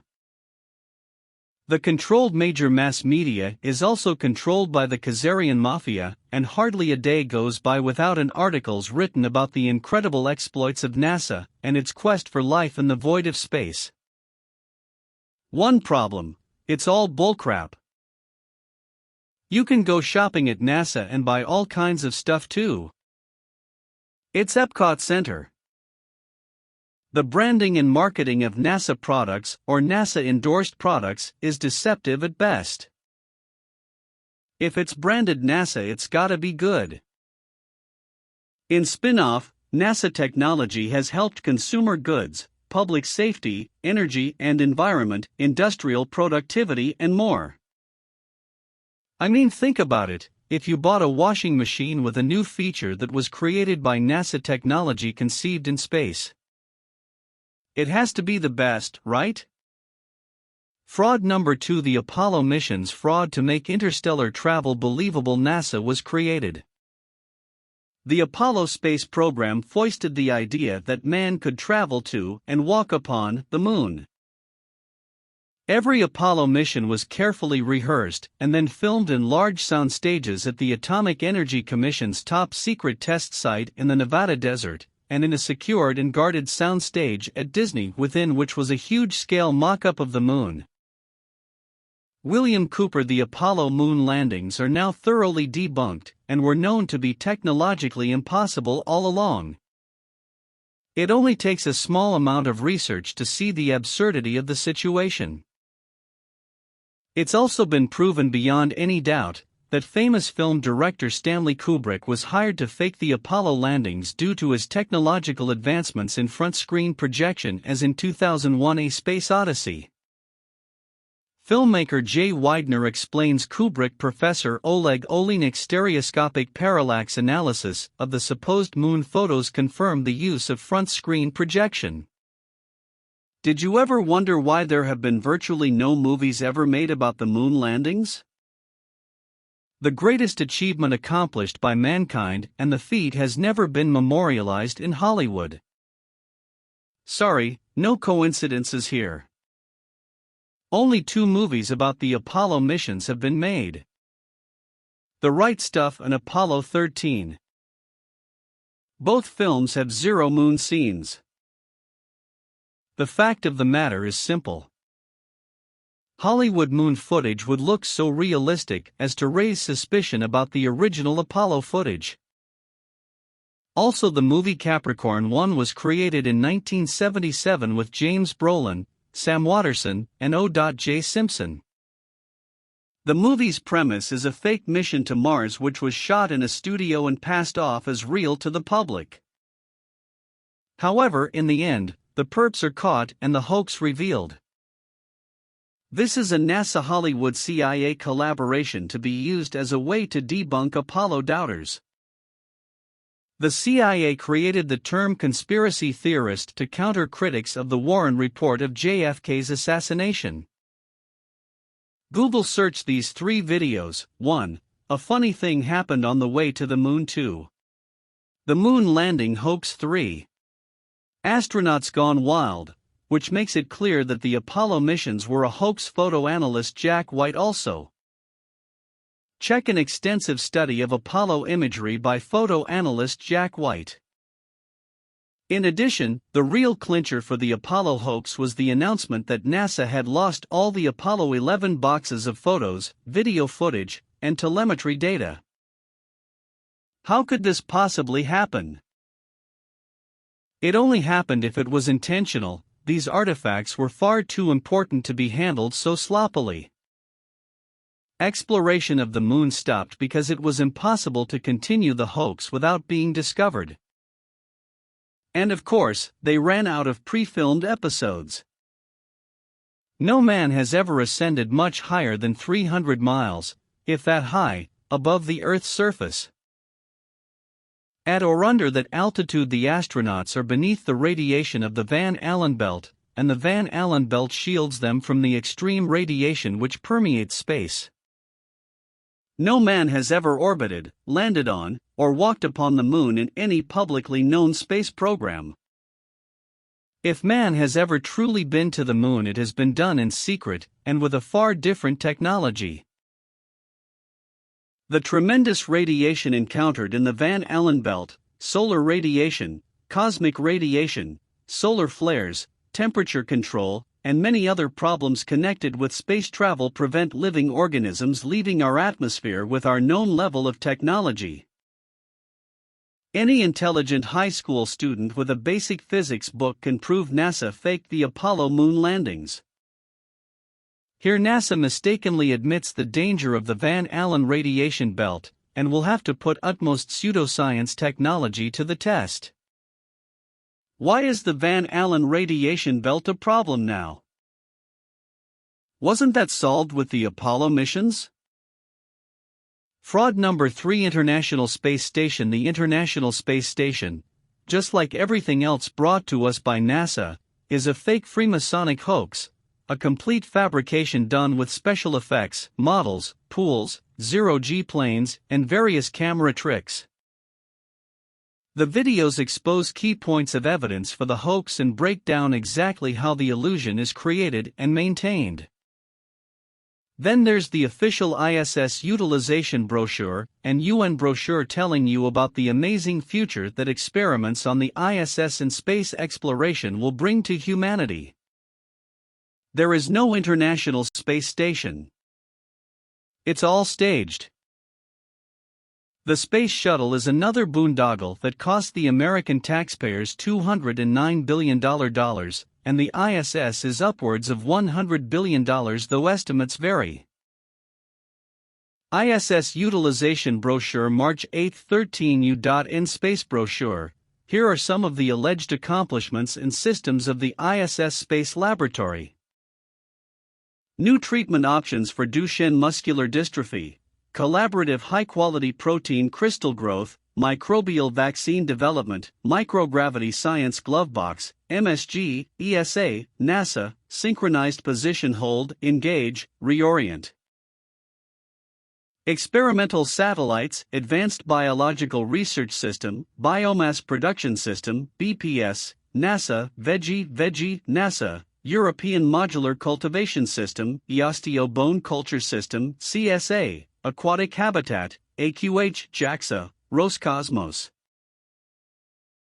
Located in the Multipurpose Small Payload Rack, MSPR, Rodent Habitat, RH, NASA, Muscle Atrophy Research Exercise System, MARES, ESA, Asterisk, Pulmonary Function System, PFS, ESA, NASA, and so much more. Take a look through the information provided by NASA, you'll be astounded. Fraud number 4. Challenger disaster hoax. The Challenger disaster is another Freemasonic hoax perpetrated on the American people. But didn't the Space Shuttle Challenger disaster occur on January 28, 1986 when the NASA Space Shuttle Orbiter Challenger 0V099 mission STS-51L broke apart 75 seconds into the flight, leading to the deaths of its 7 crew members? No, only an empty lightweight mock-up of a shuttle driven by external rockets was sent up to impress awed onlookers, and it blows up. What AFK up? But NASA could handle it. They recycled the undead, sick, American astronauts as brothers and sisters of the dead or similar. National security, you know. The good news is therefore that at least 6 of the 7 Americans are still alive 2015, only 30 years older. Fraud number 5. Freemasons in space. Confirmed Freemasons are John Glenn, Gordo Cooper, Edgar Mitchell, Buzz Aldrin, Don Isley, Gus Grissom, James Irwin, Walter Schirra, Thomas Stafford, Paul Weitz. These are just the astronauts that have been positively identified as Freemasons. This obviously does not include the Freemasons that are working for, or behind the scenes of NASA, which is very significant. Conclusion: we have now compiled 5 solid acts of fraud and deception by NASA. As stated in my opening, fraud vitiates everything it touches. More critical than that is the use of NASA as an irrefutable tool of the cabal to disconnect people from understanding their own consciousness, true power and significance. NASA has told us that we're just one of quadrillions of planets orbiting hundreds of billions of stars in billions of galaxies, and maybe possible unlimited multiverses. In essence, we're a speck of dust on a pinhead swirling in a tornado. Our existence is pure chance and was formed from the nothingness before the Big Bang. I vehemently disagree. The ongoing meme that consciousness, life and everything we experience are just a perfect series of random accidents and coincidences has replaced the true understanding of our own divinity. This has been a massive deception perpetrated by the Jesuits to control the world and create their new world order. Those in control have been trying to sever the understanding that we as a species didn't emerge from some primordial ooze that suddenly became conscious. The human species is the intelligent designer's most intelligent design, we just don't know it. As Professor Robert Lanza has pointed out in Biocentrism, only consciousness can give rise to matter, and consciousness is the fabric that fills the void they call space. April 12, 2017. Savage Plane. To further reveal the occult origins of NASA and NASA hoaxes, the following is a power-packed piece of writing by Eric Dubé, who is also widely known for his cracking the code on the Copernican heliocentric globe model deception. In my book Famous Freemasons Exposed, I showed how Nicholas Copernicus, Johannes Kepler, Galileo Galilei, and Isaac Newton, the 4 forefathers of the globalist heliocentric doctrine, all posed for Masonic portraits highlighting various symbols and hand signs denoting their affiliation with the Masonic Brotherhood. Galileo poses on a Masonic checkerboard floor, Kepler with the hidden hand sign. And all 4 of them pose with a Masonic compass and globe while flashing the Masonic M hand sign. Sir Isaac Newton was even knighted by Queen Anne at Trinity College's Masonic Masters Lodge. An inordinate number of NASA astronauts, the current propagators of the globalist heliocentric doctrine, were admitted Freemasons as well. John Glenn, 2-time U.S. Senator and one of NASA's first astronauts, is a known Mason. Buzz Aldrin Jr., the second man to lie about walking on the moon, is an admitted, ring-wearing, hand sign flashing 33rd degree Mason from Montclair Lodge No. 144 in New Jersey. Edgar Mitchell, another supposed moonwalker aboard Apollo 14, is an Order of Demolay Mason at Art Esta Lodge No. 29 in New Mexico. James Irwin of Apollo 15, the last man to lie about walking on the moon, was at Tejon Lodge No. 104 member in Colorado Springs. Don Isley on Apollo 7 was a member of the Luther B. Turner Lodge No. 732 in Ohio. Gordon Cooper aboard Mercury 9 and Gemini 5 was a Master Mason in Carbondale Lodge No. 82 in Colorado. Virgil Grissom on Apollo 1 and 15, Mercury 5 and Gemini 3 was a Master Mason from Mitchell Lodge No. 228 in Indiana. Walter Skira Jr. On Apollo 7, Sigma 7, Gemini 6 and Mercury 8 was a 33rd degree Mason at Canaveral Lodge No. 339 in Florida. Thomas Stafford on Apollo 10 and 18, Gemini 7 and 9 is a Mason at Western Star Lodge No. 138 in Oklahoma. Paul Weitz on Skylab 2 and Challenger is from Lawrence Lodge No. 708 in Pennsylvania.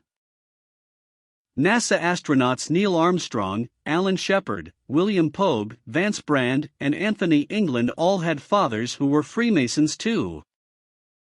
The amount of astronauts known to be Freemasons or from Freemasonic families is astonishing. It is likely that more astronauts and people of key importance in NASA are affiliated with the Brotherhood as well, but not so open about their membership. For there to be this many Masons, members of the world's largest and oldest secret society, involved with the promotion and propagation of this globalist heliocentric doctrine from its outset to today should raise some serious suspicion. C. Fred Kleinacht, head of NASA at the time of the Apollo space program, is now the sovereign Grand Commander of the Council of the 33rd degree of the ancient and accepted Scottish rite of Freemasonry of the Southern Jurisdiction. It was his reward for pulling it off. All of the first astronauts were Freemasons. There is a photograph in the House of the Temple in Washington, D.C. of Neil Armstrong supposedly on the moon's surface in his spacesuit holding his Masonic apron in front of his groin. William Cooper NASA's logo is a giant red forked serpent's tongue, overlaying the starry heavens. Serpents, and specifically their forked tongues, have long been associated with lying, deceit, cleverness, two-facedness, manipulation, and with Satan, the devil. Why would the National Aeronautics and Space Administration choose this as their official logo? The United Nations, the New World Order government headquarters, built on land donated by 33rd degree Freemason John D. Rockefeller, is represented by a logo/flag which clearly depicts a flat Earth divided into 33 sections. There are 33 official degrees of Scottish Rite Freemasonry, and the UN flag features a flat Earth divided into exactly 33 sections. Why would the United Nations founders choose a logo/flag of a flat Earth map divided into 33 sections? How is it that C. Fred Kleinacht, the head of NASA, retired and immediately became the head of the 33rd degree of Freemasonry? How is it that all the forefathers of the Ball Earth theory, and so many NASA astronauts are all Freemasons? The Masons' esoteric religion, the very basis of their symbols and rituals, is sun worship. From their first day in the lodge, Masonic initiates learn that Freemasonry is all about light, enlightenment, illumination, hence the Illuminati, and hence worship of the sun as the giver of light. Masonic halls are all purposely constructed to correspond with the motions of the Sunday. They are always situated intentionally facing east towards the sun, with the worshipful master sitting in the far east on a throne engraved with a picture of the Sunday. The high festival of the Masons is on Christians St. John's Day, or the 24th of June, otherwise known as Midsummer Day, when the sun arrives at its annual highest elevation, the summer solstice.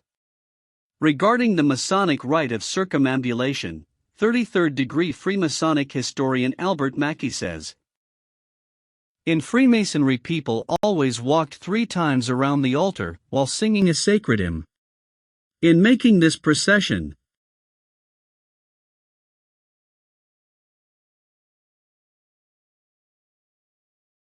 great care was taken to move in imitation of the course of the Sunday. This rite of circumambulation undoubtedly refers to the doctrine of sun worship. Masonry is derived and is the remains of the religion of the ancient Druids, who, like the Magi of Persia and the priests of Heliopolis in Egypt, were priests of the Sunday. They paid worship to this great luminary, as the great visible agent of a great invisible first cause. In Masonry, many of the ceremonies of the Druids are preserved in their original state, at least without any parody. With them the sun is still the sun, and his image in the form of the sun is the great emblematical ornament of Masonic lodges and Masonic dresses. It is the central figure on their aprons, and they wear it also pendant on the breast of their lodges and in their processions. The sun, as the great visible agent of the Creator, was the visible object of the adoration of the Druids. All their religious rites and ceremonies had reference to the apparent progress of the sun through the 12 signs of the zodiac and his influence upon the earth. The Masons adopt the same practices. The roof of their temples or lodges is ornamented with a sun, and the floor is a representation of the variegated face of the earth either by carpeting or mosaic work. The emblematical meaning of the sun is well known to the enlightened and inquisitive Freemason, and as the real sun is situated in the center of the universe, so the emblematical sun is the center of real Masonry. Only the scientific Freemason knows the reason why the sun is placed in the center of this beautiful hall. Thomas Paine, Origin of Freemasonry. The real reason the sun is placed in the center of Masonic halls is that it represents the core of their 5-century-long heliocentric deception. First, the sun worshippers took us off our ancient natural 13-month lunar calendars and replaced them with unnatural, irregular 12-month Gregorian solar calendars. Second, they put the sun into the center of the universe, and then convinced people the earth and everything else revolves around it.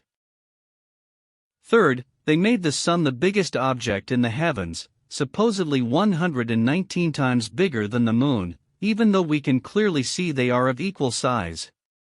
Fourth, they demoted the moon to be a mere reflector of the sun's magnificent light, claiming the moon to have no light of its own.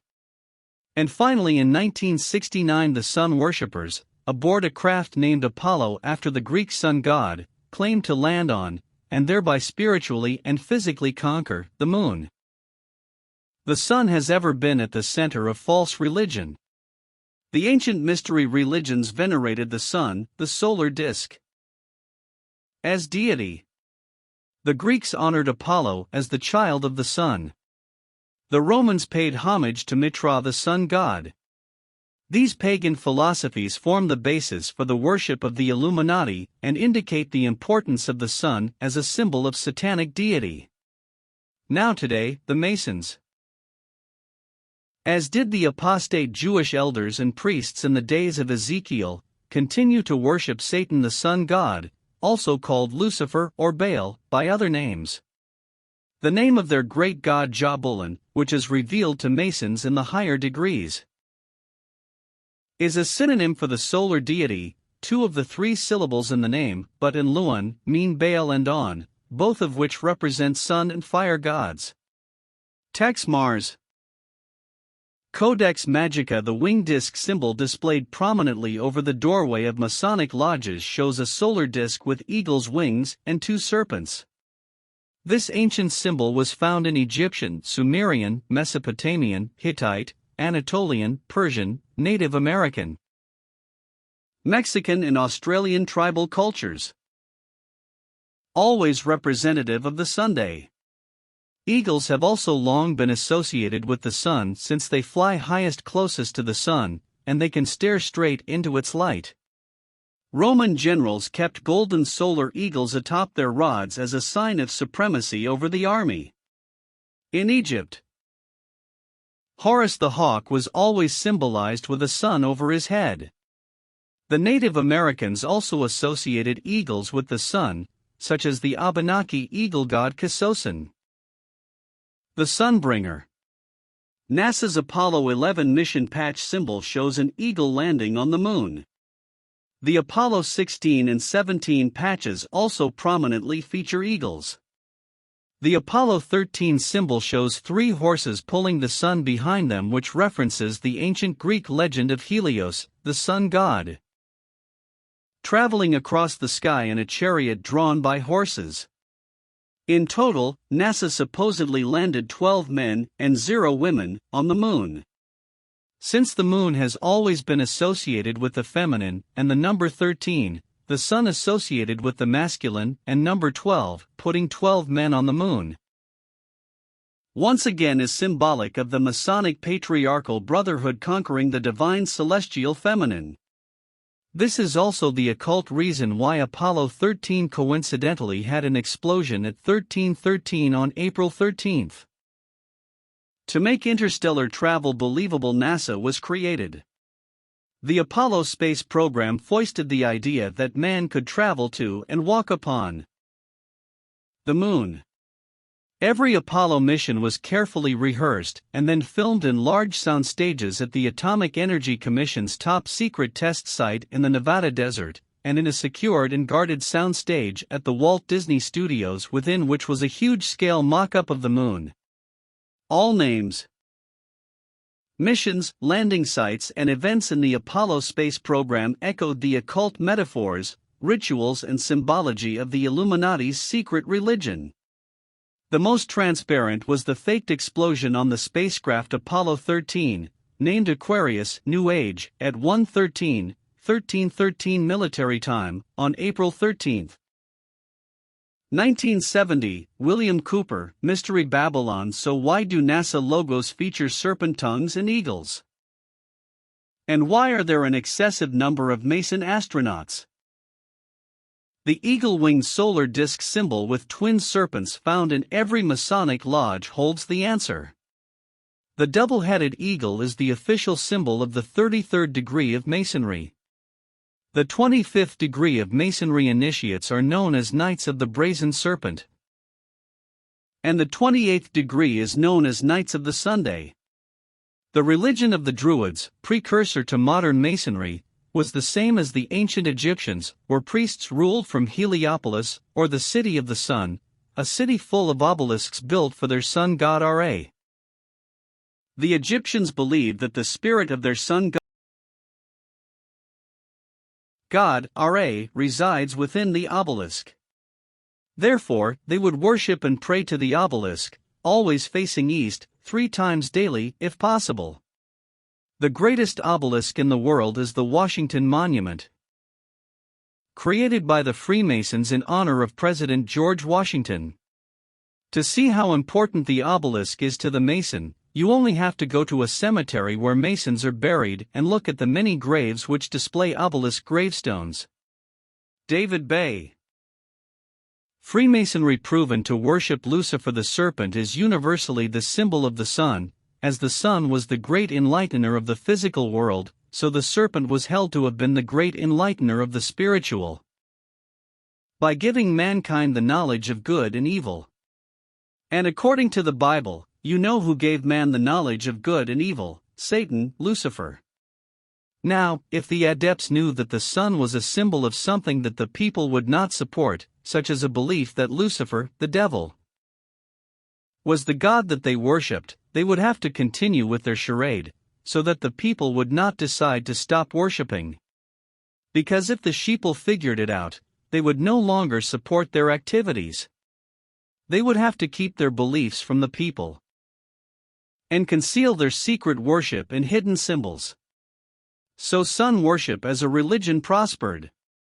William Cooper, Mystery Babylon. The first person to ever present the idea of a sun-centered universe was Pythagoras of Samos in around 500 BC. Pythagoras is also widely recognized by Masonic historians as being the very first Freemason. Master Mason Dr. James Anderson said in his defense of Masonry that, "I am fully convinced that Freemasonry is very nearly allied to the old Pythagorean discipline, from whence, I am persuaded, it may in some circumstances very justly claim a descent." Master Mason William Hutchinson wrote in his Spirit of Masonry that the ancient Masonic record brings us positive evidence of the Pythagorean doctrine and Basilidian principles making the foundation of our religious and moral duties. Master Mason William Preston wrote that Pythagoras was among the first Masons, but contends in his Illustrations of Masonry that the records of the fraternity inform us that Pythagoras was regularly initiated into Masonry, and being properly instructed in the mysteries of the art, he was much improved, and propagated the principles of the order in other countries into which he afterwards traveled.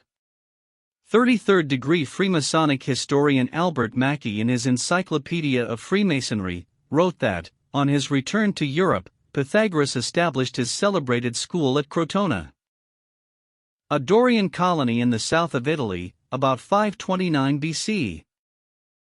Much resembling that subsequently adopted by the Freemasons. His school soon acquired such a reputation that disciples flocked to him from all parts of Greece and Italy. Pythagoras taught as the principal dogma of his philosophy the system of metempsychosis, or the transmigration of souls. He taught the mystical power of numbers, and much of the symbolism on that subject which we now possess is derived from what has been left to us by his disciples. He was also a geometrician, and is regarded as having been the inventor of several problems. The schools established by Pythagoras at Crotona and other cities have been considered by many writers as the models after which Masonic lodges were subsequently constructed. The disciples of this school wore the simplest kind of clothing, and having on their entrance surrendered all their property to the common fund, they then submitted for 3 years to voluntary poverty, during which time they were also compelled to a rigorous silence. The doctrines of Pythagoras were always delivered as infallible propositions which admitted of no argument before admission to the privileges of this school. The previous life and character of the candidate were rigidly scrutinized, and in the preparatory initiation secrecy was enjoined by an oath, and he was made to submit to the severest trials of his fortitude and self-command. He who after his admission was alarmed at the obstacles he had to encounter, was permitted to return to the world, and the disciples, considering him as dead, performed his funeral obsequies, and erected a monument to his memory. The mode of living in the school of Crotona was like that of the modern communists. The brethren, about 600 in number, with their wives and children, resided in one large building. They arose before daybreak to pay their devotions to the sun. The meals consisted principally of bread, honey, and water, for though the table was often covered with delicacies, no one was permitted to partake of them. It was in this secret school that Pythagoras gave his instructions on his interior doctrine, and explained the hidden meaning of his symbols. There were 3 degrees, the first or mathematic, being engaged in the study of the exact sciences, and the second, or theoretic, in the knowledge of God and the future state of man, but the third or highest degree was communicated only to a few whose intellects were capable of grasping the full fruition of the Pythagorean philosophy. In addition to these admissions by Masonic historians, the life and work of Pythagoras closely resembles many aspects of the craft, from his obsession with triangles and geometry to his school cult full of initiatory rites and brainwashing. Candidates were rigidly scrutinized, just like candidates for Masonry, are given the 3rd degree, i.e. forced to answer many probing personal questions, and are then either given a white ball or black ball by Masons in the lodge. Just one black ball resulting in being blackballed/kicked out. If initiated, just like in Masonry, Pythagorean initiates had to swear oaths of secrecy and loyalty, then submitted to various tests, trials, and rituals. The brethren lived like communists and worshipped the Sunday. Over time, they progressed through a series of 3 degrees, in which only the privileged few in the highest degree learned the truth of the symbols and rituals. The many parallels between the Pythagorean school and modern Freemasonry are far too similar to ignore. Luckily for the world, Pythagoras' heliocentric model of the universe made little headway for almost 2,000 years until another suspected Mason, Nicholas Copernicus, labored 27 years of his life to creating his updated model called the solar system, which also featured a globe Earth revolving around the Sunday. Born in Prussia in 1472, Copernicus studied philosophy and medicine at Cracovia and became professor of mathematics at Rome. The last decades of his life he becomes obsessed with the ideas of Pythagoras, and when he first presented his heliocentric doctrine to the world, it was condemned as being so heretical that he was imprisoned and only released upon making a recantation of his opinions. He published his famous treatise on the revolution of the celestial spheres in 1543, the year of his death, and even then insisted on their purely hypothetical nature. Copernicus wrote, "The Pythagorean teaching was founded upon hypothesis, and it is not necessary that the hypothesis should be true or even probable. The hypothesis of the movement of the Earth is the only one which is useful to explain phenomena, but it should not be considered as an absolute truth.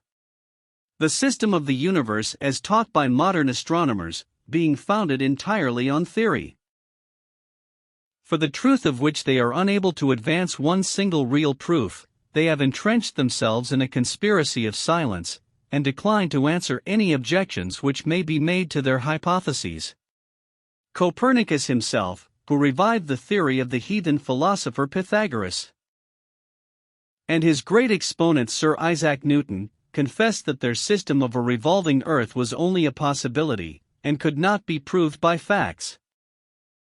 It is only their followers who have decorated it with the name of an exact science, according to them, the most exact of all the sciences.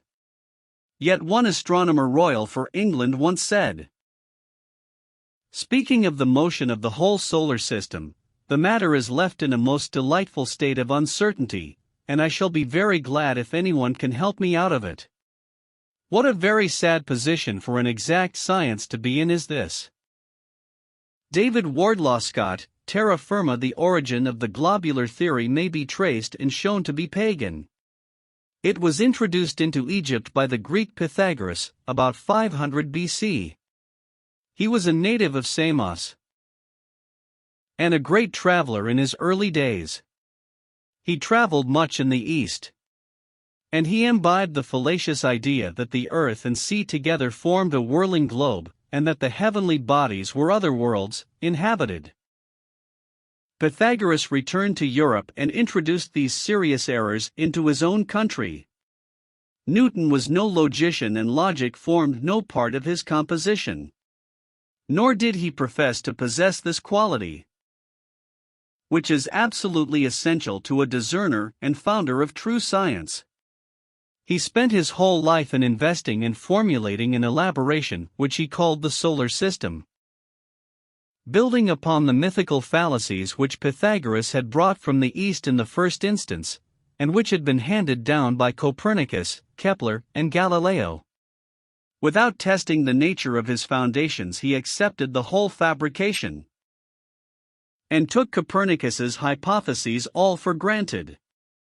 Lady Blount, The Romance of Science. Copernicus had evolved another theory, which he also explains in his treatise on the revolution of the celestial spheres, that if a body is to revolve around another, the first one must have a spherical shape and rotate about its axis in the manner of a spinning top. Consequently, in order to make this notion fit in with the movement of the Earth around the Sun, which he had devised in order to explain the seasons, he suddenly decreed that the Earth was round, contrary to the general opinion at the time. and then proclaimed that it had a movement of rotation about its axis. The great inconvenience in this proposition is that the rotation of the Earth cannot be seen to exist, either with regard to the position of the Sun or clouds during the day or of the Moon and other planets by night. On the other hand, the fact of the immobility of the Earth has an immense advantage over the theory of the rotation in that it can positively be recognized as such, and it can safely be said that if the Earth cannot be seen to move, there are 100 chances in 100 that it does not do so. Gabriel Henriette, Heaven and Earth. March 19, 2017 by Erictabe, NASA, and Freemasonry. Remember the big takeaway. Freemasonry is the nursery for Kabbalistic Luciferian scientism. And NASA is a Freemasonic occult organization, and thus a Kabbalistic Luciferian-based organization. Connect the dots. Since we are nearing the end of this short book, it seems appropriate to speak a little about the Eschaton, or end time. Ethnobotanist Terence McKenna saw all life rushing to a final singularity where some ultimate cosmic grand attractor was attracting all life into a flashpoint of transcendence into a higher infinite universal consciousness. Of course, this is the very essence of scientism when you decode and unpack its meaning. His path was through psychedelics. But allow me to provide a multitude of alternative eschatological views. Chapter 27. End Times or Time Ends. Terence McKenna, Time Wave Zero and Language from Wikipedia, End Times, Eschaton. Last Days. For other uses of these terms, see End Times, Disambiguation, End Time, Disambiguation, Eschaton, Disambiguation, and Last Days, Disambiguation. The End Time, also called End Times, End of Time, End of Days, Last Days, Final Days, or Eschaton, is a future time period described variously in the eschatologies of several world religions, both Abrahamic and non-Abrahamic, which believe that world events will achieve a final climax. The Abrahamic faiths maintain a linear cosmology, with end-time scenarios containing themes of transformation and redemption. In Judaism, the term End of Days makes reference to the Messianic age, and includes an ingathering of the exiled Jewish diaspora, the coming of the Messiah, the resurrection of the righteous, and the world to come. Some sects of Christianity depict the end time as a period of tribulation that precedes the second coming of Christ, who will face the Antichrist along with his power structure and usher in the kingdom of God. However, other Christians believe that the end time represents the personal tribulation experienced before they become enlightened with the Word of God. In Islam, the Day of Judgment is preceded by the appearance of the Mahdi mounted on a white stallion. With the help of Isa, Jesus, the Mahdi will triumph over Masih ad-Dajjal, the false Messiah. Non-Abrahamic faiths tend to have more cyclical worldviews, with end-time eschatologies characterized by decay, redemption, and rebirth. In Hinduism, the end time occurs when Kalki, the final incarnation of Vishnu, descends atop a white horse and brings an end to the current Kali Yuga.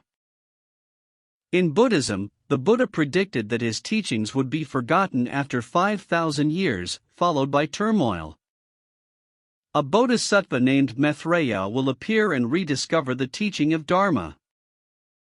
The ultimate destruction of the world will then come through 7 suns.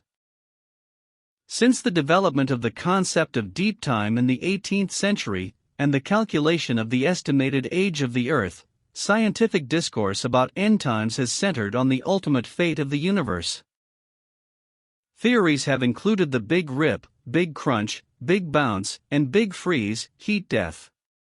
Wikipedia, End Time. Then, of course, we have Ray Kurzweil's final singularity as the Eschaton, and Teilhard de Chardin's noosphere, Omega Point. And there are many other Eschaton theories, I imagine, with no end in sight. Well, you know what I mean. But ultimately, no matter how you slice it, it ends. The world, that is, it ends. Whether by cataclysmic war, or cataclysmic weather, or cataclysmic artificial intelligence-based digital consciousness, or a cataclysmic plague of frogs, it ends. Or so they say. But nobody knows for sure about any of this. So, don't worry too much. So then humor me, and let's just say it does end and you have a soul. Let's just say that all the atheistic tyrants who butchered hundreds of millions, without fear of spiritual repercussions, were wrong about the soul. Let's just say there was more to the game all along and we were supposed to get that somehow from Christ, or Buddha, or digital AI, or Elon Musk, or Miley Cyrus, or Ray Kurzweil, or Scarlett Johansson, or Morgan Freeman, Friedrich Nietzsche, or Justin Bieber, or Miley Cyrus. Or whoever was supposed to get that message to us. And let's just say we missed the boat. What then? Do you simply take all that you have learned by the Luciferians who raised you with their school systems and Hollywood movies, and news media, and capitalistic economic systems, and marketing, and say, hey, we had a good run? All good things must come to an end, an Eschaton. Or will you use your mind to go deeper? It's your choice. It always has been, free will, you know, baby. If this book helps you to sort things out, fantastic. If not, keep searching. Nobody said it was easy to break through a lifetime of conditioning and trauma. Terence McKenna took a lot of psychedelics. And his techno-mystical take on the end times is far more a times end version than the biblical messianistic eschatological theory. Terence McKenna, Time Wave Zero and Language. Alfred North Whitehead proposed that history grows toward what he called a nexus of completion. And these nexuses of completion themselves grow together into what he called the concrescence. A concrescence exerts a kind of attraction, which can be thought of as the temporal equivalent of gravity, except all objects in the universe are drawn toward it through time, not space. As we approach the lip of this cascade into concrescence, novelty, and completion, time seems to speed up and boundaries begin to dissolve. The more boundaries that dissolve, the closer to the concrescence we are. When we finally reach it, there will be no boundaries, only eternity as we become all space and time, alive and dead, here and there, before and after. Because this singularity can simultaneously coexist in states that are contradictory, it is something which transcends rational apprehension.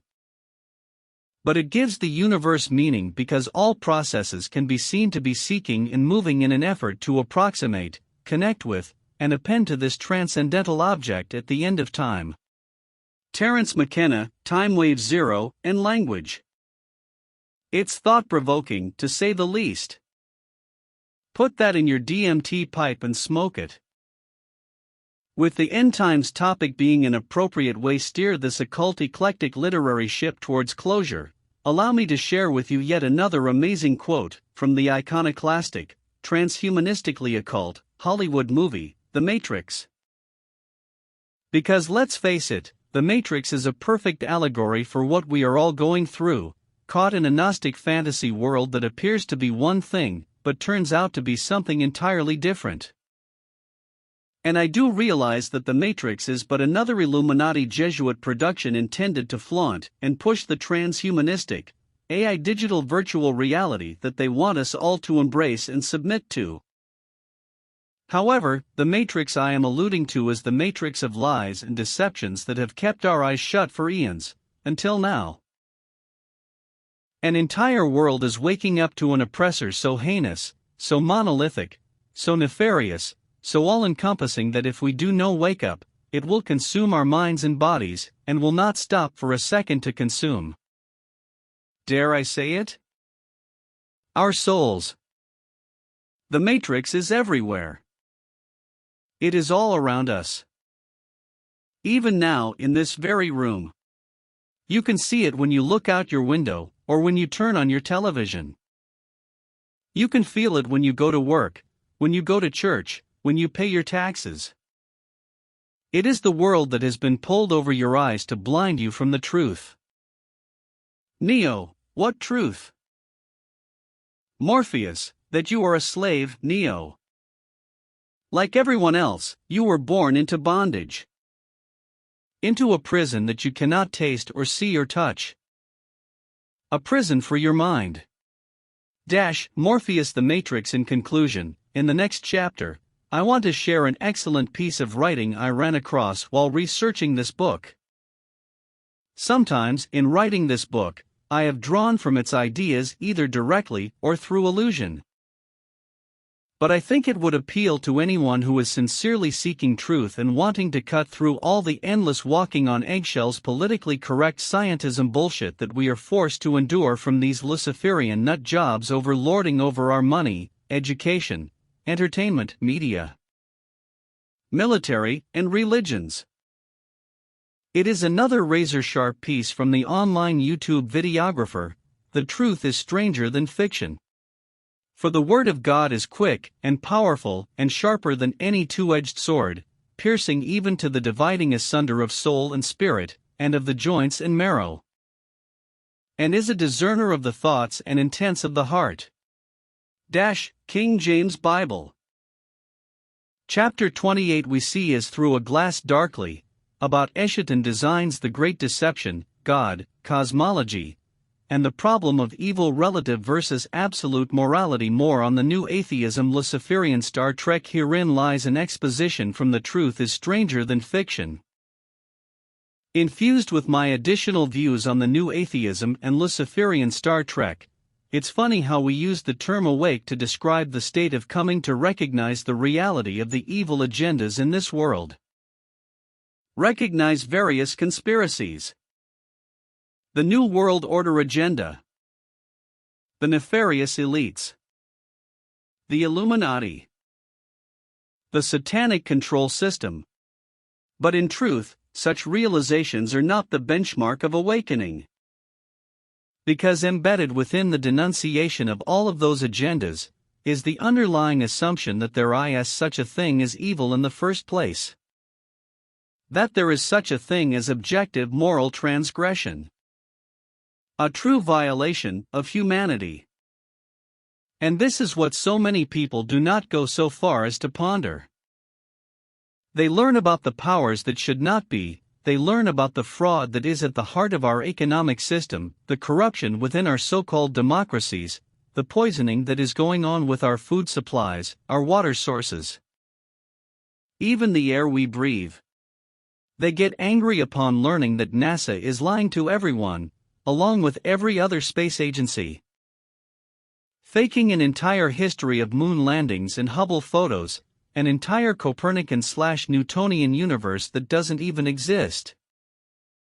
They learn about the reality of dark occult rituals. Human sacrifice. Pedophile rings.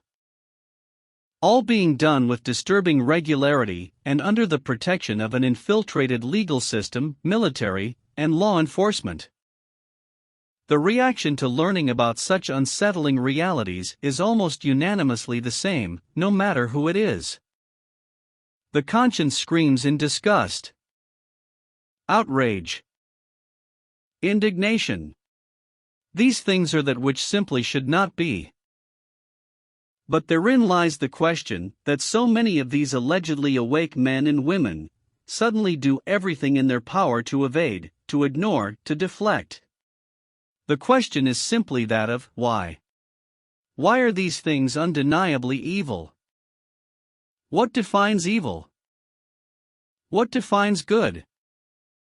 While our consciences collectively scream at the crimes against humanity being done by those in positions of wealth and power, when it comes to the matter of our own moral situation, suddenly the screams dull to a faint whisper. We even try to silence it altogether, if we can. And this drive to ignore the evil in our own hearts is really what lies behind all the deception going on in the world today. All the conspiracy. All the wars. All the lying, the stealing, the raping, the destruction. But of course, the superficially awake do not accept this.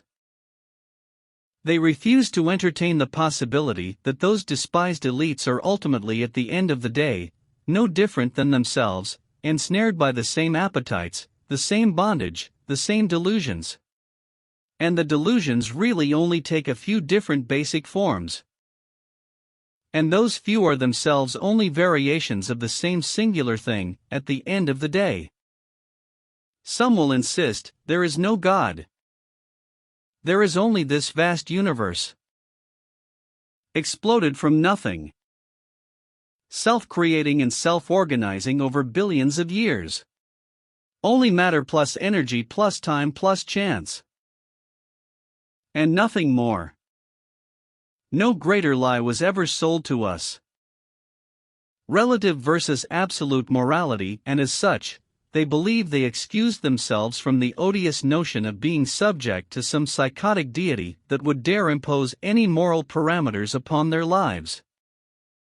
They imagine themselves to be free, as they fly at 1,000s of miles per hour throughout the vast emptiness of an ever-evolving cosmos. But are they free? Not at all. For in reducing everything to the mechanistic determinism of scientific materialism, freedom comes at the cost of being free of any meaning, any morality, any purpose. In the cold, impersonal universe of cosmic evolution, there is no design, no plan, no blueprint, no expectation. Life cannot even be regarded as having any more value or significance than non-life. All is nothing more than matter and energy, molecules and galaxies, colliding and repelling, forming and dissolving, organizing and dispersing. Endlessly. And in such a cold universe, there is no way to call anything evil. And way to call anything good. No basis upon which to object to anything at all. Because in such a universe, the desecration of a child is just another temporary random mechanical combination of matter and energy, no more or no less meaningful than a wave crashing on the shore, or a branch falling from a tree. It is a meaningless, hopeless, mechanistic worldview that ultimately renders the individual, and humanity as a whole, completely worthless. More on the new atheism, but then somehow, contrary to all of we have been taught to believe by atheistic public schooling, higher academia, and the media, we tend to press on in defiance of such existentially meaningless and hopeless, materialistic conclusions. Generally speaking, most of the human species carries on each day with the assumption that we are not worthless, as though we do have meaning and purpose, and as if there is some basis for right and wrong. Despite the complete lack of any basis for such a thing being presented in the construct of scientific materialism. Well, due to atheist shills like the late not-so-great Christopher Hitchens would have had us believe that right and wrong are written in the heart of each man.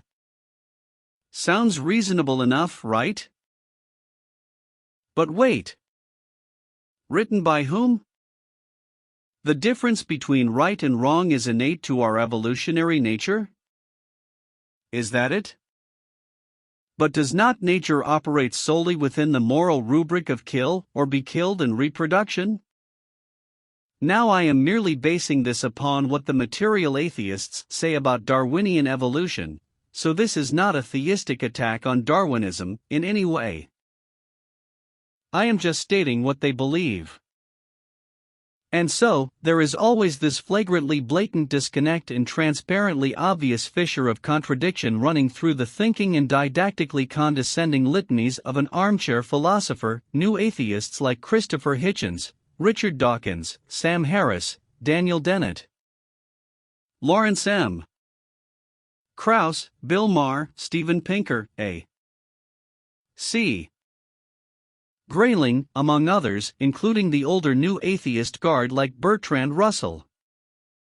They beg, borrow and steal the morality of Christianity, repackage it as natural law, and preach it as the gospel materialistic atheism.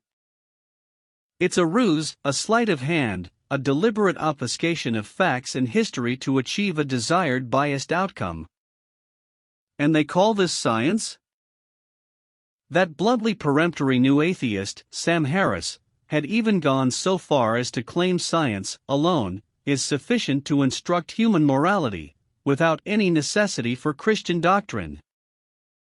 Harris's book, The Moral Landscape, an accompanying TED Talk, How Science Can Determine Moral Values, seeks to do just that. And yet again, the unanimous conclusions amongst scientists, with their unproven assumptions about random chance, chaotic, unguided, and meaningless Darwinian evolutionary theory, clearly assert that natural selection cares not for absolute moral values. In their jungle of moral relativism, whatever works to advance the evolution of a species wins. Moral relativism is the feckless banner of the new atheists. If killing does the job, fine. If rape does the job, fine.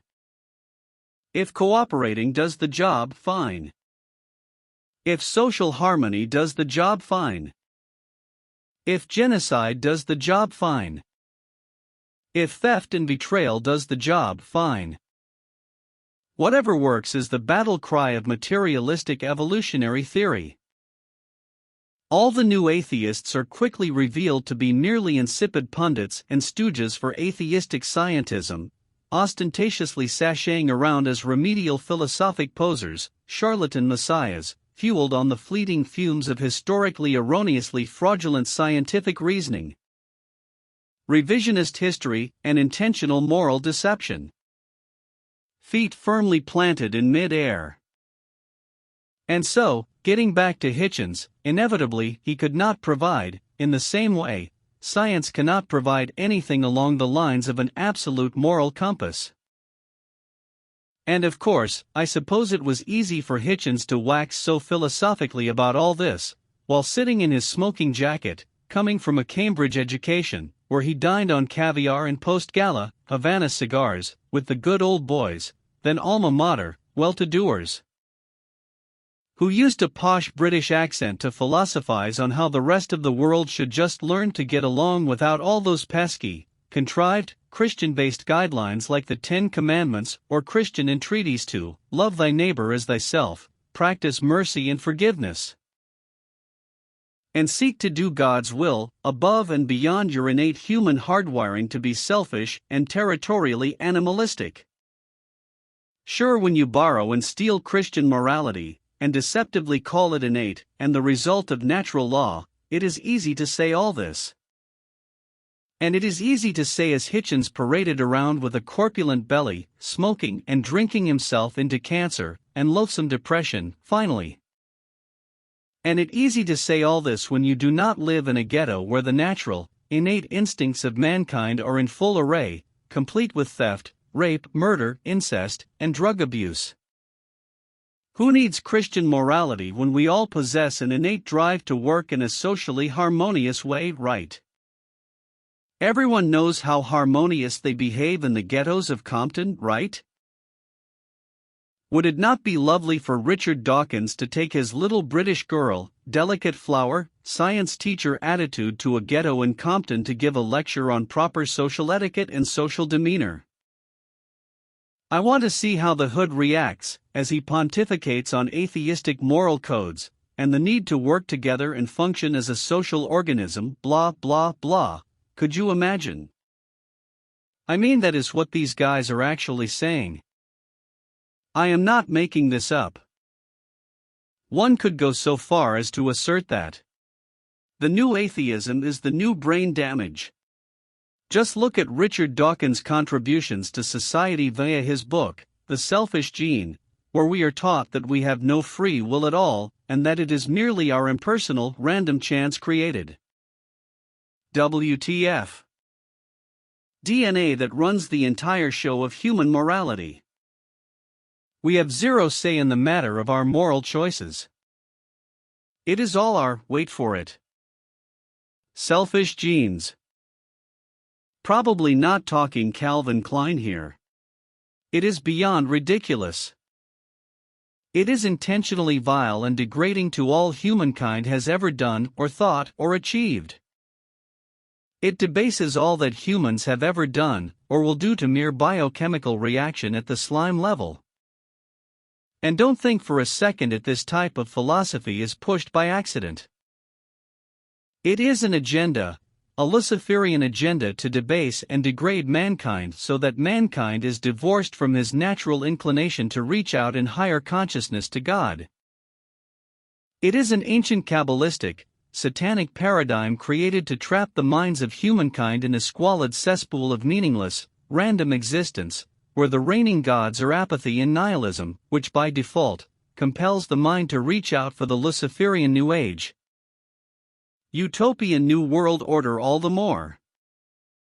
Luciferian Star Trek, attractive after nihilism, suddenly, Star Trek starts to become a Luciferian religion. And guess what, it always was, in that Gene Roddenberry, its creator, was a 33rd degree Scottish Rite Freemason. That's Illuminati level, my good friends. When you watch Star Trek, you are in Luciferian satanic Illuminati church. Going to the stars is their religion, and they have indoctrinated you into it using Hollywood science fiction. The Luciferian Jesuit plan naturally led to the idea that when nothing on Earth seems meaningful, and then you just die, maybe outer space offers the panacea for all that ails you? To boldly go where no man has gone before might be your ticket to happiness. I mean, you have to really dehumanize and beat up a society with wickedness, violence, betrayal, gender confusion, relationship trauma, political divisiveness, and just sheer terror to compel them to prefer outer space to their own world, Earth, don't you? And what are the basic teachings of Luciferian Star Trek, United Federation of Peace and Unity Philosophy, aka the Luciferian United Nations, New Age? New World Order Agenda, Racial Harmony, again the Luciferian United Nations. The Copernican heliocentric globe model, the Big Bang Theory, salvation through outer space travel, quantum interdimensional science, Darwinian evolutionary theory, mystical powers and occult practices are exciting and attractive. Are these not the exact same precepts and lessons found and used in modern scientism? To and proven be true. Again, who was Gene Roddenberry? That is correct, a 33rd degree Scottish Rite Freemason. All he did is indoctrinate the world into the Freemason Luciferian religion, right after Gilligan's Island every afternoon. And mom and dad were working 2 jobs each just to make the mortgage. So they had you.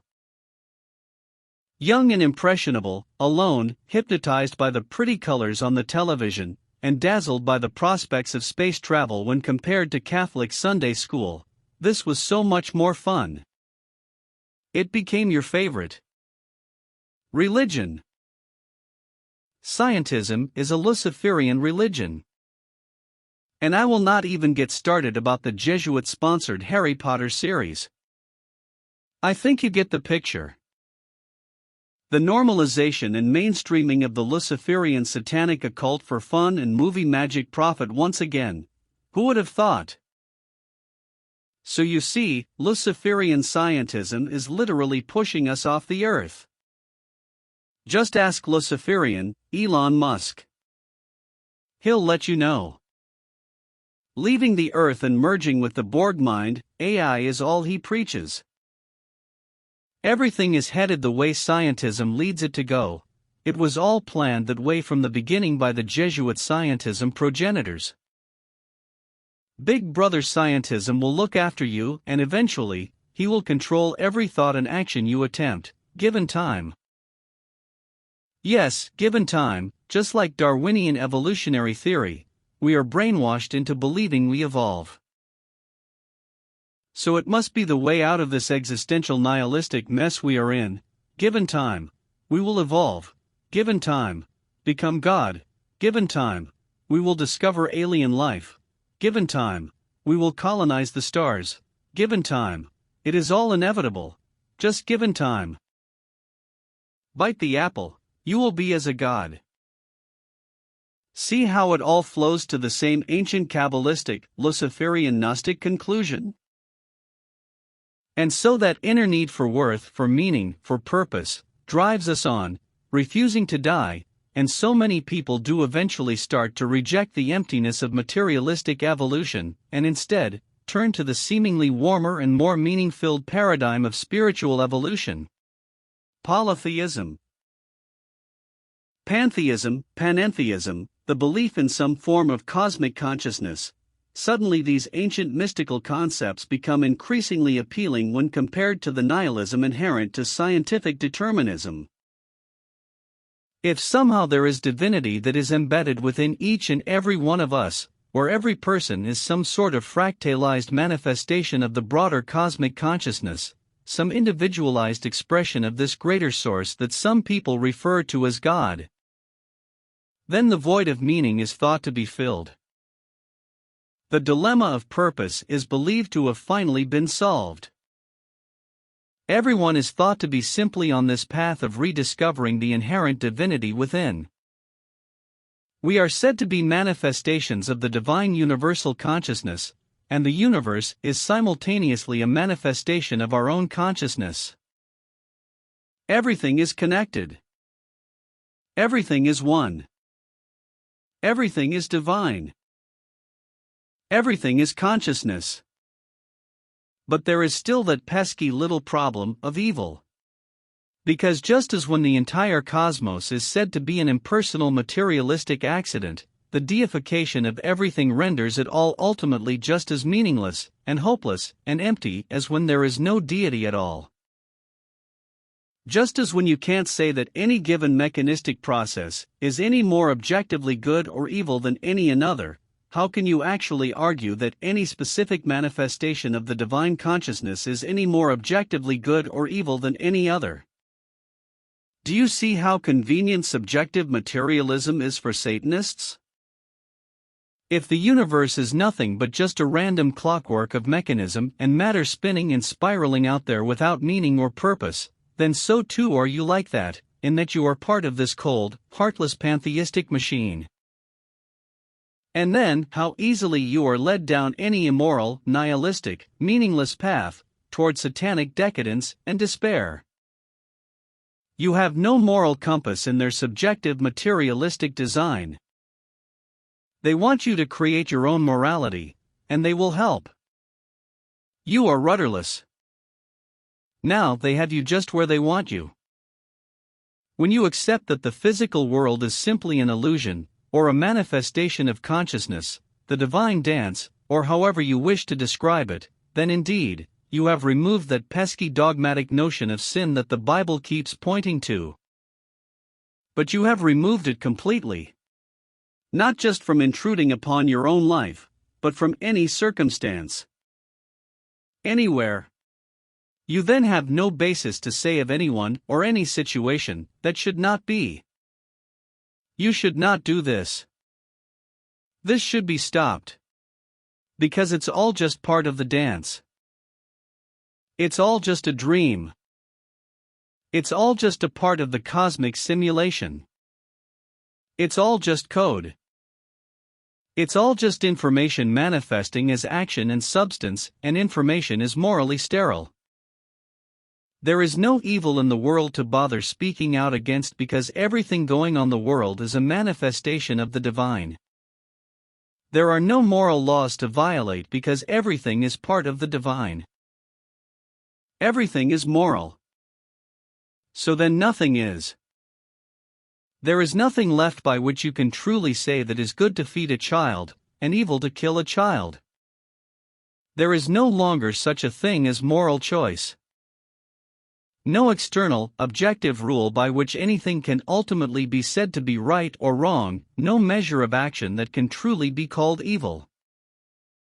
And so while so many people talk about their awakening, about how they've come to understand the matrix that has been woven around us, and they latch onto ideas such as simulation theory, because they are drawn to the idea of a reality being something that we can eventually learn to manipulate and control, just like a computer simulation, they don't realize that by embracing such beliefs, and rejecting the plain and simple teaching found in the Bible, regarding the reality of sin, and the need for forgiveness and salvation, they have actually chosen the most hellish form of self-imprisonment imaginable. Because by deifying themselves, instead of the external, eternal, self-existent Creator, by embracing the divinity within, they have actually, unknowingly, chosen to pursue a world in which anything goes. And it's incredible to me how so many people in the truth movement can be so horrified in their reactions when they learn about young innocent children, even infants, being tortured and raped and sacrificed as a part of all these ongoing Illuminati rituals. But then they turn around and say, how dare you say to me that there is a God who has defined what is good and what is evil? How dare you peddle your suffocating religion? How dare you suggest that people are fallen and sinful, and not simply rediscovering their own divinity? Don't you understand that the elites are simply trying to keep us from discovering the ancient occult wisdom that they have used against us? This is what people say. This is what they actually believe. People get bent out of shape when you start talking about heaven and hell. Don't talk about hell. That's painting God as some sadistic monster who wants to torture people. But we can turn and look and hear millions of people, right now, alive on this earth, who we tell you to your face that it is sadistic to believe that God has any right to define what is good or evil at all. No objective guidelines. No external boundaries. No. That is unacceptable. They want to decide for themselves what is good and what is evil. And so, you explain to me how that is not in itself people choosing a framework that is ultimately nothing other than a recipe for hell. Being awake does not simply mean you wake up to the reality of things like false flag attacks, or the Rothschilds and the Rockefellers, or the push for a one-world government, etc. You are still not awake until you wake up to the reality of sin in your own heart. You are not awake until recognize that we react to evil in the world because it is objectively evil, that it is a true transgression against a real moral law that was put in place by a real God. If you deny a real, external, personal God, who alone has the authority to dictate the difference between righteousness and evil, between light and darkness, then you have denied any legitimate basis to think anything is wrong at all, with anyone, anywhere. Period. Evil is real because sin is real, just as Jesus says it is. But the most beautiful truth of all is that reality of Jesus Christ, and what he accomplished at the cross, supersedes the guilt that we all carry. We can be forgiven. We can have new life. We can have hope. We can have peace, even while the rest of the world continues falling to pieces, as it chases its delusion of creating some type of humanist utopia where it defines morality for itself, and thus plunges itself deeper and deeper into a complete moral wasteland. A true hell on earth. Your own conscience testifies to the fact that good and evil are objective realities and not subjective projections. I implore anyone listening to this who has thus far written off the Bible and the person of Jesus, to stop and ponder this and ask yourself why this is so. The truth is stranger than fiction, online, and more of my views on the new atheism stay awake educate each other time is short. Oh, you have no idea. Chapter 29. Why rocketry doesn't work in the vacuum of space, NASA. Not accurate science actually, NASA. Never a straight answer, NASA. Not actually science after all. 1. For a rocket to propel a spacecraft it must create thrust, which is only possible if an object has weight, hence thrust is measured in pounds. And since there is no gravity in space, according to NASA, any rocket would not have the weight required to push off of whatever it is that is supposed to be available for the rocket to push off of, thereby failing to produce thrust, which is what is supposedly required to move a rocket. 2. Newton's third law: when one body exerts a force on a second body, the second body simultaneously exerts a force equal in magnitude and opposite in direction on the first body. Wikipedia, hence, two forces, no less, are required for Newton's third law to apply to objects in the natural world. A rocket, alone, requires a second force, external to itself, in order to overcome its inertia. 3. Air-injected fuel-based rocket thrusters, kerosene and liquid oxygen, will do nothing but create a fleeting microscopic pad of air that the vacuum of space will consume and snuff out in a nanosecond, thereby giving no external force to move the rocket. It will be no different than the effect of wetting your fingertips and snuffing out a candle flame in a microsecond, except much faster with the icy cold vacuum of space as the wet fingertips. 4. Even if we allow some fictional gravity in space, which goes against everything NASA is saying about the no gravity in space propaganda bullshit, and thereby allow weight to the rocket, the fleeting microscopic pad of air caused by the air-injected rocket fuel thrusters will ineffectively be attached to the rocket, and thereby not provide an external force to overcome the inertia of the rocket's massive weight, which Newton's third law demands for an object to move. 5.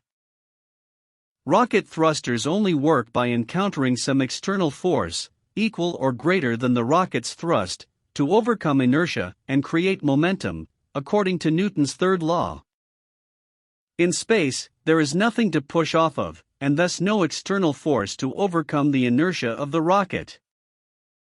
6. Rocket thrusters cannot burn without air. Fact of science. In a vacuum, with an air-injected fuel mixture, you will only get a burn if the mixture is fully enclosed, with no vacuum leaks to alter the vacuum pressure. Fact of science. 7. Often a secondary air injection system on a car will get a vacuum leak, and the car will not work because of vacuum pressure problems. Similarly, if there is any leak in the air-injected fuel mechanism of a rocket, it will simply stop working, instantaneously, in the vacuum of space. Now when you expose the entirety of the thruster aperture to the vacuum of space, which obviously is the design of rocket thrusters, you have now created a leak the size of a swimming pool. There is no way for air-injected fuel to win in the battle against billions and billions of light-years of space vacuum. Space will always win and snuff out the rocket thrust as soon as it touches the boundary between it and the vacuum. 8. Any scientist can easily and repeatedly perform the following experiment, which several experimenters have done already, to prove liquid oxygen-propelled rocket thrusters cannot work in a vacuum. Overview of this easily executed experiment. A. Place a miniature rocket in a 10-foot-long vacuum, and the rocket is fueled with an air-injected rocket fuel, and they did not need much of this rarefied fuel in the thruster architecture at this scale, of course. B. The miniature rocket is suspended, horizontally, by two eyelets connected to its body and hung on a wire, at one end of the long vacuum. C. Electrical ignition coils are attached to the rocket thruster system and activated via wireless remote from outside the vacuum chamber. D. In Trial 1, the vacuum chamber is full of air. The rocket thrusters work perfectly and move the rocket the entire length of the tube, to stop at a rubber bumper at the end of the tube. E. In Trial 2, the vacuum chamber is at half vacuum pressure. The rocket thrusters work perfectly and move the rocket the entire length of the tube, to stop at a rubber bumper at the end of the tube. F. In Trial 3, the vacuum chamber is at 1-8 vacuum pressure. The rocket thrusters take ignition and the rocket moves about 2/3 of the way down the wire before losing its air-injected fuel burn and stops, never making it to the rubber bumper at the end of the tube. G.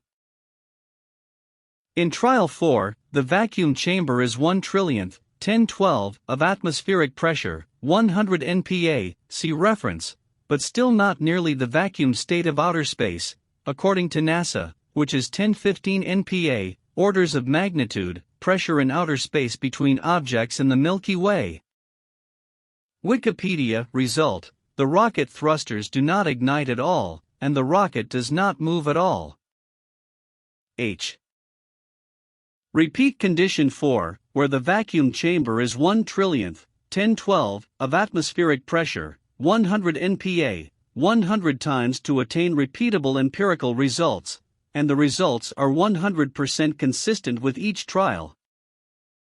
With the findings of trial 4, no air in the vacuum equals no ignition burn or movement from air-injected fuel-based rocket. I. Conclusion: air-injected rocket fuel, kerosene and liquid oxygen, does not burn in a vacuum that is 1/1012 of atmospheric pressure, 100 nPa, which is much less of a vacuum than space, according to NASA. J. Many other experimenters have run scenarios in laboratories where they simply welded a metal pad below a rocket thruster and attached it to the rocket itself, and ran the previous experiment in a vacuum chamber condition of 1/1012 of atmospheric pressure, 100 nPa, to illustrate the proposed pad of air that NASA suggests would serve as sufficient force to overcome the inertia of the massively heavy rocket in space. K. The results revealed that with NO vacuum, a chamber full of air, the rocket exhibited full burn but zero motion. With the air pad, theoretically created by the rocket's own air-injected fuel system, as symbolized by the welded metal base, the rocket simply burned its fuel against the metal pad, which is the logic behind a rocket burning its fuel against its own self-created pad of air. Exhausting all its fuel but unable to move without access to the full chamber of air. The denial of air as an external force invoked Newton's third law, and overcoming the inertia of even this tiny scale rocket could not be achieved. L. When this scenario was run in a vacuum chamber condition of 1/1012 of atmospheric pressure, 100 nPa, not only was there zero movement of the rocket, but zero ignition burn as well, in the absence of the air required to enable the burn of the liquid oxygen fuel mixture. The ignition burn, naturally, never even touched the welded metal pad below the thruster because there was not enough ignition to touch it, or even be visible at all. Source: ultra-high vacuum chambers, common in chemistry, physics, and engineering, operate below 1/1012 of atmospheric pressure, 100 nPa, and can reach around 100 particles/cm3. Outer space is an even higher quality vacuum, with the equivalent of just a few hydrogen atoms per cubic meter on average. Wikipedia. Tatakaro M. 1968. A study of the local group by use of the virial theorem. Publications of the Astronomical Society of Japan. 20-230. Bibcode 1968 PASJ 20-230T. This source estimates a density of 7 × 1029 G/cm3 for the local group. An atomic mass unit is 1.66 × 1024 G for roughly 40 atoms per cubic meter. 9. Additionally, without air, there is no friction or drag, the basics for aeronautical navigation, and hence no way to navigate in space, conjoined with the reasons which have just been pointed out. Again, air-injected fuel-based rocket thrusters, being instantaneously consumed by the vacuum of space, do not constitute external force acting upon the rocket in order to create an equal and opposite movement in the rocket. And since neither friction nor drag is at the rocket's disposal, it would additionally be impossible for any movement or navigation to ever occur in the vacuum of space. The rocket would merely continue on with whatever escape velocity it attained from leaving Earth's atmosphere forever, and float endlessly out with no way to navigate, until some external force acted upon it. Such as a meteor, or a stagehand in the NASA soundstage where they filmed the fake moon landings and fake ISS live feed. 10. To sum up, rockets work by pushing against the barometric pressure of air. The thrusters push against the air, but the air pressure is sufficiently dense enough to offer resistance. In other words, the air pushes back, and it pushes back consistently to create forward motion in the rocket. The air is the external force acting upon a body, the rocket thruster. It's a battle between opposing forces, and when the thrusters have enough force, they can overcome the inertia of the rocket and create enough momentum for movement. If the rocket is pushing against the rocket itself, there is not battle. Thrust versus a vacuum is not a battle. It is a car spinning its wheels and going nowhere. Unless a car's wheels establish resistance with another force, the ground, the car has no external force to act upon, and it just stays exactly where it is until its wheels establish sufficient traction to trigger forward momentum. Action-reaction. Simple physics.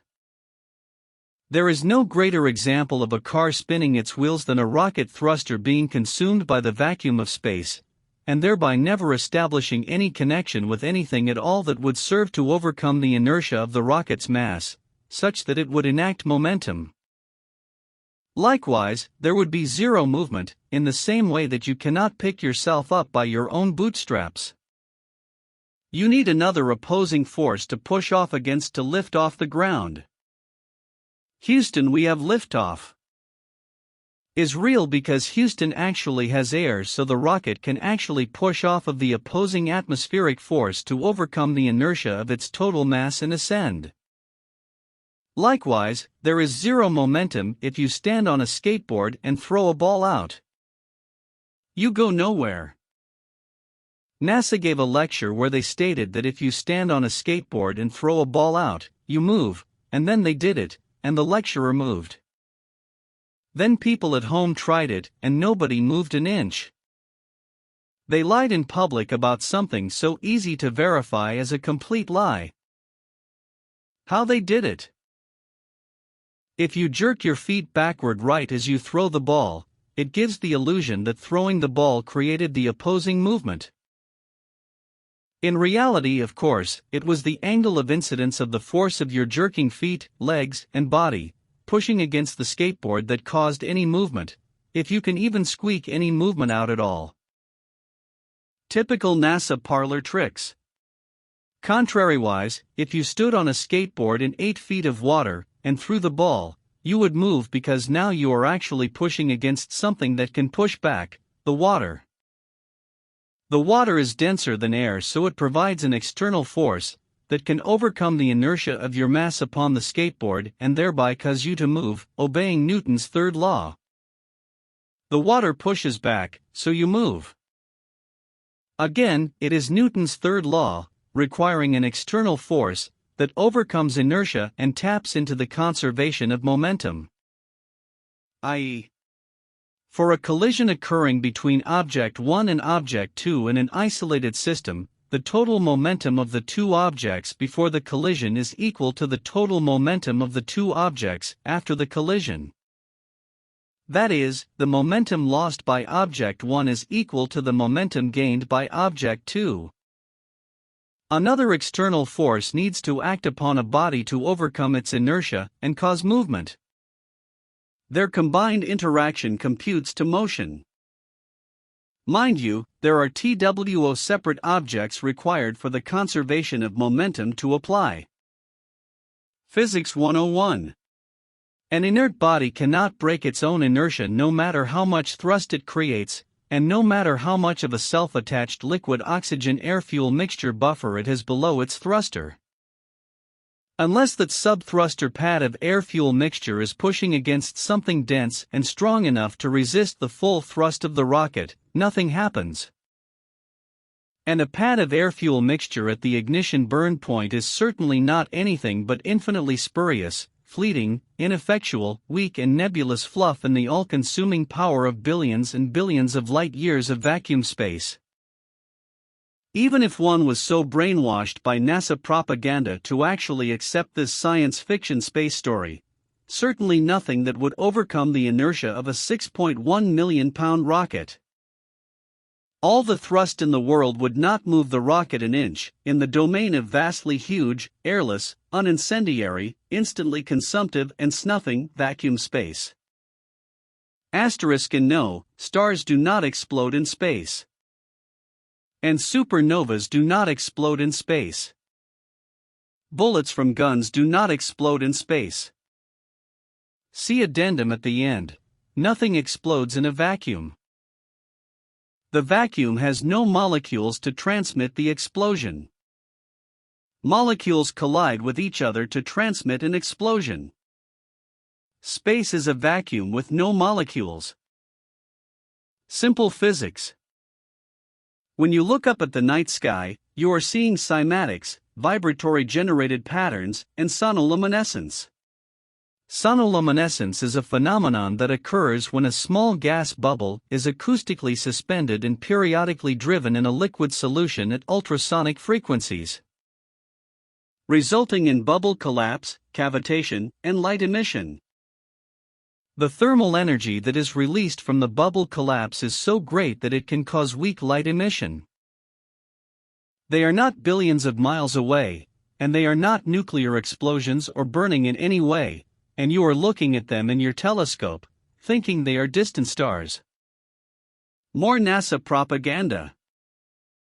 Things only explode in space in science fiction movies, in science fiction space. And in these same scientifically accurate movies, spaceships make huge explosion sounds in the vacuum of space where there are theoretically no air molecules to propagate the sound. Star Wars is science fiction, like NASA. But why do we believe it? Because we'll believe anything if the government tells us it's real, using magnificent repetition and high-definition computer-generated images. Even NASA confesses, we have only computer-generated composites of the Earth and outer space. We do not actually have any real photos. NASA.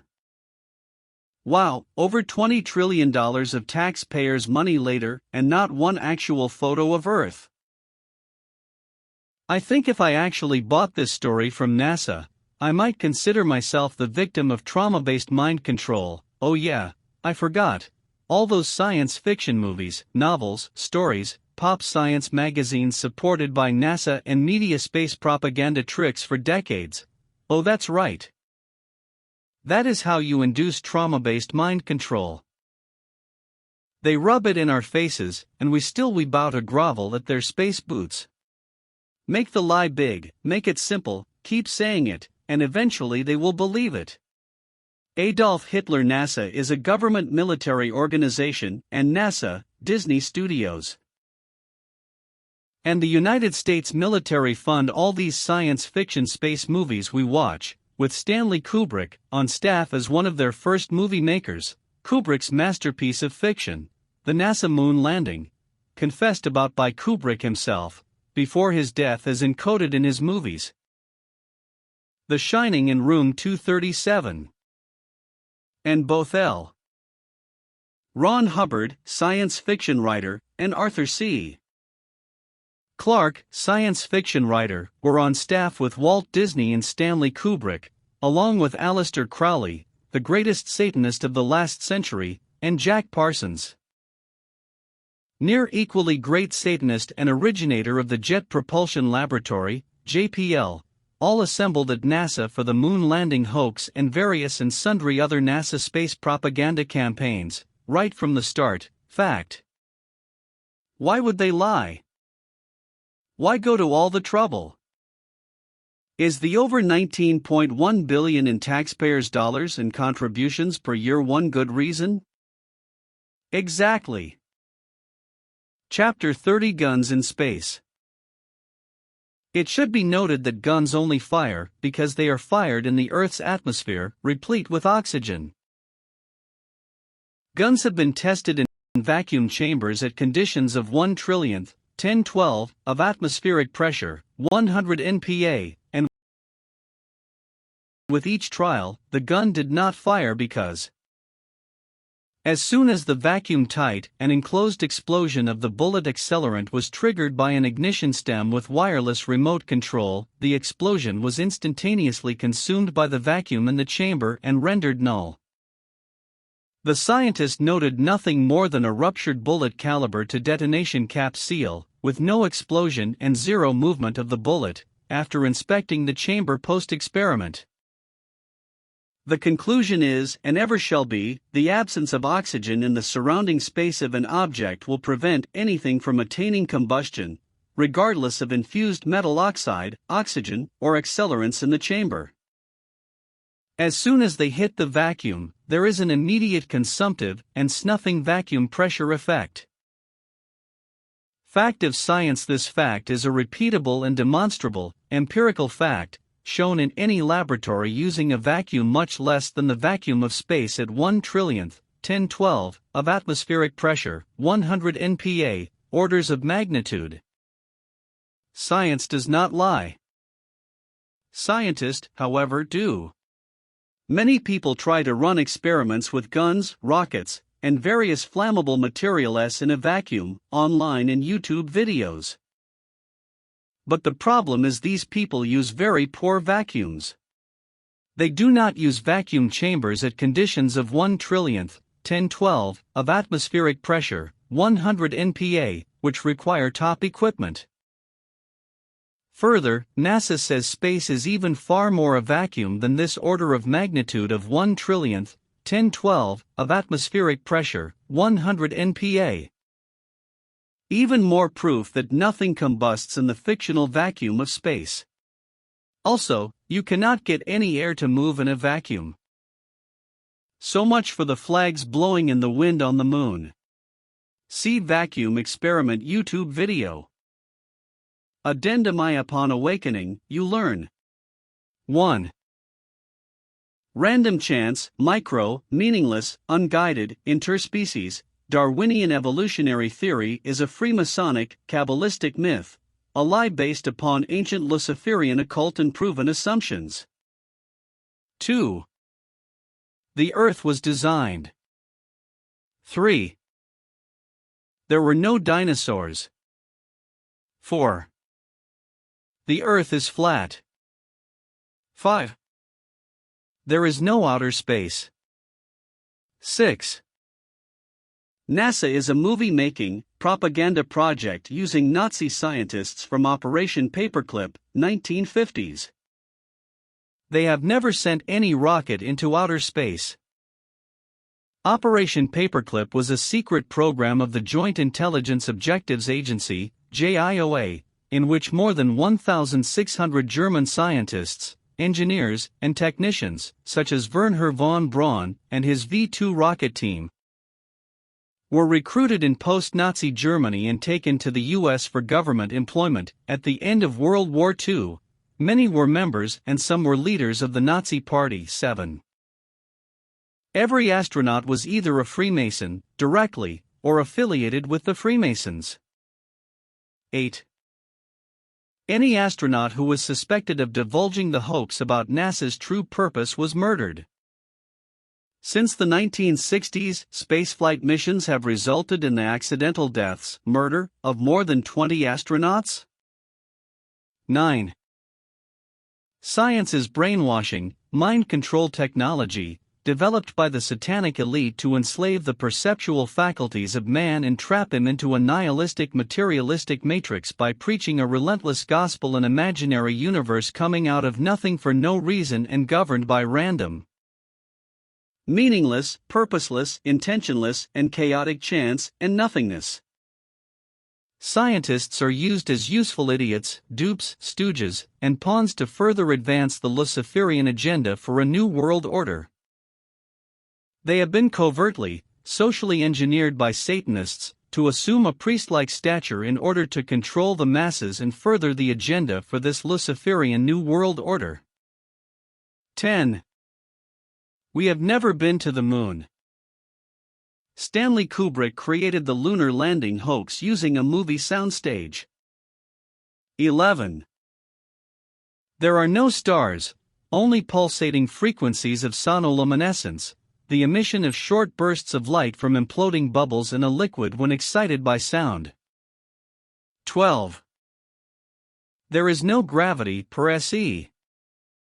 Rather, pressure and density govern all bodies through basic fluid dynamics. 13. There is a dome, the firmament, above the flat Earth. 14. The Milky Way and stars are the result of fissures and disturbances in the dome structure. The dome is denser than water and vibratory-based disturbances become fixed as imprints and residues. That's what the galaxy and solar systems actually are, and they are only several thousand miles above us, and not trillions of light-years away. 15. The Sun and Moon are approximately 3,000 miles away, and 34 miles across. 16. The Moon is a flat disk with its own energy source, and does not reflect the Sun's light. 17. There are no satellites orbiting the imaginary globe.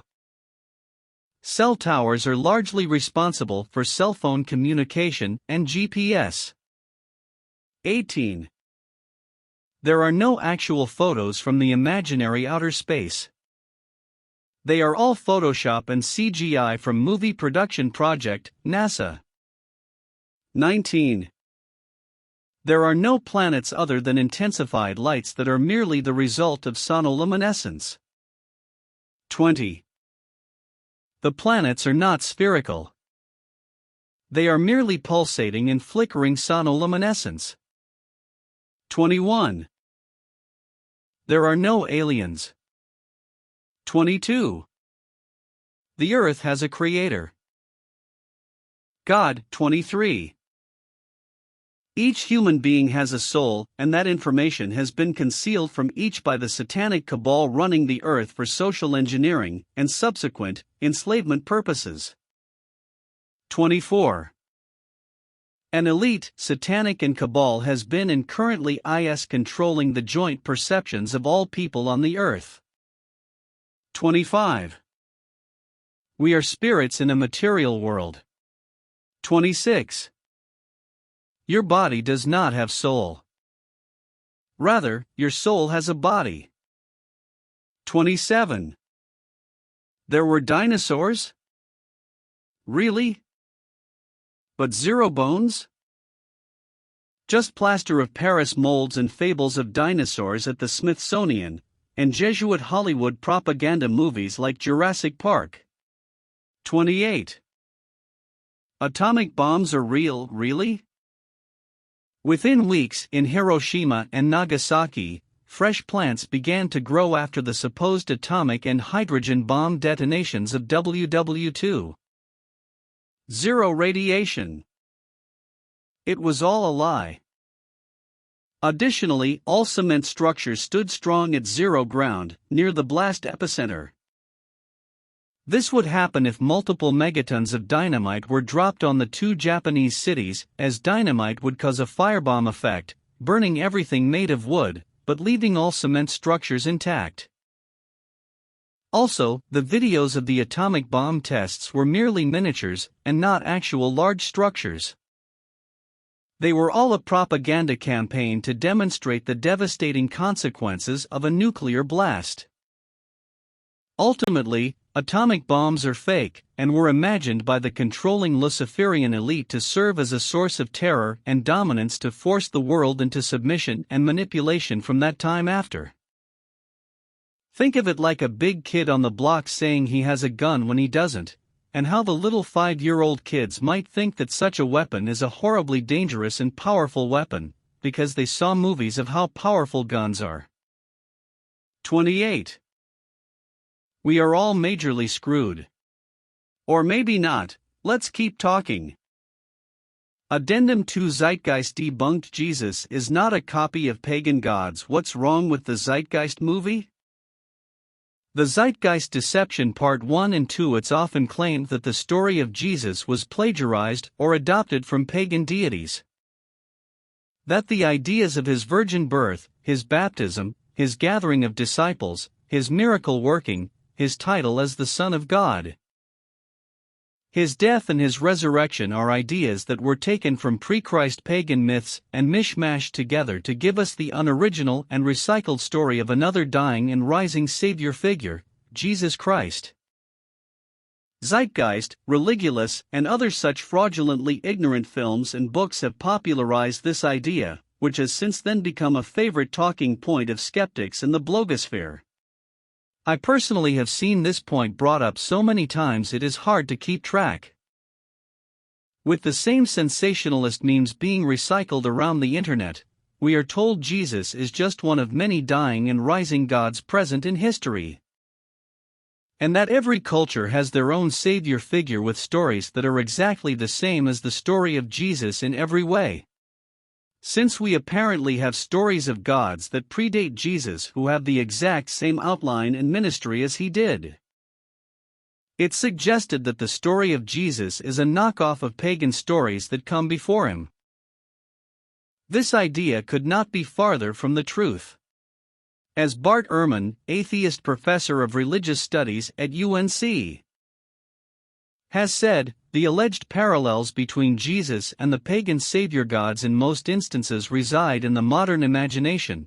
We do not have accounts of others who were born to virgin mothers and who died as an atonement for sin, and then were raised from the dead.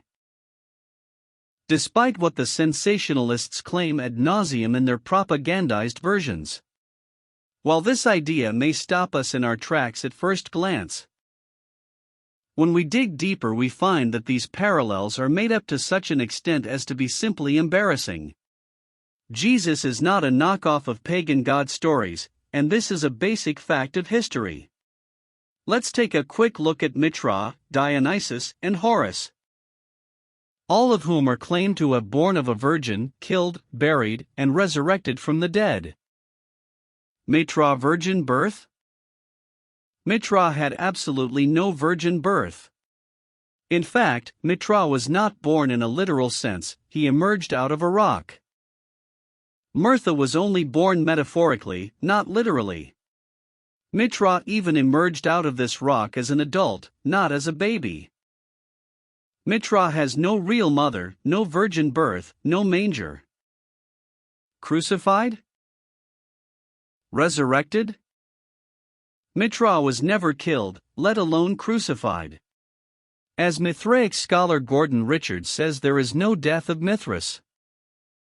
If he didn't die, that means there was no Last Supper, he wasn't crucified, buried, or raised on the third day. If he didn't die, he wasn't resurrected. Emerged from a rock as an adult, no death on a cross, or at all, and no resurrection from the dead. Yet, this pagan deity is still brought up all the time as being the God whom Jesus was plagiarized or amalgamated from. Not to mention, most of what we know about Mitra comes after Jesus at the end of the 1st century, meaning Mithraism might have even drawn influence from early Christianity. Dionysus' virgin birth? Dionysus also was not born of a virgin mother. There are several different mothers for this god depending on which source you read, but the most common story is that Dionysus was born from Zeus having sex with Semele, and Semele, daughter of Cadmos, was joined with him, Zeus, in love and bare him a splendid son, joyous Dionysus. A mortal woman with an immortal son. And now they both are gods. Hesiod, Theology. 940 pp. Trans. Evelyn White, Greek epic c. or 7th BC. Nothing virginal about this story, or any of the others pertaining to the birth of Dionysus. Crucified? Dionysus died, not on a cross, by being torn up into a bunch of pieces by the Titans. He was then boiled in a pot, and then eaten by them. There are at least 6 different accounts of what happens to his remains after that. The only thing this has in common with the death of Jesus is physical pain, which is so general and common in death accounts as to offer no value to this discussion. Resurrected? While most restoration accounts of Dionysus are too ambiguous to matter, there is one story that reads, Dionysus was deceived by the Titans, and expelled from the throne of Jupiter, and torn in pieces by them, and his remains being afterwards put together again, he returned, as it were, once more to life, and ascended to heaven. Pretty close to the story of Jesus. The problem is that this source, Contra Celsum, was written by the early church father Origen in 248 AD, over 200 years after the story of Jesus had already been established and circulating. This is a post-Christ resurrection story. If anything, it may have been the Dionysus cults that adopted this idea from Christianity, as historian Gary Habermas has said. I don't know anybody who thinks that Dionysus is Christian, not the resurrection portion. Horus virgin birth? As for Horus, he also had no virgin birth. Isis had sex with Osiris after reassembling his body parts, which were torn apart and scattered over Egypt. As Egyptologist and professor at the University of Arizona Dr. Richard Wilkinson has written, through her magic Isis revivified the sexual member of Osiris, and became pregnant by him, eventually giving birth to their child, Horus. Historian and professor Françoise Dunant writes, after having sexual intercourse, in the form of a bird, with the dead god she restored to life. She gave birth to a posthumous son, Horus. Crucified? Resurrected? There exists not a single record of Horus ever even dying. Like Mitra, we are left to wonder how such a figure could be called a dying and rising god, since he didn't die. This means he wasn't buried in a tomb or resurrected from the dead. Historian J.Z. Smith famously said in his essay in the Encyclopedia of Religion, the category of dying and rising gods, once a major topic of scholarly investigation, must now be understood to have been largely a misnomer based on imaginative reconstructions and exceedingly late or highly ambiguous texts. There is no unambiguous instance in the history of religions of a dying and rising deity. Trygg Mettinger, a Swedish scholar and former professor at Lund University, has authored one of the most comprehensive works ever written in the field of dying and rising gods, and its relationship to Christianity, called Riddle of Resurrection, Dying and Rising Gods in the Ancient Near East. He concludes his book with the following: there is, as far as I am aware, no prima facie evidence that the death and resurrection of Jesus is a mythological construct, drawing on myths and rites of the dying and rising gods of the surrounding world. While well studied with profit against the background of Jewish resurrection belief, the faith in the death and resurrection of Jesus retains its unique character in the history of religions. Jesus' life is a fact of history, making such parallels, even if they existed, irrelevant. The story of Jesus can be established from historical sources, meaning any similarities we do find are unrelated to the origin of these beliefs of Jesus. It may surprise some to hear that all academic scholars agree Jesus existed as a historical figure. As Bart Ehrman says, there is no scholar in any college or university in the Western world who teaches classics, ancient history, New Testament, early Christianity, any related field who doubts that Jesus existed. Graham Clark, Emeritus Professor of Classical, Ancient History and Archaeology, has said, frankly, I know of no ancient historian or biblical historian who would have a twinge of doubt about the existence of a Jesus Christ. Furthermore, some aspects of the life of Jesus are universally agreed upon by historians. Let's take the crucifixion for example. We can demonstrate the crucifixion of Jesus on 11 ancient independent sources, maybe even more. Pre-Mark Passion Narrative, John Paul. Hebrews 1 Peter 2:24 Clement of Rome Ignatius Martyr Josephus Flavius Cornelius Tacitus Lucian Mesa Bar Serapion, depends on dating, Thales Talmud. Our best extra-biblical source comes from the Roman historian and senator Tacitus c. AD 55 c. AD 117, who mentions the crucifixion of Jesus in Annals, Book 15. Consequently, to get rid of the report, Nero fastened the guilt and inflicted the most exquisite tortures on a class hated for their abominations, called Christians by the populace. Christus, from whom the name had its origin, suffered the extreme penalty during the reign of Tiberius at the hands of one of our procurators, Pontius Pilatus. Skeptic and professor of New Testament history. At the University of Göttingen, Gerd Ludemann says that Jesus' death as a consequence of crucifixion is indisputable. One of the most certain facts of history is that Jesus was crucified on orders of the Roman prefect of Judea, Pontius Pilate. The Historical Jesus, Lecture Transcript and Course Guidebook 2000. p. 162. So even we have pre-Christ myths of gods who died in some way, so what? It's simply irrelevant, since Jewish, Roman and Christian history all confirm that Jesus was killed on a cross. And if it happened in history, that means it wasn't plagiarized. Plain and simple.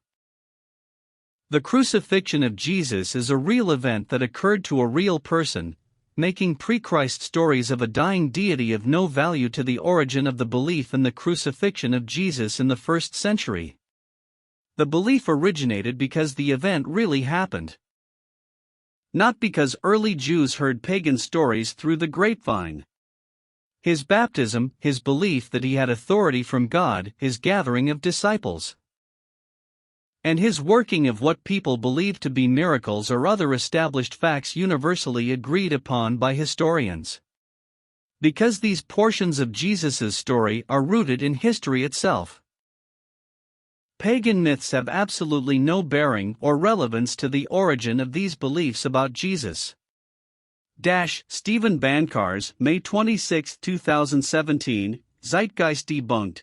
Jesus is not a copy of pagan gods. What's wrong with the Zeitgeist movie? The Zeitgeist movie has been circulating on the internet since 2007.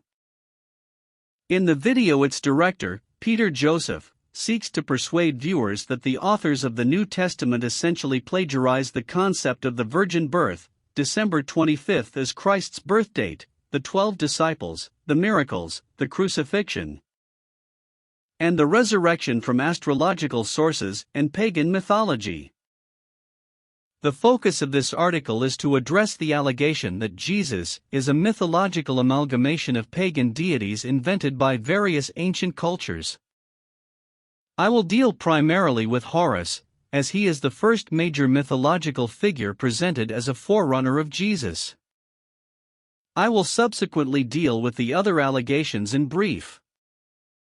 False claims about Horus. The Zeitgeist movie makes the following claims. Claim: this is Horus. He is the sun god of Egypt of around 3000 BC. Response: Horus is not just the sun god. He was also the falcon god whose name means the far-off one. Ra was the sun god who came to be identified with the midday sun.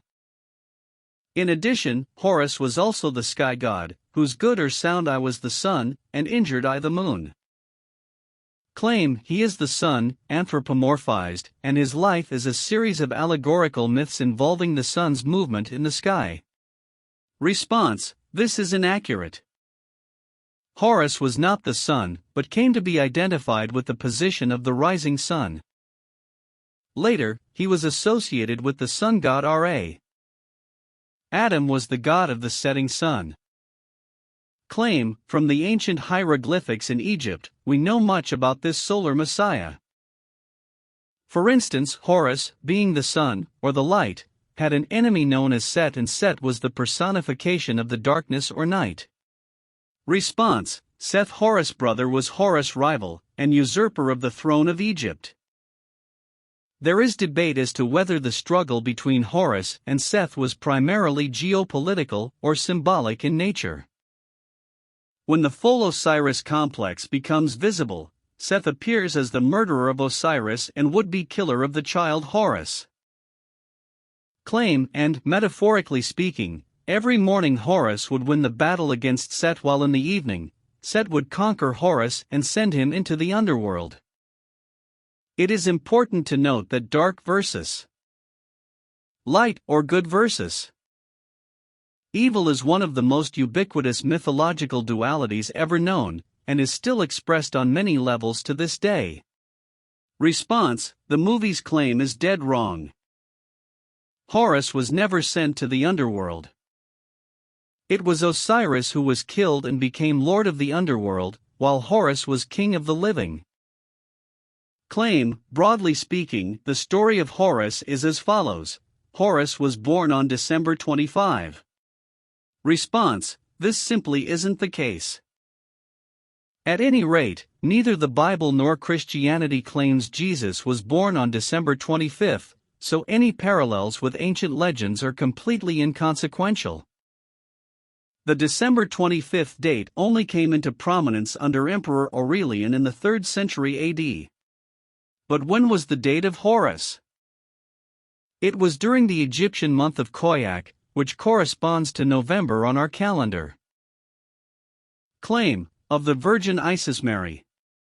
Response: again, the claim is simply an error. Horus was born of Isis. And there is absolutely no mention in any Egyptian literature of the trailing name Mary as the movie would have us believe. Moreover, Isis was certainly not a virgin, but the widow of Osiris, the father of Horus. Claim: his birth was accompanied by a star in the east. Response: the video continues to make stuff up as it goes along. There is simply no mention of any stars pertaining to the birth of Horus. Claim: which in turn, 3 kings followed to locate and adorn the newborn Savior. Response: first up, there are no 3 kings mentioned in the birth account of Horus, nor is there a mention there 3 kings in the New Testament account. Rather, it is wise men, with the number not being specified. Claim: at the age of 12, he was a prodigal child teacher. Response: wrong again. Horus was never a child prodigal teacher. In fact, he was kept hidden away by his mother in the papyrus marshes, until he was ready to be ruler of Egypt. Claim: and at the age of 30 he was baptized by a figure known as Anup and thus began his ministry. Response: again, there is no evidence of any such baptism concerning Horus, nor are there any facts which suggest any form of ministry of Horus.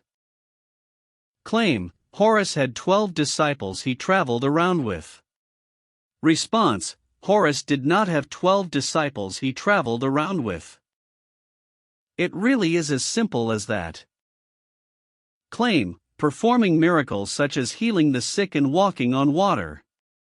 Response: while it is true that some healing miracles are associated with Horus, this is with Horus the child as opposed to Horus the elder, or his adult forms. Claim: Horus was known by many gestural names such as the Truth, the Light, God's Anointed Son, the Good Shepherd, the Lamb of God, and many others. Response: again, this is simply false. The only forms of the Horus god are 1. Horus the child, 2. Horus as son of Isis and Osiris, pillar of his mother, savior of his father, and 3. Horus as a sun god, lord of the sky, god of the east, Horus of the horizon. Claim: after being betrayed by Typhon, Horus was crucified, buried for 3 days, and thus resurrected. Response: wrong again. There exist no accounts of Horus being betrayed, nor a death by crucifixion. There is an incident described in one account whereby Horus is torn to pieces, with Isis requesting that the crocodile god pull him out of the water, not quite crucifixion. Moreover, seeing how the movie puts the account of Horus at around 3000 BC, this predates the invention and practice of crucifixion by thousands of years. Other claims the Zeitgeist movie continues in the same vein as above with all the other mythological pagan gods. The Zeitgeist movie makes the claim that Hindus' Krishna was also crucified and resurrected. However, again, the Zeitgeist is in error. Hinduism very clearly teaches that Krishna was killed by a wound inflicted from an arrow shot from a hunter who mistakenly hit him in his heel. Following his death, he ascended to be with Brahman. This can hardly be compared to the Christian concept of Christ's resurrection. The Zeitgeist movie claims, for example, that Mithras was born of a virgin. But this is in error. Rather, he emerged from a rock. It is also claimed that Mithras rose from the dead, but there is no textual evidence of his death, so there could be no resurrection. Mithras was not a teacher, and was not followed by 12 disciples, as Zeitgeist claims. Neither is there any evidence of a bodily resurrection of Attis, the Phrygian god of vegetation, nor the virgin birth of Dionysus or Krishna, the latter of whom was his mother's 8th son. So a virgin birth is not likely. Conclusion: sadly, the Zeitgeist movie has become widely circulated on the internet, deceiving many people with misinformation. As Peter writes in his first epistle, but there were also false prophets among the people, just as there will be false teachers among you. They will secretly introduce destructive heresies, even denying the sovereign Lord who bought them, bringing swift destruction on themselves. According to their own testimony, the New Testament writers did not follow cleverly invented stories when we told you about the power and coming of our Lord Jesus Christ, but we were eyewitnesses of His majesty, 2 Peter 1:16. They were testifying not to myths, but to sober truth about events that had not been done in a corner, Acts 26:25-26. Jonathan McLatchie, Sunday, August 14, 2011, allaboutruth.org. The Zeitgeist Deception Part 1. Peter Joseph's Zeitgeist, the movie, the greatest story ever sold, is one of the most popular and influential internet films to appear in recent years. Tragically, it has effectively deceived many undiscerning people who have been mesmerized by its fast pace, and have accepted it prima facie, without carefully examining the film's claims. Sadly, the net effect has turned countless people away from Christ by using a pack of devilish lies. Zeitgeist presents a long-debunked theory that claims early Christians created a Christ myth that is loosely based on an alleged amalgamation of ideas that were borrowed from various pagan religions.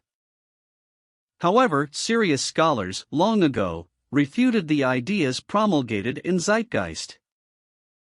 To its own detriment, Zeitgeist quotes plenty of biased occult sources and very few, if any, primary sources. Skeptic magazine did a review of Zeitgeist entitled, "The Greatest Story Ever Garbled" by Tim Callahan, who made the understatement of the year when he spoke of a certain naivete on the part of Peter Joseph in regard to his knowledge of the Bible.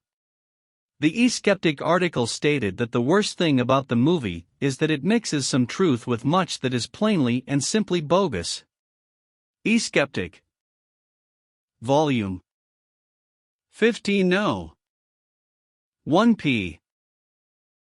61. In watching Zeitgeist, I personally had a hard time believing so many lies could be crammed into one film. Zeitgeist, for instance, makes the utterly preposterous claim that Horus, being the sun god, was one of the myths that early Christians borrowed from when they allegedly developed the Christ myth.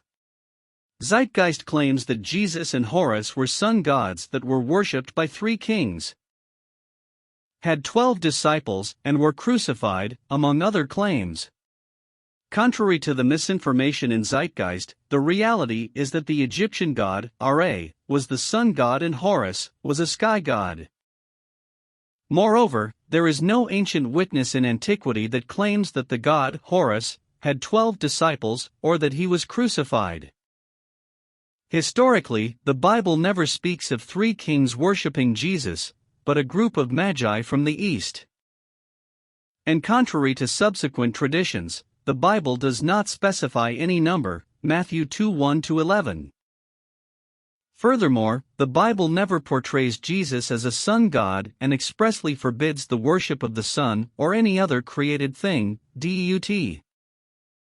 For 15-16, 19, 17:2-5, Ezekiel 18:15-18, Matthew 4:8-11, Revelation 19:10. The most disturbing thing about this film is that Zeitgeist falsely claims that Jesus is mere myth, and not the savior of the world. However, these claims clearly go against historical evidence to the contrary. Serious scholars and historians no longer question Jesus' existence. Beyond reliable biblical witnesses, there are reputable first-century historians like Josephus, Flavius, Pliny the Younger, Tacitus and Suetonius who make mention of Jesus as a historical figure. Josephus refers to Jesus, who was called the Christ, when referring to the execution of his half-brother James. Josephus, Antiquities of the Jews, Book 20, Chapter 9, Item 1, and Tacitus, writes of Christ, who had been executed in Tiberius' reign by the governor of Judea, Pontius Pilatus. The Annals of Imperial Rome, Book 1, Chapter 15. Overall, Zeitgeist repeatedly relies on the views of Satanists and famous occultists like Madame Helena Blavatsky and Manly P. Hall. Many historians document that Blavatsky's occult teachings inspired the occult worldview of Adolf Hitler and the Nazi movement. One of the astonishing ironies about the Zeitgeist movement is that it came under the guise of exposing pagan beliefs and globalism only to end up leading people away from the truth of God's Word and into the occult and the New World Order. Zeitgeist takes its name from the German word which means time spirit, and means the spirit of the age, which ironically sum up the very spirit of the Antichrist that is prophesied would delude the world at the end of the age, 1 John 4:1-4. Contrary to the lies propagated by Zeitgeist, there is absolutely no record of any god in antiquity, prior to Jesus Christ, who was said to have become a man, experience death by crucifixion, and then be raised from the dead on the third day as the Savior of the world. Moreover, Jesus' death, burial, and resurrection were prophesied in the Old Testament, several centuries before he came to earth, and these biblical prophecies were fulfilled when he died for our sins, Isaiah 53. Truly, this is by far the greatest story ever told. The Zeitgeist Deception Part 2 Roots and Fruits. In the Zeitgeist Deception Part 1, we found that the bogus claim that Jesus Christ never existed, and that Christianity was some lunar myth, to be totally unfounded and a pernicious lie. When we examine Zeitgeist, it is important to consider the sources. If you want to find the truth behind a movement, it is wise to examine the roots and the fruit of the movement in question. When one investigates the roots and fruits of Zeitgeist, one finds that Zeitgeist is rotten at its very core. Zeitgeist begins with the voice of Jordan Maxwell, who is billed as one of Zeitgeist's main authorities and whose bizarre views are brought to the fore throughout the film. Incidentally, Jordan Maxwell has managed to gain quite an audience despite his ludicrous claim that he was brought to planet Earth by a group of aliens, and that he will be presented to the world as an occult messiah. Usually people who claim to be talking to little green men, or to be the latest messiah, find themselves in mental institutions, not in the forefront of the so-called truth movement. Maxwell, like most false messiahs, seeks to trash Christ and Christianity in an effort to promote his own messianic claims. Another big flashing red light that reveals Maxwell to be a fraud is that while Maxwell tramples underfoot the beloved name of the Lord Jesus Christ, he turns around and makes money by selling little statues of Jesus, as well as copies of the Shroud of Turin, on his website. Maxwell is obviously not a man who can be trusted with truth.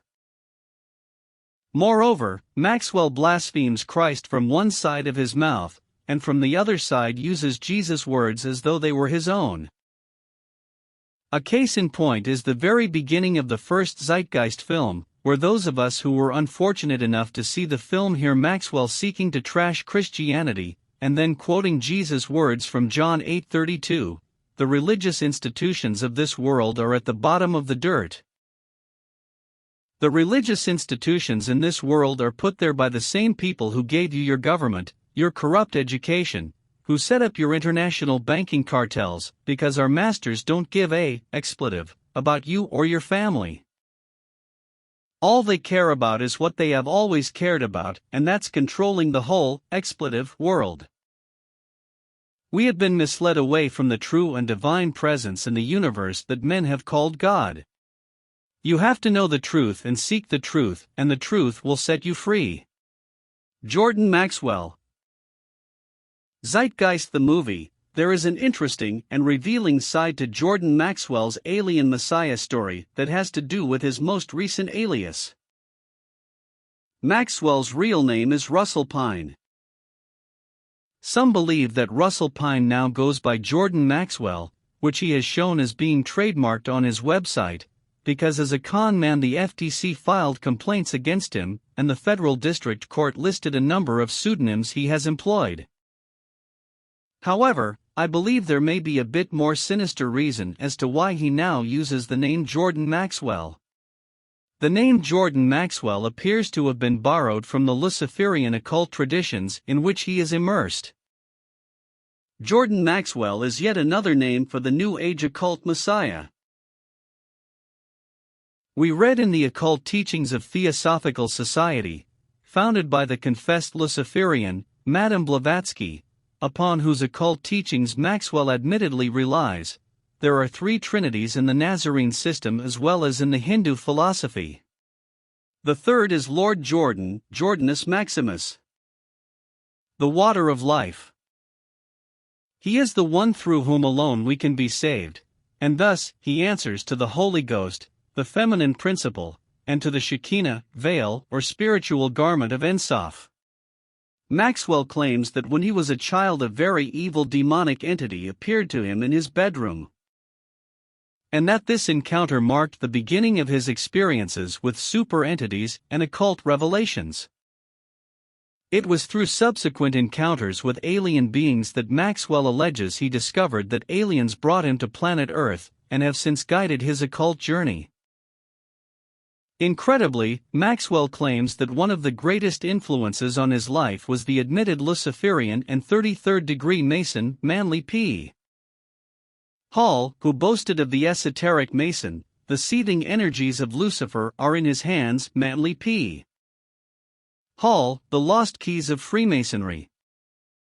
The irony is that Maxwell warns against secret societies and their use of symbols to communicate illumination concerning the coming New World Order to the elite. While Maxwell himself is reading this symbolism and claiming that hybrid super beings are going to reward him when they set up the New Order. In reality, Maxwell is being used to teach the doctrines of demons to lead people away from Christ and into the very New World Order he claims to be warning against. 1 Timothy 4:1, 2 Thessalonians 2:9-12, Revelation 13:1-18. Maxwell states that the world is heading toward a new world order wherein the powers of the universe are going to set things right and will enlighten mankind. Maxwell states that there will soon be a revelation of the sons of God mentioned in the Old Testament who will soon bring about this happy new world order. Maxwell states, there are people on the earth that are divinely ordained in their positions of power from another place and another time who have extraordinary wisdom, power, and knowledge. Jordan tells us that these sons of God mated with women, and now there are entities here who are not completely human, but who are a combination of the divine and human. Maxwell tells his audience that these entities, when they come to establish the new world order here on earth, will reward him and his audience, exclaiming, "I see no problem with this. I accept that there are powers over us, and I think they will reward you for your diligence and intelligence." Many biblical scholars believe that the sons of God mentioned in Genesis 6:4-6 refers to fallen angels who were judged by God in the days of Noah. This was certainly the understanding of the Hebrew scholars, who translated the term sons of God to angels in the first Greek translation of the Old Testament, known as the Septuagint, and was the understanding of the early fathers of the Christian Church, 2nd and 3rd century. This also appears to be the apostolic understanding as well. 2 Peter 2:4-5, Jude 6. Regardless of one's view on the identity of the sons of God, it should be clear to those of us who are aware of what the Bible says about the coming New World Order under Antichrist, Revelation 13:1-18. That Jordan Maxwell is leading his audience into following the wicked rulers of the darkness of this world, Ephesians 6:12, and into the coming satanic age of the beast, while claiming to be exposing the New World Order.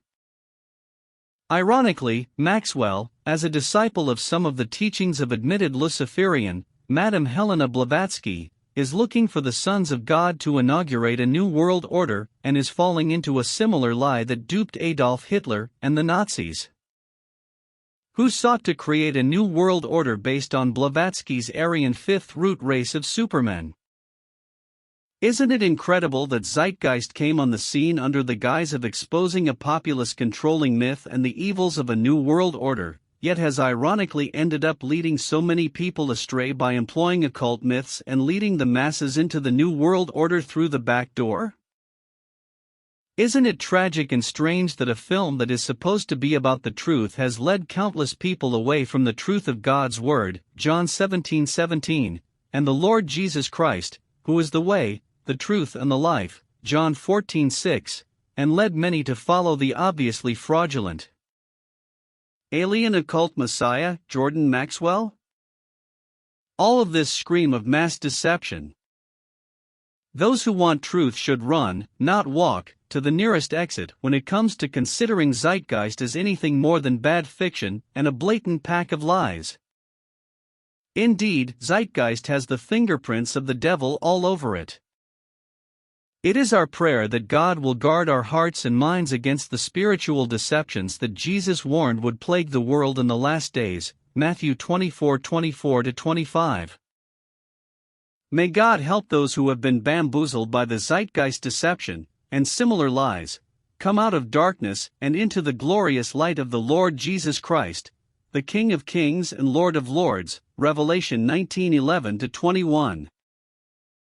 May the Lord Jesus, who died for our sins and conquered the grave, rescue them before it's too late and they die in their sins and are sentenced to eternal condemnation for rejecting the only one who could save their souls. Jesus answered him, "Truly, truly, I say to you, unless one is born again he cannot see the kingdom of God.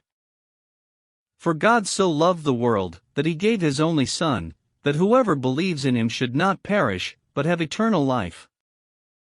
For God did not send his Son into the world to condemn the world, but in order that the world might be saved through him.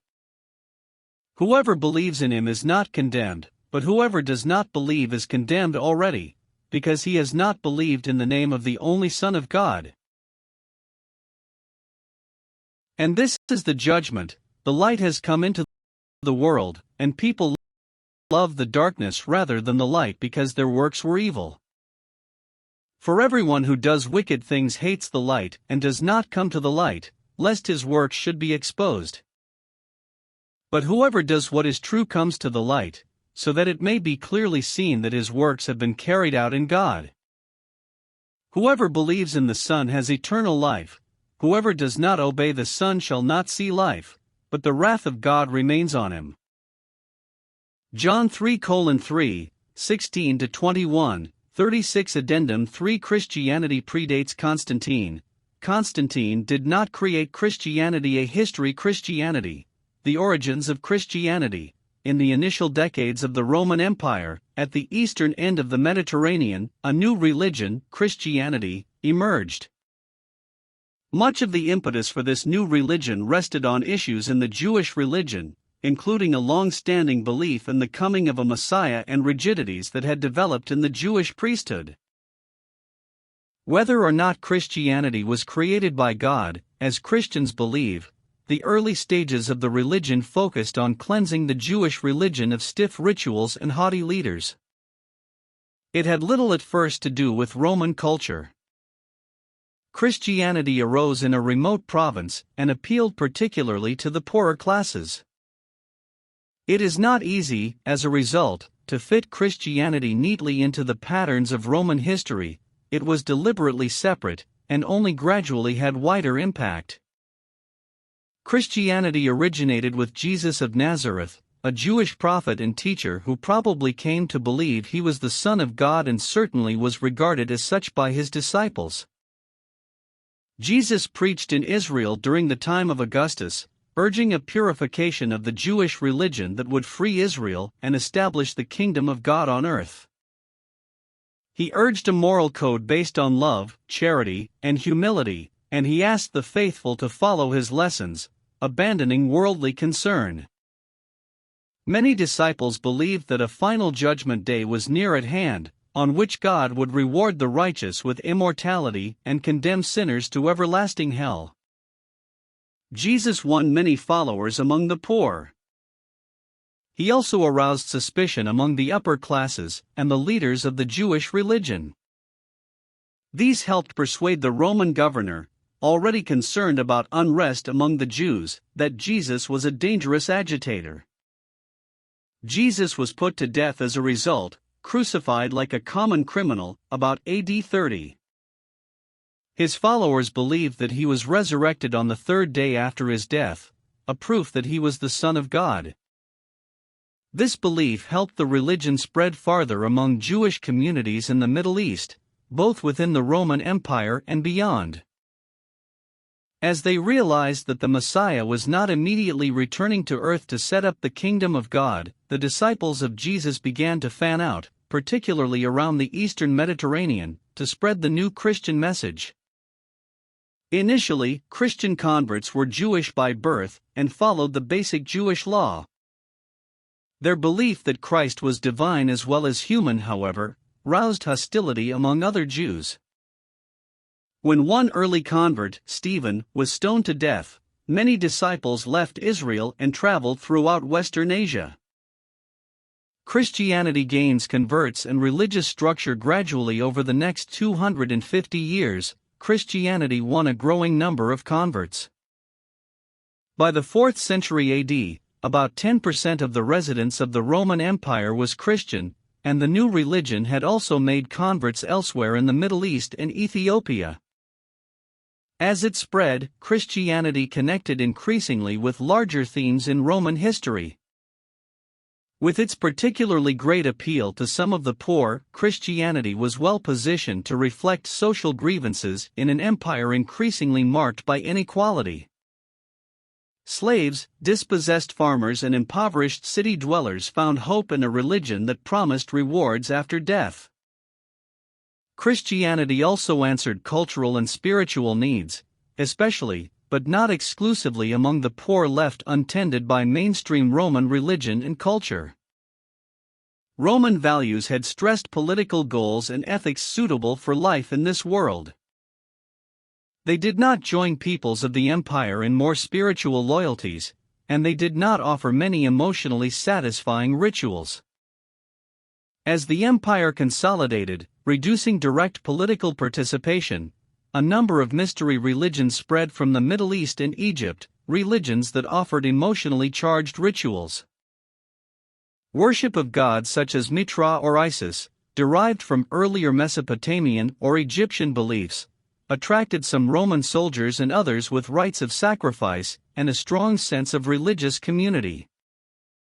Christianity, though far more than a mystery religion, had some of these qualities and won converts on this basis as well.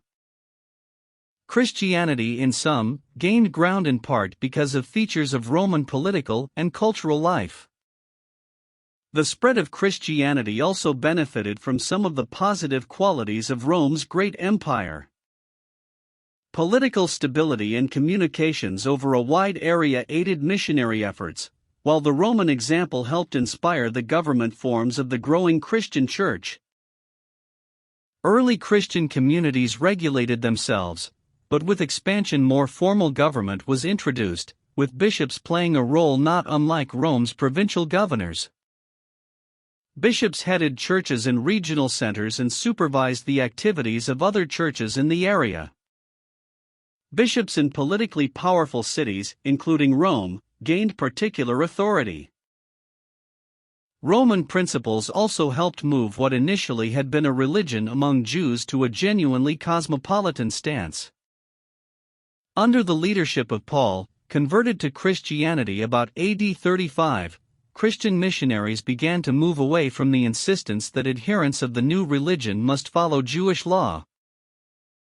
Rather, in the spirit of Rome and of Hellenism, the new faith was seen as universal, open to all whether or not they followed Jewish practices in diet, male circumcision, and so on.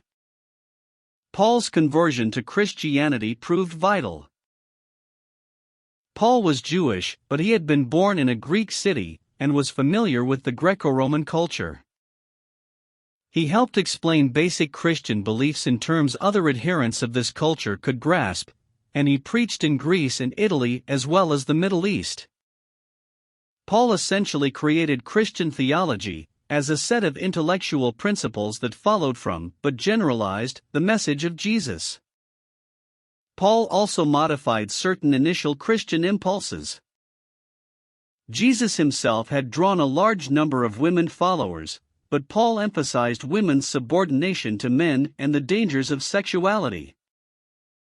It was Paul's stress on Christianity as a universal religion, requiring the abandonment of other religious beliefs, and his related use of Greek, the dominant language of the day throughout the Eastern Mediterranean, that particularly transformed the new faith. Relations with the Roman Empire. Gradually, Christian theological leaders made further contact with Greco-Roman intellectual life. They began to develop a body of Christian writings beyond the Bible messages written by the disciples of Jesus.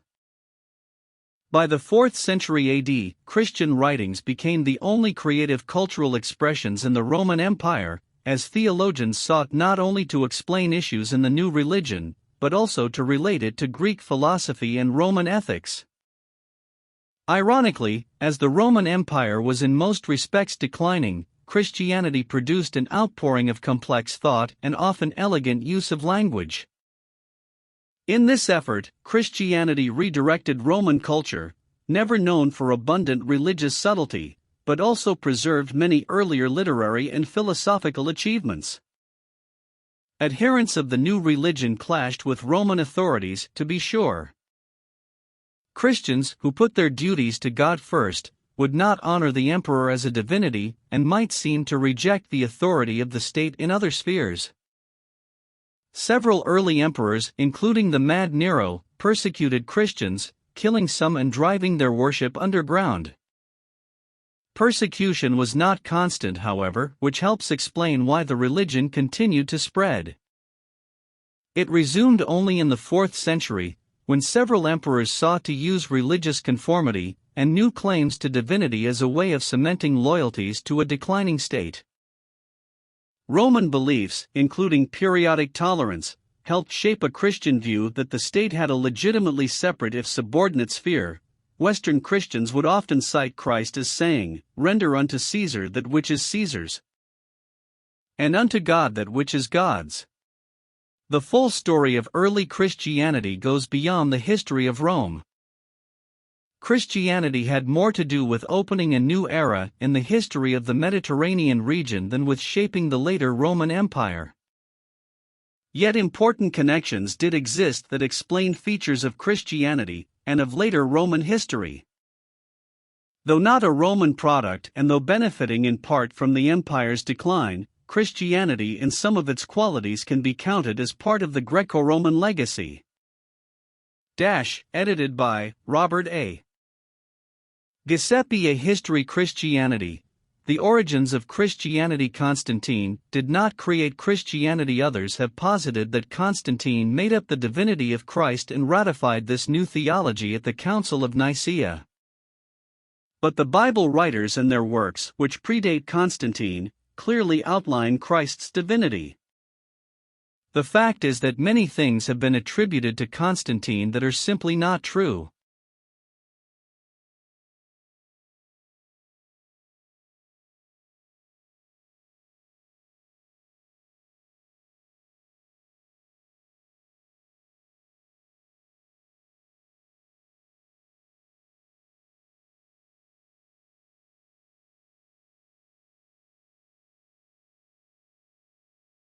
What is true is that Constantine the Great made Christianity popular. It's also true that he joined church and state, and then used force to punish those who would not toe the line of his Christian government. Finally, it's true that Constantine paved the way for the rise of a religious Roman government that would prove to be horrific for many years. Thus, we see here that Christianity was a very specific religion that had nothing to do with Constantine and the Roman Empire, and the merging of church and state for political reasons. Constantine saw that Christianity was not going away, and was causing conflict with the pagan Talmudic Jewish religions being practiced in Rome.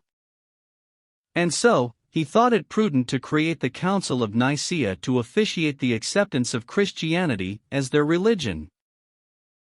Gradually, in order to attract the established pagan religions already present in Rome, and thereby unify Rome under one religious rule, Constantine allowed the integration of various pagan religious symbols, iconography, and rituals into this his new contaminated form of Christianity.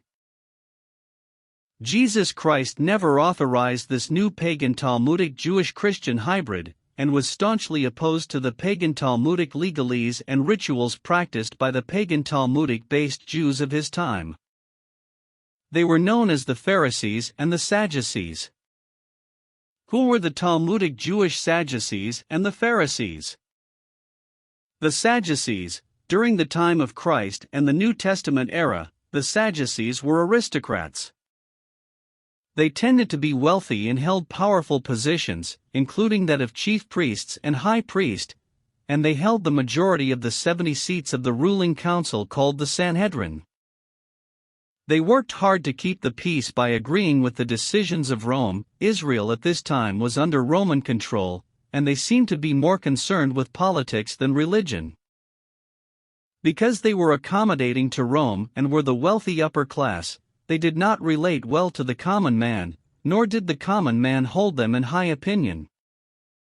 The common man related better to those who belonged to the party of the Pharisees. Though the Sadducees held the majority of seats in the Sanhedrin, history indicates that much of the time they had to go along with the ideas of the Pharisaic minority, because the Pharisees were popular with the masses. Religiously, the Sadducees were more conservative in one main area of doctrine. The Pharisees gave oral tradition equal authority to the written word of God, while the Sadducees considered only the written word to be from God. The Sadducees preserved the authority of the written word of God, especially the books of Moses, Genesis through Deuteronomy. While they could be commended for this, they definitely were not perfect in their doctrinal views. The following is a brief list of beliefs they held that contradict Scripture. 1. They were extremely self-sufficient to the point of denying God's involvement in everyday life. 2. They denied any resurrection of the dead, Matthew 22:23, Mark 12:18-27, Acts 23:8. 3. They denied any afterlife, holding that the soul perished at death and therefore denying any penalty or reward after the earthly life. 4. They denied the existence of a spiritual world, i.e., angels and demons, Acts 23:8. Because the Sadducees were more concerned with politics than religion, they were unconcerned with Jesus until they became afraid he might bring unwanted Roman attention. It was at this point that the Sadducees and Pharisees united and conspired to put Christ to death, John 11:48-50, Mark 14:53, 15:1. Other mentions of the Sadducees are found in Acts 4:1 and Acts 5:17, and the Sadducees are implicated in the death of James the brother of John in Acts 12:1-2. They are also connected to the death of James, the brother of Jesus, by the historian Josephus. The Sadducees ceased to exist in AD 70. Since this party existed because of their political and priestly ties, when Rome destroyed Jerusalem and the temple in AD 70, the Sadducees were also destroyed.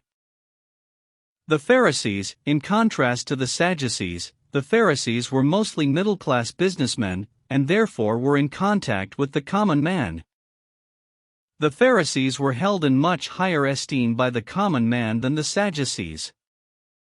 Though they were a minority in the Sanhedrin and held a minority number of positions as priests, they seemed to control the decision-making of the Sanhedrin far more than the Sadducees did, again because they had the support of the people. Religiously, they accepted the written word as inspired by God. At the time of Christ's earthly ministry, this would have been what is now our Old Testament. But they also gave equal authority to oral tradition and attempted to defend this position by saying it went all the way back to Moses. Evolving over the centuries, these traditions added to God's word, which is forbidden, Deuteronomy 4:2, and the Pharisees sought to strictly obey these traditions along with the Old Testament. The Gospels abound with examples of the Pharisees treating these traditions as equal to God's word, Matthew 9:14, 15:1-9, 23:5, 23:16, 23, Mark 7:1-23, Luke 11:42. However, they did remain true to God's word in reference to certain other important doctrines. In contrast to the Sadducees, they believed the following. 1. They believed that God controls all things, yet allowed that decisions made by individuals also affect life's course. 2. They believed in the resurrection of the dead, Acts 23:6. 3. They believed in an afterlife, with appropriate reward and punishment on an individual basis. 4. They believed in the existence of angels and demons, Acts 23:8. Though the Pharisees were rivals of the Sadducees, they managed to set aside their differences on one occasion, the trial of Christ.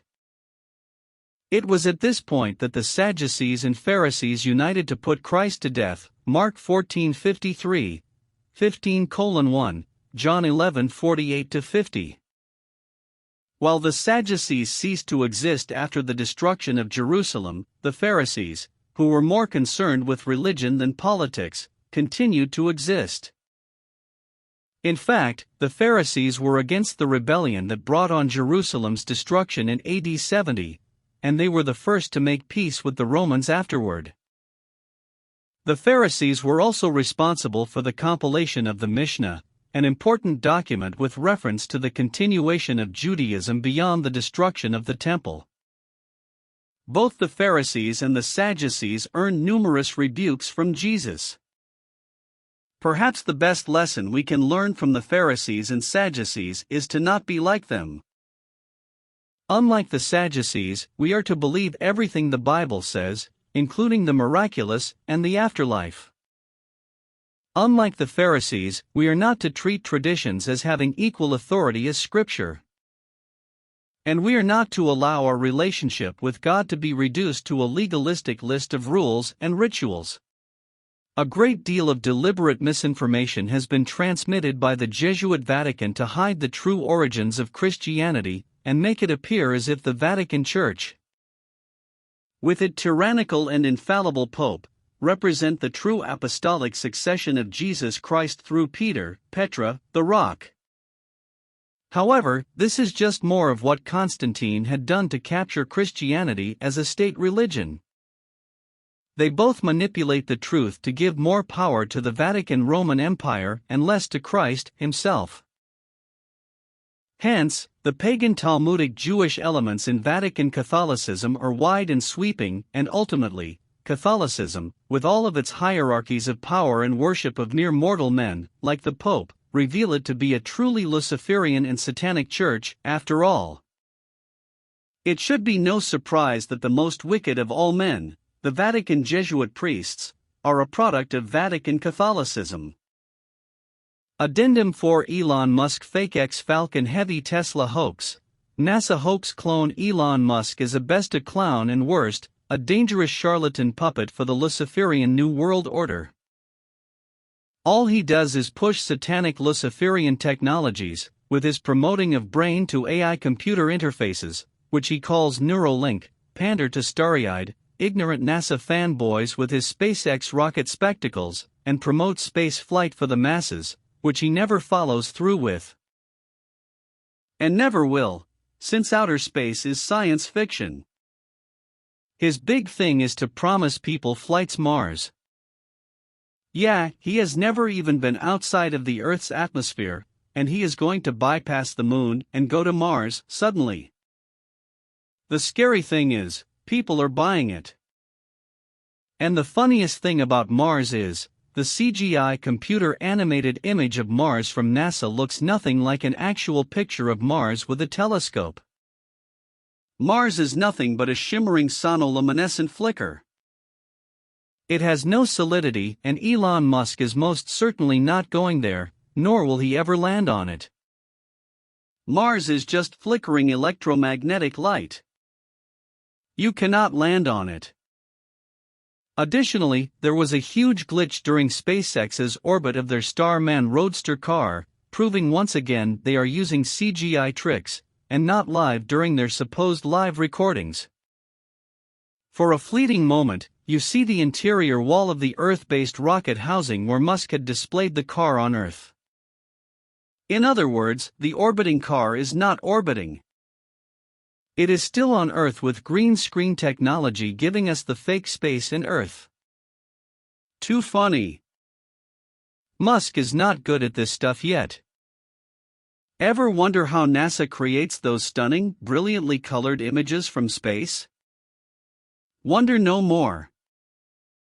The agency has created a time-lapse video demonstrating the effort behind imaging the cosmos. Photoshop was used to reconstruct a Hubble panorama of spiral galaxy NGC 3982. Data from 7 grayscale images of the galaxy are scaled, rotated, and combined into one image that undergoes color retouching and further editing before it is ready for release. The whole process takes 10 hours. All of NASA's images are fake and just CGI computer and green screen technology, just like the images coming from this new hoax clone, Elon Musk. It is a reboot of the NASA boondoggle that gave us decades of fake space footage, trillions of dollars of debt, and lies and deception on 24/7 live feed. Then on February 6, 2018, Musk shoots his cherry red Tesla, with a dummy in it, up into space, using his Falcon Heavy rocket, and now it is in solar orbit around the sun, or so the story goes. But when you go to the live feed of the Tesla in orbit, more ISS space station, NASA clone behavior, you see the Tesla floating in space passing a perfect globe-ball dearth, when NASA released recently that the Earth is pear-shaped oblate spheroid. More lies from every side, NASA and Musk. Also, what material is this car made out of? It's supposed to just be Musk's car, right? If the thermosphere reaches almost 3,630 degrees Fahrenheit, what is the melting point of this vehicle? Basically, it is all a lie. The car would be melted as soon as it hit the thermosphere star. Asterisk thermosphere. The thermosphere is the layer of the Earth's atmosphere directly above the mesosphere. The exosphere is above that, but is a minor layer of the atmosphere. Within this layer of the atmosphere, ultraviolet radiation causes photoionization/photodissociation of molecules, creating ions in the ionosphere. Taking its name from the Greek theta epsilon Romeu, pronounced thermos, meaning heat, the thermosphere begins about 85 kilometers, 53 miles, above the Earth. 1. At these high altitudes, the residual atmospheric gases sort into strata according to molecular mass, see turbosphere. Thermospheric temperatures increase with altitude due to absorption of highly energetic solar radiation.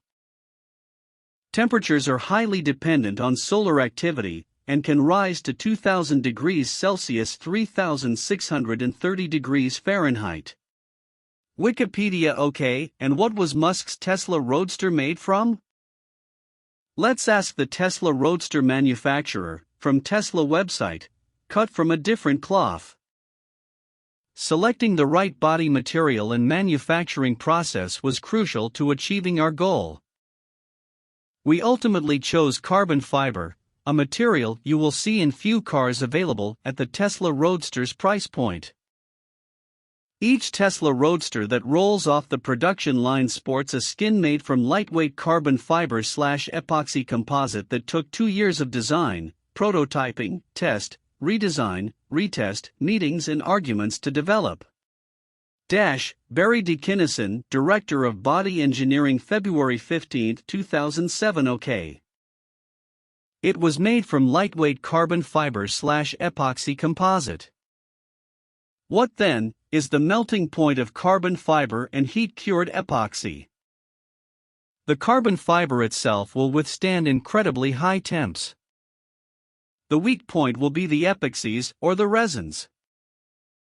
Ambient cured epoxies will typically begin breaking down around 100 degrees Celsius. The heat-cured epoxies that will go up to around 300 degrees Celsius. As you get into the high temp ratings, the epoxies get trickier to handle, install, cure. Since the compositions of most irons while casting are around the eutectic point, lowest liquid point, of the iron-carbon system, the melting temperatures usually range from 1150 to 1200 degrees Celsius. As is evident at such high temperatures, the epoxies of carbon fibers will melt. https://www.quora.com/what-is-the-melting-point-of-fiber-use-for-iron-casting. Okay. The very top heat-cured epoxies will break down at about 300 degrees Celsius. And the carbon system melting temperatures usually range from 1150 to 1200 degrees. Now again, how hot does the thermosphere get, where Musk's Tesla Roadster is supposedly in solar orbit? Oh, that's right, 3630 degrees Fahrenheit. I mean, theoretically, it is solar orbit, which means it has no atmosphere to block the direct rays of the sun as well.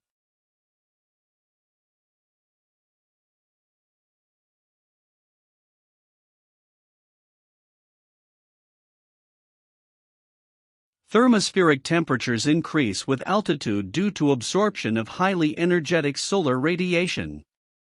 Wikipedia. In other words, you should not be seeing a nice pristine image of Musk's Tesla orbiting around the sun in outer space for the very reason that it would be molten rock as soon as it hit the thermosphere. This is not even accounting for the soft plastics, leather, and rubber in the interior. It would be goo in seconds. It is all a lie. Musk shot a rocket up, if that was even not CGI fakery, at this point. That's all that happened. And you do not land rockets which weigh millions of pounds. The Saturn V rocket weighed 6.2 million pounds, with a little thruster tail coming out the end and tiny little side fins. It is beyond hilarious to even watch the fake Elon Musk rocket salvage landings. It is so laughable I do not know what to say. You can't stop millions of pounds of momentum with a little thruster here and a little thruster there. It is absolute insanity to even watch it. It is as fake as any rocket model from early Hollywood looks like. Did you see how much rocket thrust was required just to get the rocket off the ground? Now imagine how much it would take to ease millions of pounds gently down, without a glitch. We witnessed an absolute fake get passed off as scientific fact. Even by science fiction standards, it looks fake and against the known laws of physics. Elon Musk is all fraud, just like his granddaddy, NASA. And did you catch that reflection of the cameraman in the sheen of the Tesla Roadster exterior at one point? Clear as day, there it was, a man moving a camera on the exterior of a car orbiting the sun. What are the odds? It is absolutely crazy how people still believe in the science fiction film, Hollywood illusion of outer space travel. I am just going to start posting CGI images of projects I have in space, and see how far people's psychosis has gone right now. Essentially, the formula to date is you say you are very wealthy and very smart, get lots of Photoshop experts and great CGI computer film people, film some green screen stuff, and post it online, and collect billions, oh wait, in NASA's case, over 20 trillion. Because people will believe anything as long as you show them a CGI live feed of it. That is the sad state of our culture now. Science fiction is now a reality for them. And make sure you see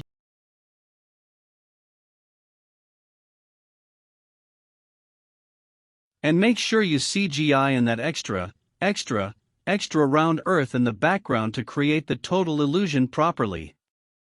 Scientism is a religion based in outer space, the entire Falcon Heavy rocket.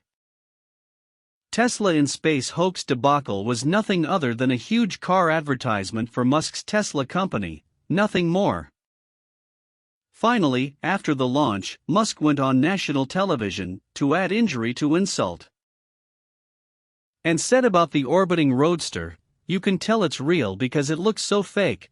Elon Musk is an obvious fraud. The seemingly limitless capacity of men to be utterly consumed by the foolish worship of idols can cost billions of dollars.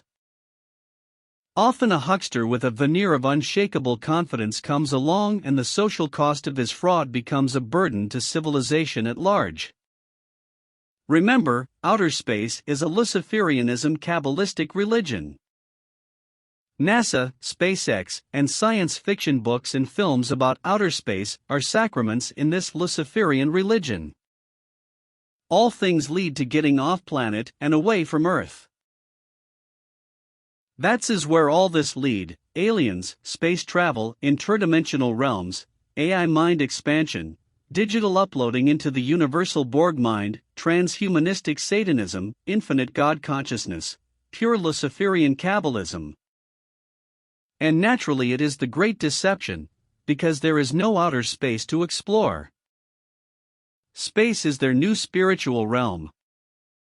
The space program is headed by the New Age Luciferian priests. Scientists are deity now.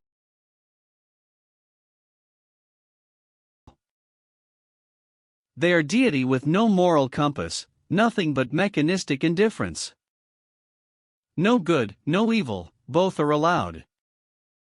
It is all the same, in the Luciferian design. This is what scientism has done and is doing. Addendum V forward from 50 Reasons Copernicus, or the Bible. The following is the forward from 50 Reasons Copernicus, or the Bible. Here are 50 reasons for believing the Bible by F. E. Pash Morris, Minnesota 1915. It is an absolutely amazing piece of writing, which gives powerful insights into the long-standing struggles between the real men of science and these Luciferian Satanists who preach scientism. Notice how this particular author defines the true battle between science and scientism as one that posits the Bible and Christianity against a Weltanschauung, German for worldview, which happily eliminates all those troublous concepts of sin and guilt, of eternity and a responsibility to an almighty God. This author stabs right at the heart of the spiritual warfare which scientism is really about. He goes further to even state, Thus, since science, scientism, not plain science, mind you, is at war with the fundamental doctrines of Christian faith, it follows that all true Christians must be at war with science. Scientism, before it was techno-spiritual warfare, it was simply spiritual warfare. Forward. The author of this booklet has risked a tilt with science. That is a venturesome undertaking in these days of ours where science reigns supreme, a veritable goddess before whom millions of faithful worshippers bow their heads in childlike trust. Science has become the master word to conjure with because it claims to have laid down a firm foundation for a Weltanschauung which happily eliminates all those troublous concepts of sin and guilt, of eternity, and a responsibility to an almighty God. Whoever dares to touch this beloved and admired idol with an unfriendly hand, with the nefarious purpose of exhibiting its brazen worthlessness, must expect to be caught up in the vortex of a crushing whirlwind of fanatical vituperation. For science with its high priests and devotees is intolerant to the last degree. But let it be remembered that our author is at odds only with science, he has no quarrel with science which is content with a lower-case initial. Just plain science is a valuable aid to man since it diligently assembles knowable facts and marshals them into some logical order for purposes of study and application. Its domain is that of observation, and it rests content with recording what it actually sees and hears. It goes no farther beyond the individual perception than to express in general, abstract terms a summary of known facts announcing the so-called laws which may be deduced from observed occurrences. Plain science is continuously reaching forward into the region of the unknown, seeking to increase the actual store of human knowledge, but as it never pretends to know what is unknown, so does it never attempt to overstep the boundaries which are set between that which is knowable and that which is naturally unknowable. Briefly, just plain science is real knowledge, not fancy. But science, the fetish of the modern world, reincarnation of the ancient idol philosophy, scorns the boundaries which will forever mark the limit of plain science. From some bare foothold in fact, science vaults into the saddle of that spirited steed imagination, and sets out to uncover the veiled mysteries of the universe. This adventure would be more promising if the steed were of pure pedigree. But no high priest of science could ever command the services of an undefiled imagination. The steed is always a sidling jade, variously afflicted with pantheism, materialism, evolutionism, atheism, or a combination of these ailments. Thus, every foray is doomed to failure at the outset. This fact, though sufficiently vexatious in all conscience, would not necessarily discredit those attempts at reaching the unattainable, if it were generally understood that the fanciful flights of science were meant for pastime only. But it is an unfortunate habit of science to proclaim as facts the alleged discoveries made in the trackless realms of fancy.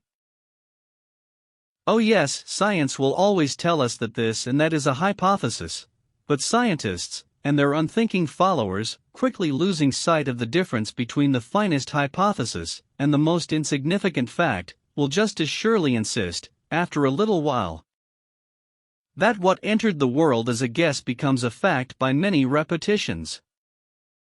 To mention but one instance, the hypothesis of evolutionism, having been adopted by scientists generally, is not only used as a fact, but insisted upon as such, though to this day no investigator has been able to observe a single case of actual evolution. Hence plain science is compelled to record habitual untruthfulness as one of the deplorable characteristics of science. While plain science is not, and never can become, dangerous to a Christian believer, science has been determinately at work to overthrow the foundations of faith, and has succeeded in deceiving thousands to their eternal detriment. An accomplishment of which science is especially proud is the successful destruction of faith in the Scriptures as the real revelation of God. Disguised as astronomy and geology, science has demonstrated triumphantly that the very first chapters of the Bible contain nothing but myths, which are of no greater historical value than the cosmogony of any pagan people. This was the inevitable result of scientific speculation. No mind imbued with the errors of pantheism, deism, or monism could by any possibility reconstruct the history of creation along the lines laid down in the record of which God is the author. It matters not that all the real facts of astronomy and geology agree very well with the Mosaic presentation and the point of view prevailing in the whole Bible, since science has decreed that these facts shall be utilized for deductions based upon other points of view, and has declared its deductions to be facts. Thousands of deluded sinners have been led to discard as antiquated the entire revelation of God in the Bible, including the Savior and his salvation. Thus, since science, not plain science, mind you, is at war with the fundamental doctrines of Christian faith, it follows that all true Christians must be at war with science. They cannot sit complacently by while the vain imaginings of the princes of this world are offered as true answers to the most vital questions with which every human being is concerned. It is in this spirit that our author makes his attack upon science. Sure of his foothold in the inerrant Word of God, he, in particular, aims to show up the fatal weakness of the vaunted deductions of astronomy, not astronomy, please. The reader may not agree with the writer in every argument. He may, for instance, admit the possibility that the statements of Scripture referring to the sun as a moving body were not meant to say that the sun does really move, though such an admission is much like playing with fire. But he will surely agree that the writer has successfully arraigned science for untruthfulness in allowing the impression to prevail that its astronomical hypotheses have attained the dignity of facts, whereas they can never be established as such. If it is too much to hope that this brief treatise will actually bring back some erring hearts to certain faith in the Bible, it will surely be welcomed as a fearless witness of the truth by those who, though certain of their footing in Holy Scripture, are yet conscious of the unholy power of science to corrupt the heart of a believer. Wauwatosa, Wisconsin, March 27, 1915. J. Schaller. Forward to 50 Reasons Copernicus or the Bible. Here are 50 reasons for believing the Bible by F. E. Pash, Morris, Minnesota 191. Addendum 6. Science says it is a random chaotic universe. Oh really? Well, first of all, the universe that scientists speak of is merely a Star Trek fantasy that ancient occultists came up with. It is not a real thing to even debate about. But for science fiction's sake, I will indulge the scientism priests with this counter-argument to science fiction randomness and chaos. 1 law would mean tremendous order in the universe. 2 laws would mean incredible order in the universe. 3 laws would mean staggering order in the universe. However, the following list contains over 70 laws that scientists have identified as governing forces in the natural world. Nothing is random with that much governing order. The design of Earth is all a highly ordered and complex interplay of forces which shape every little process and event in the science fiction universe. Laws found in science from Wikipedia on a list of known science laws: conservation laws, conservation and symmetry laws, continuity and transfer laws, laws of classical mechanics, principle of least action laws, laws of gravitation and relativity, classical laws, thermodynamic laws, electromagnetism laws, photonic laws, laws of quantum mechanics, radiation laws, laws of chemistry, geophysical laws, corollary laws in mechanics, Euler's laws of motion, Euler's equations, rigid body dynamics, corollaries in fluid mechanics, laws, equations describing fluid flow in various situations can be derived using the above classical equations of motion and often conservation of mass, energy, and momentum. Some elementary examples follow. Archimedes' principle, Bernoulli's principle, Poiseuille's law, Stokes' law, Navier, Stokes' equations, Faxon's law. Laws of gravitation and relativity, Newton's law of cooling, Fourier's law, ideal gas law. Combines a number of separately developed gas laws, Boyle's law, Charles's law, Gay-Lussac's law, Avogadro's law, into one now improved by other equations of state, Dalton's law of partial pressures. Boltzmann equation, Carnot's theorem, Kopp's law, Lenz's law, Coulomb's law, Biot, Savart law, other laws, Ohm's law, Kirchhoff's laws, Joule's law, photonics, Fermat's principle, law of reflection, law of refraction, Snell's law in physical optics. Laws are based on physical properties of materials. Brewster's angle, Malice's law, Beer-Lambert law, radiation laws applying electromagnetism, thermodynamics, and quantum mechanics to atoms and molecules. Some laws of electromagnetic radiation and light are as follows: Stefan Boltzmann law, Planck's law of blackbody radiation, Wien's displacement law, radioactive decay law, thermochemistry, Dulong, Petit law, Gibbs, Helmholtz equation, Hess's law, gas laws, Raoult's law, Henry's law, chemical transport, Fick's laws of diffusion, Graham's law, Lamb equation, geophysical laws, Archie's law, Biesbalot's law, Birch's law, Byerly's law. So where is the random part in that much intricate, connected, and ordered interplay? It exists only in the imaginations of modern scientists, who covet their material atheistic fetish religion called scientism. Postscript for those weary of Luciferian immorality and seduction technologies. Question: what does it mean to be dead to sin? Answer: the phrase dead to sin comes from Romans 6:11. In the same way, count yourselves dead to sin but alive to God in Christ Jesus. Here, the contrast is made that to be dead to sin is to be alive to God in Christ Jesus.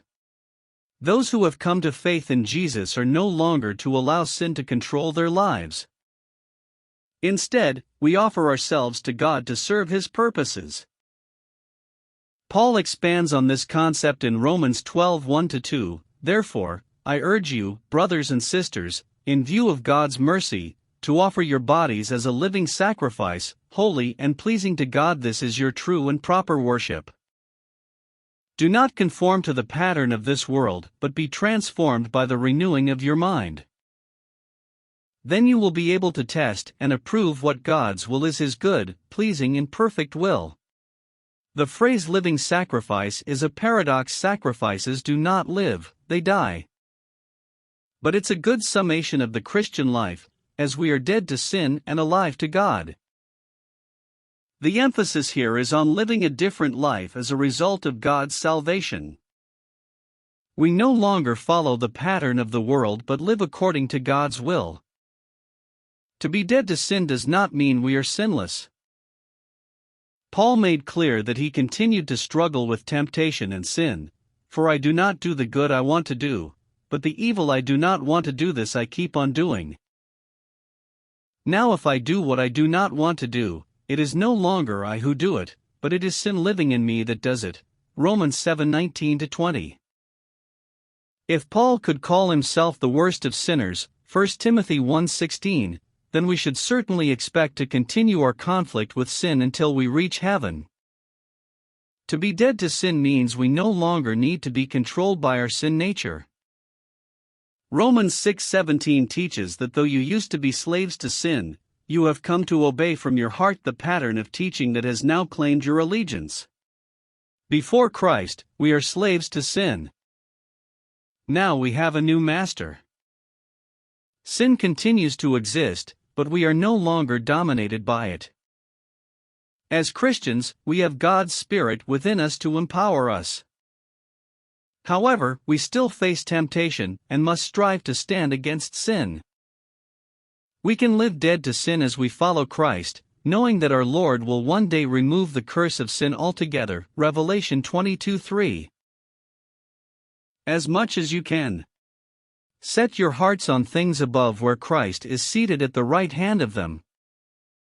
Set your minds on things above, and not on earthly things, where you died and your life is now hidden with Christ in God. When Christ who is your life appears, then you also will appear with him in glory put to death. Do not think you know exactly what it means for Christ to return. Christ is the Spirit of God. You look for physical forms in Christ and Lucifer and turn away from the outlandishness of it all. There is much you do not know yet, faith. Therefore, whatever belongs to your earthly nature, sexual immorality, impurity, lust, evil desires, and greed, vain pride, which is idolatry, because of these the wrath of God has come. In the mind of material atheists, the wrath of nature, with its indifferent genocides, and total natural destruction of everything is just and fair, while God's judgment of man's immorality is unacceptable. They rationalize away their iniquities through the denial of God's existence, as though they created themselves. This is the depth of insanity atheists' science has sunk. To rationalize away God, you must walk in the angry and ignorant vanity of your own mind. You once used to walk in the vanity of your own mind. But now, you must rid yourselves of all such things as these: anger, rage, malice, slander, blasphemous language from your lips. Do not lie to each other, since you have taken off your old self with its practices, and have put on the new self, which is being renewed in the knowledge, and in the image of God. God's chosen people are holy, which means they sin, but strive for holiness. Dearly loved, clothe yourselves with compassion, kindness, humility, gentleness, and patience. Bear with each other, and forgive one another. If any of you has a grievance against someone, forgive as the Lord forgave you. And over all these virtues, put on love, which binds them all together in perfect love. In science and not scientism, seek truth. All glory be to God. About the author. Gregory L. Garrett lives in California, has a B.S. in music from UCLA, a B.A. in psychology from UCSC, a master's in education degree from National University, has copywritten over 700 original songs with the Library of Congress, Copyright Office, Washington, D.C., and is currently composing a new Gothic musical theater work entitled Eternally, The Untold Story of a Christmas Carol, in collaboration with NASA astrobiology and aeronautics contractor Professor Gregory Harbert.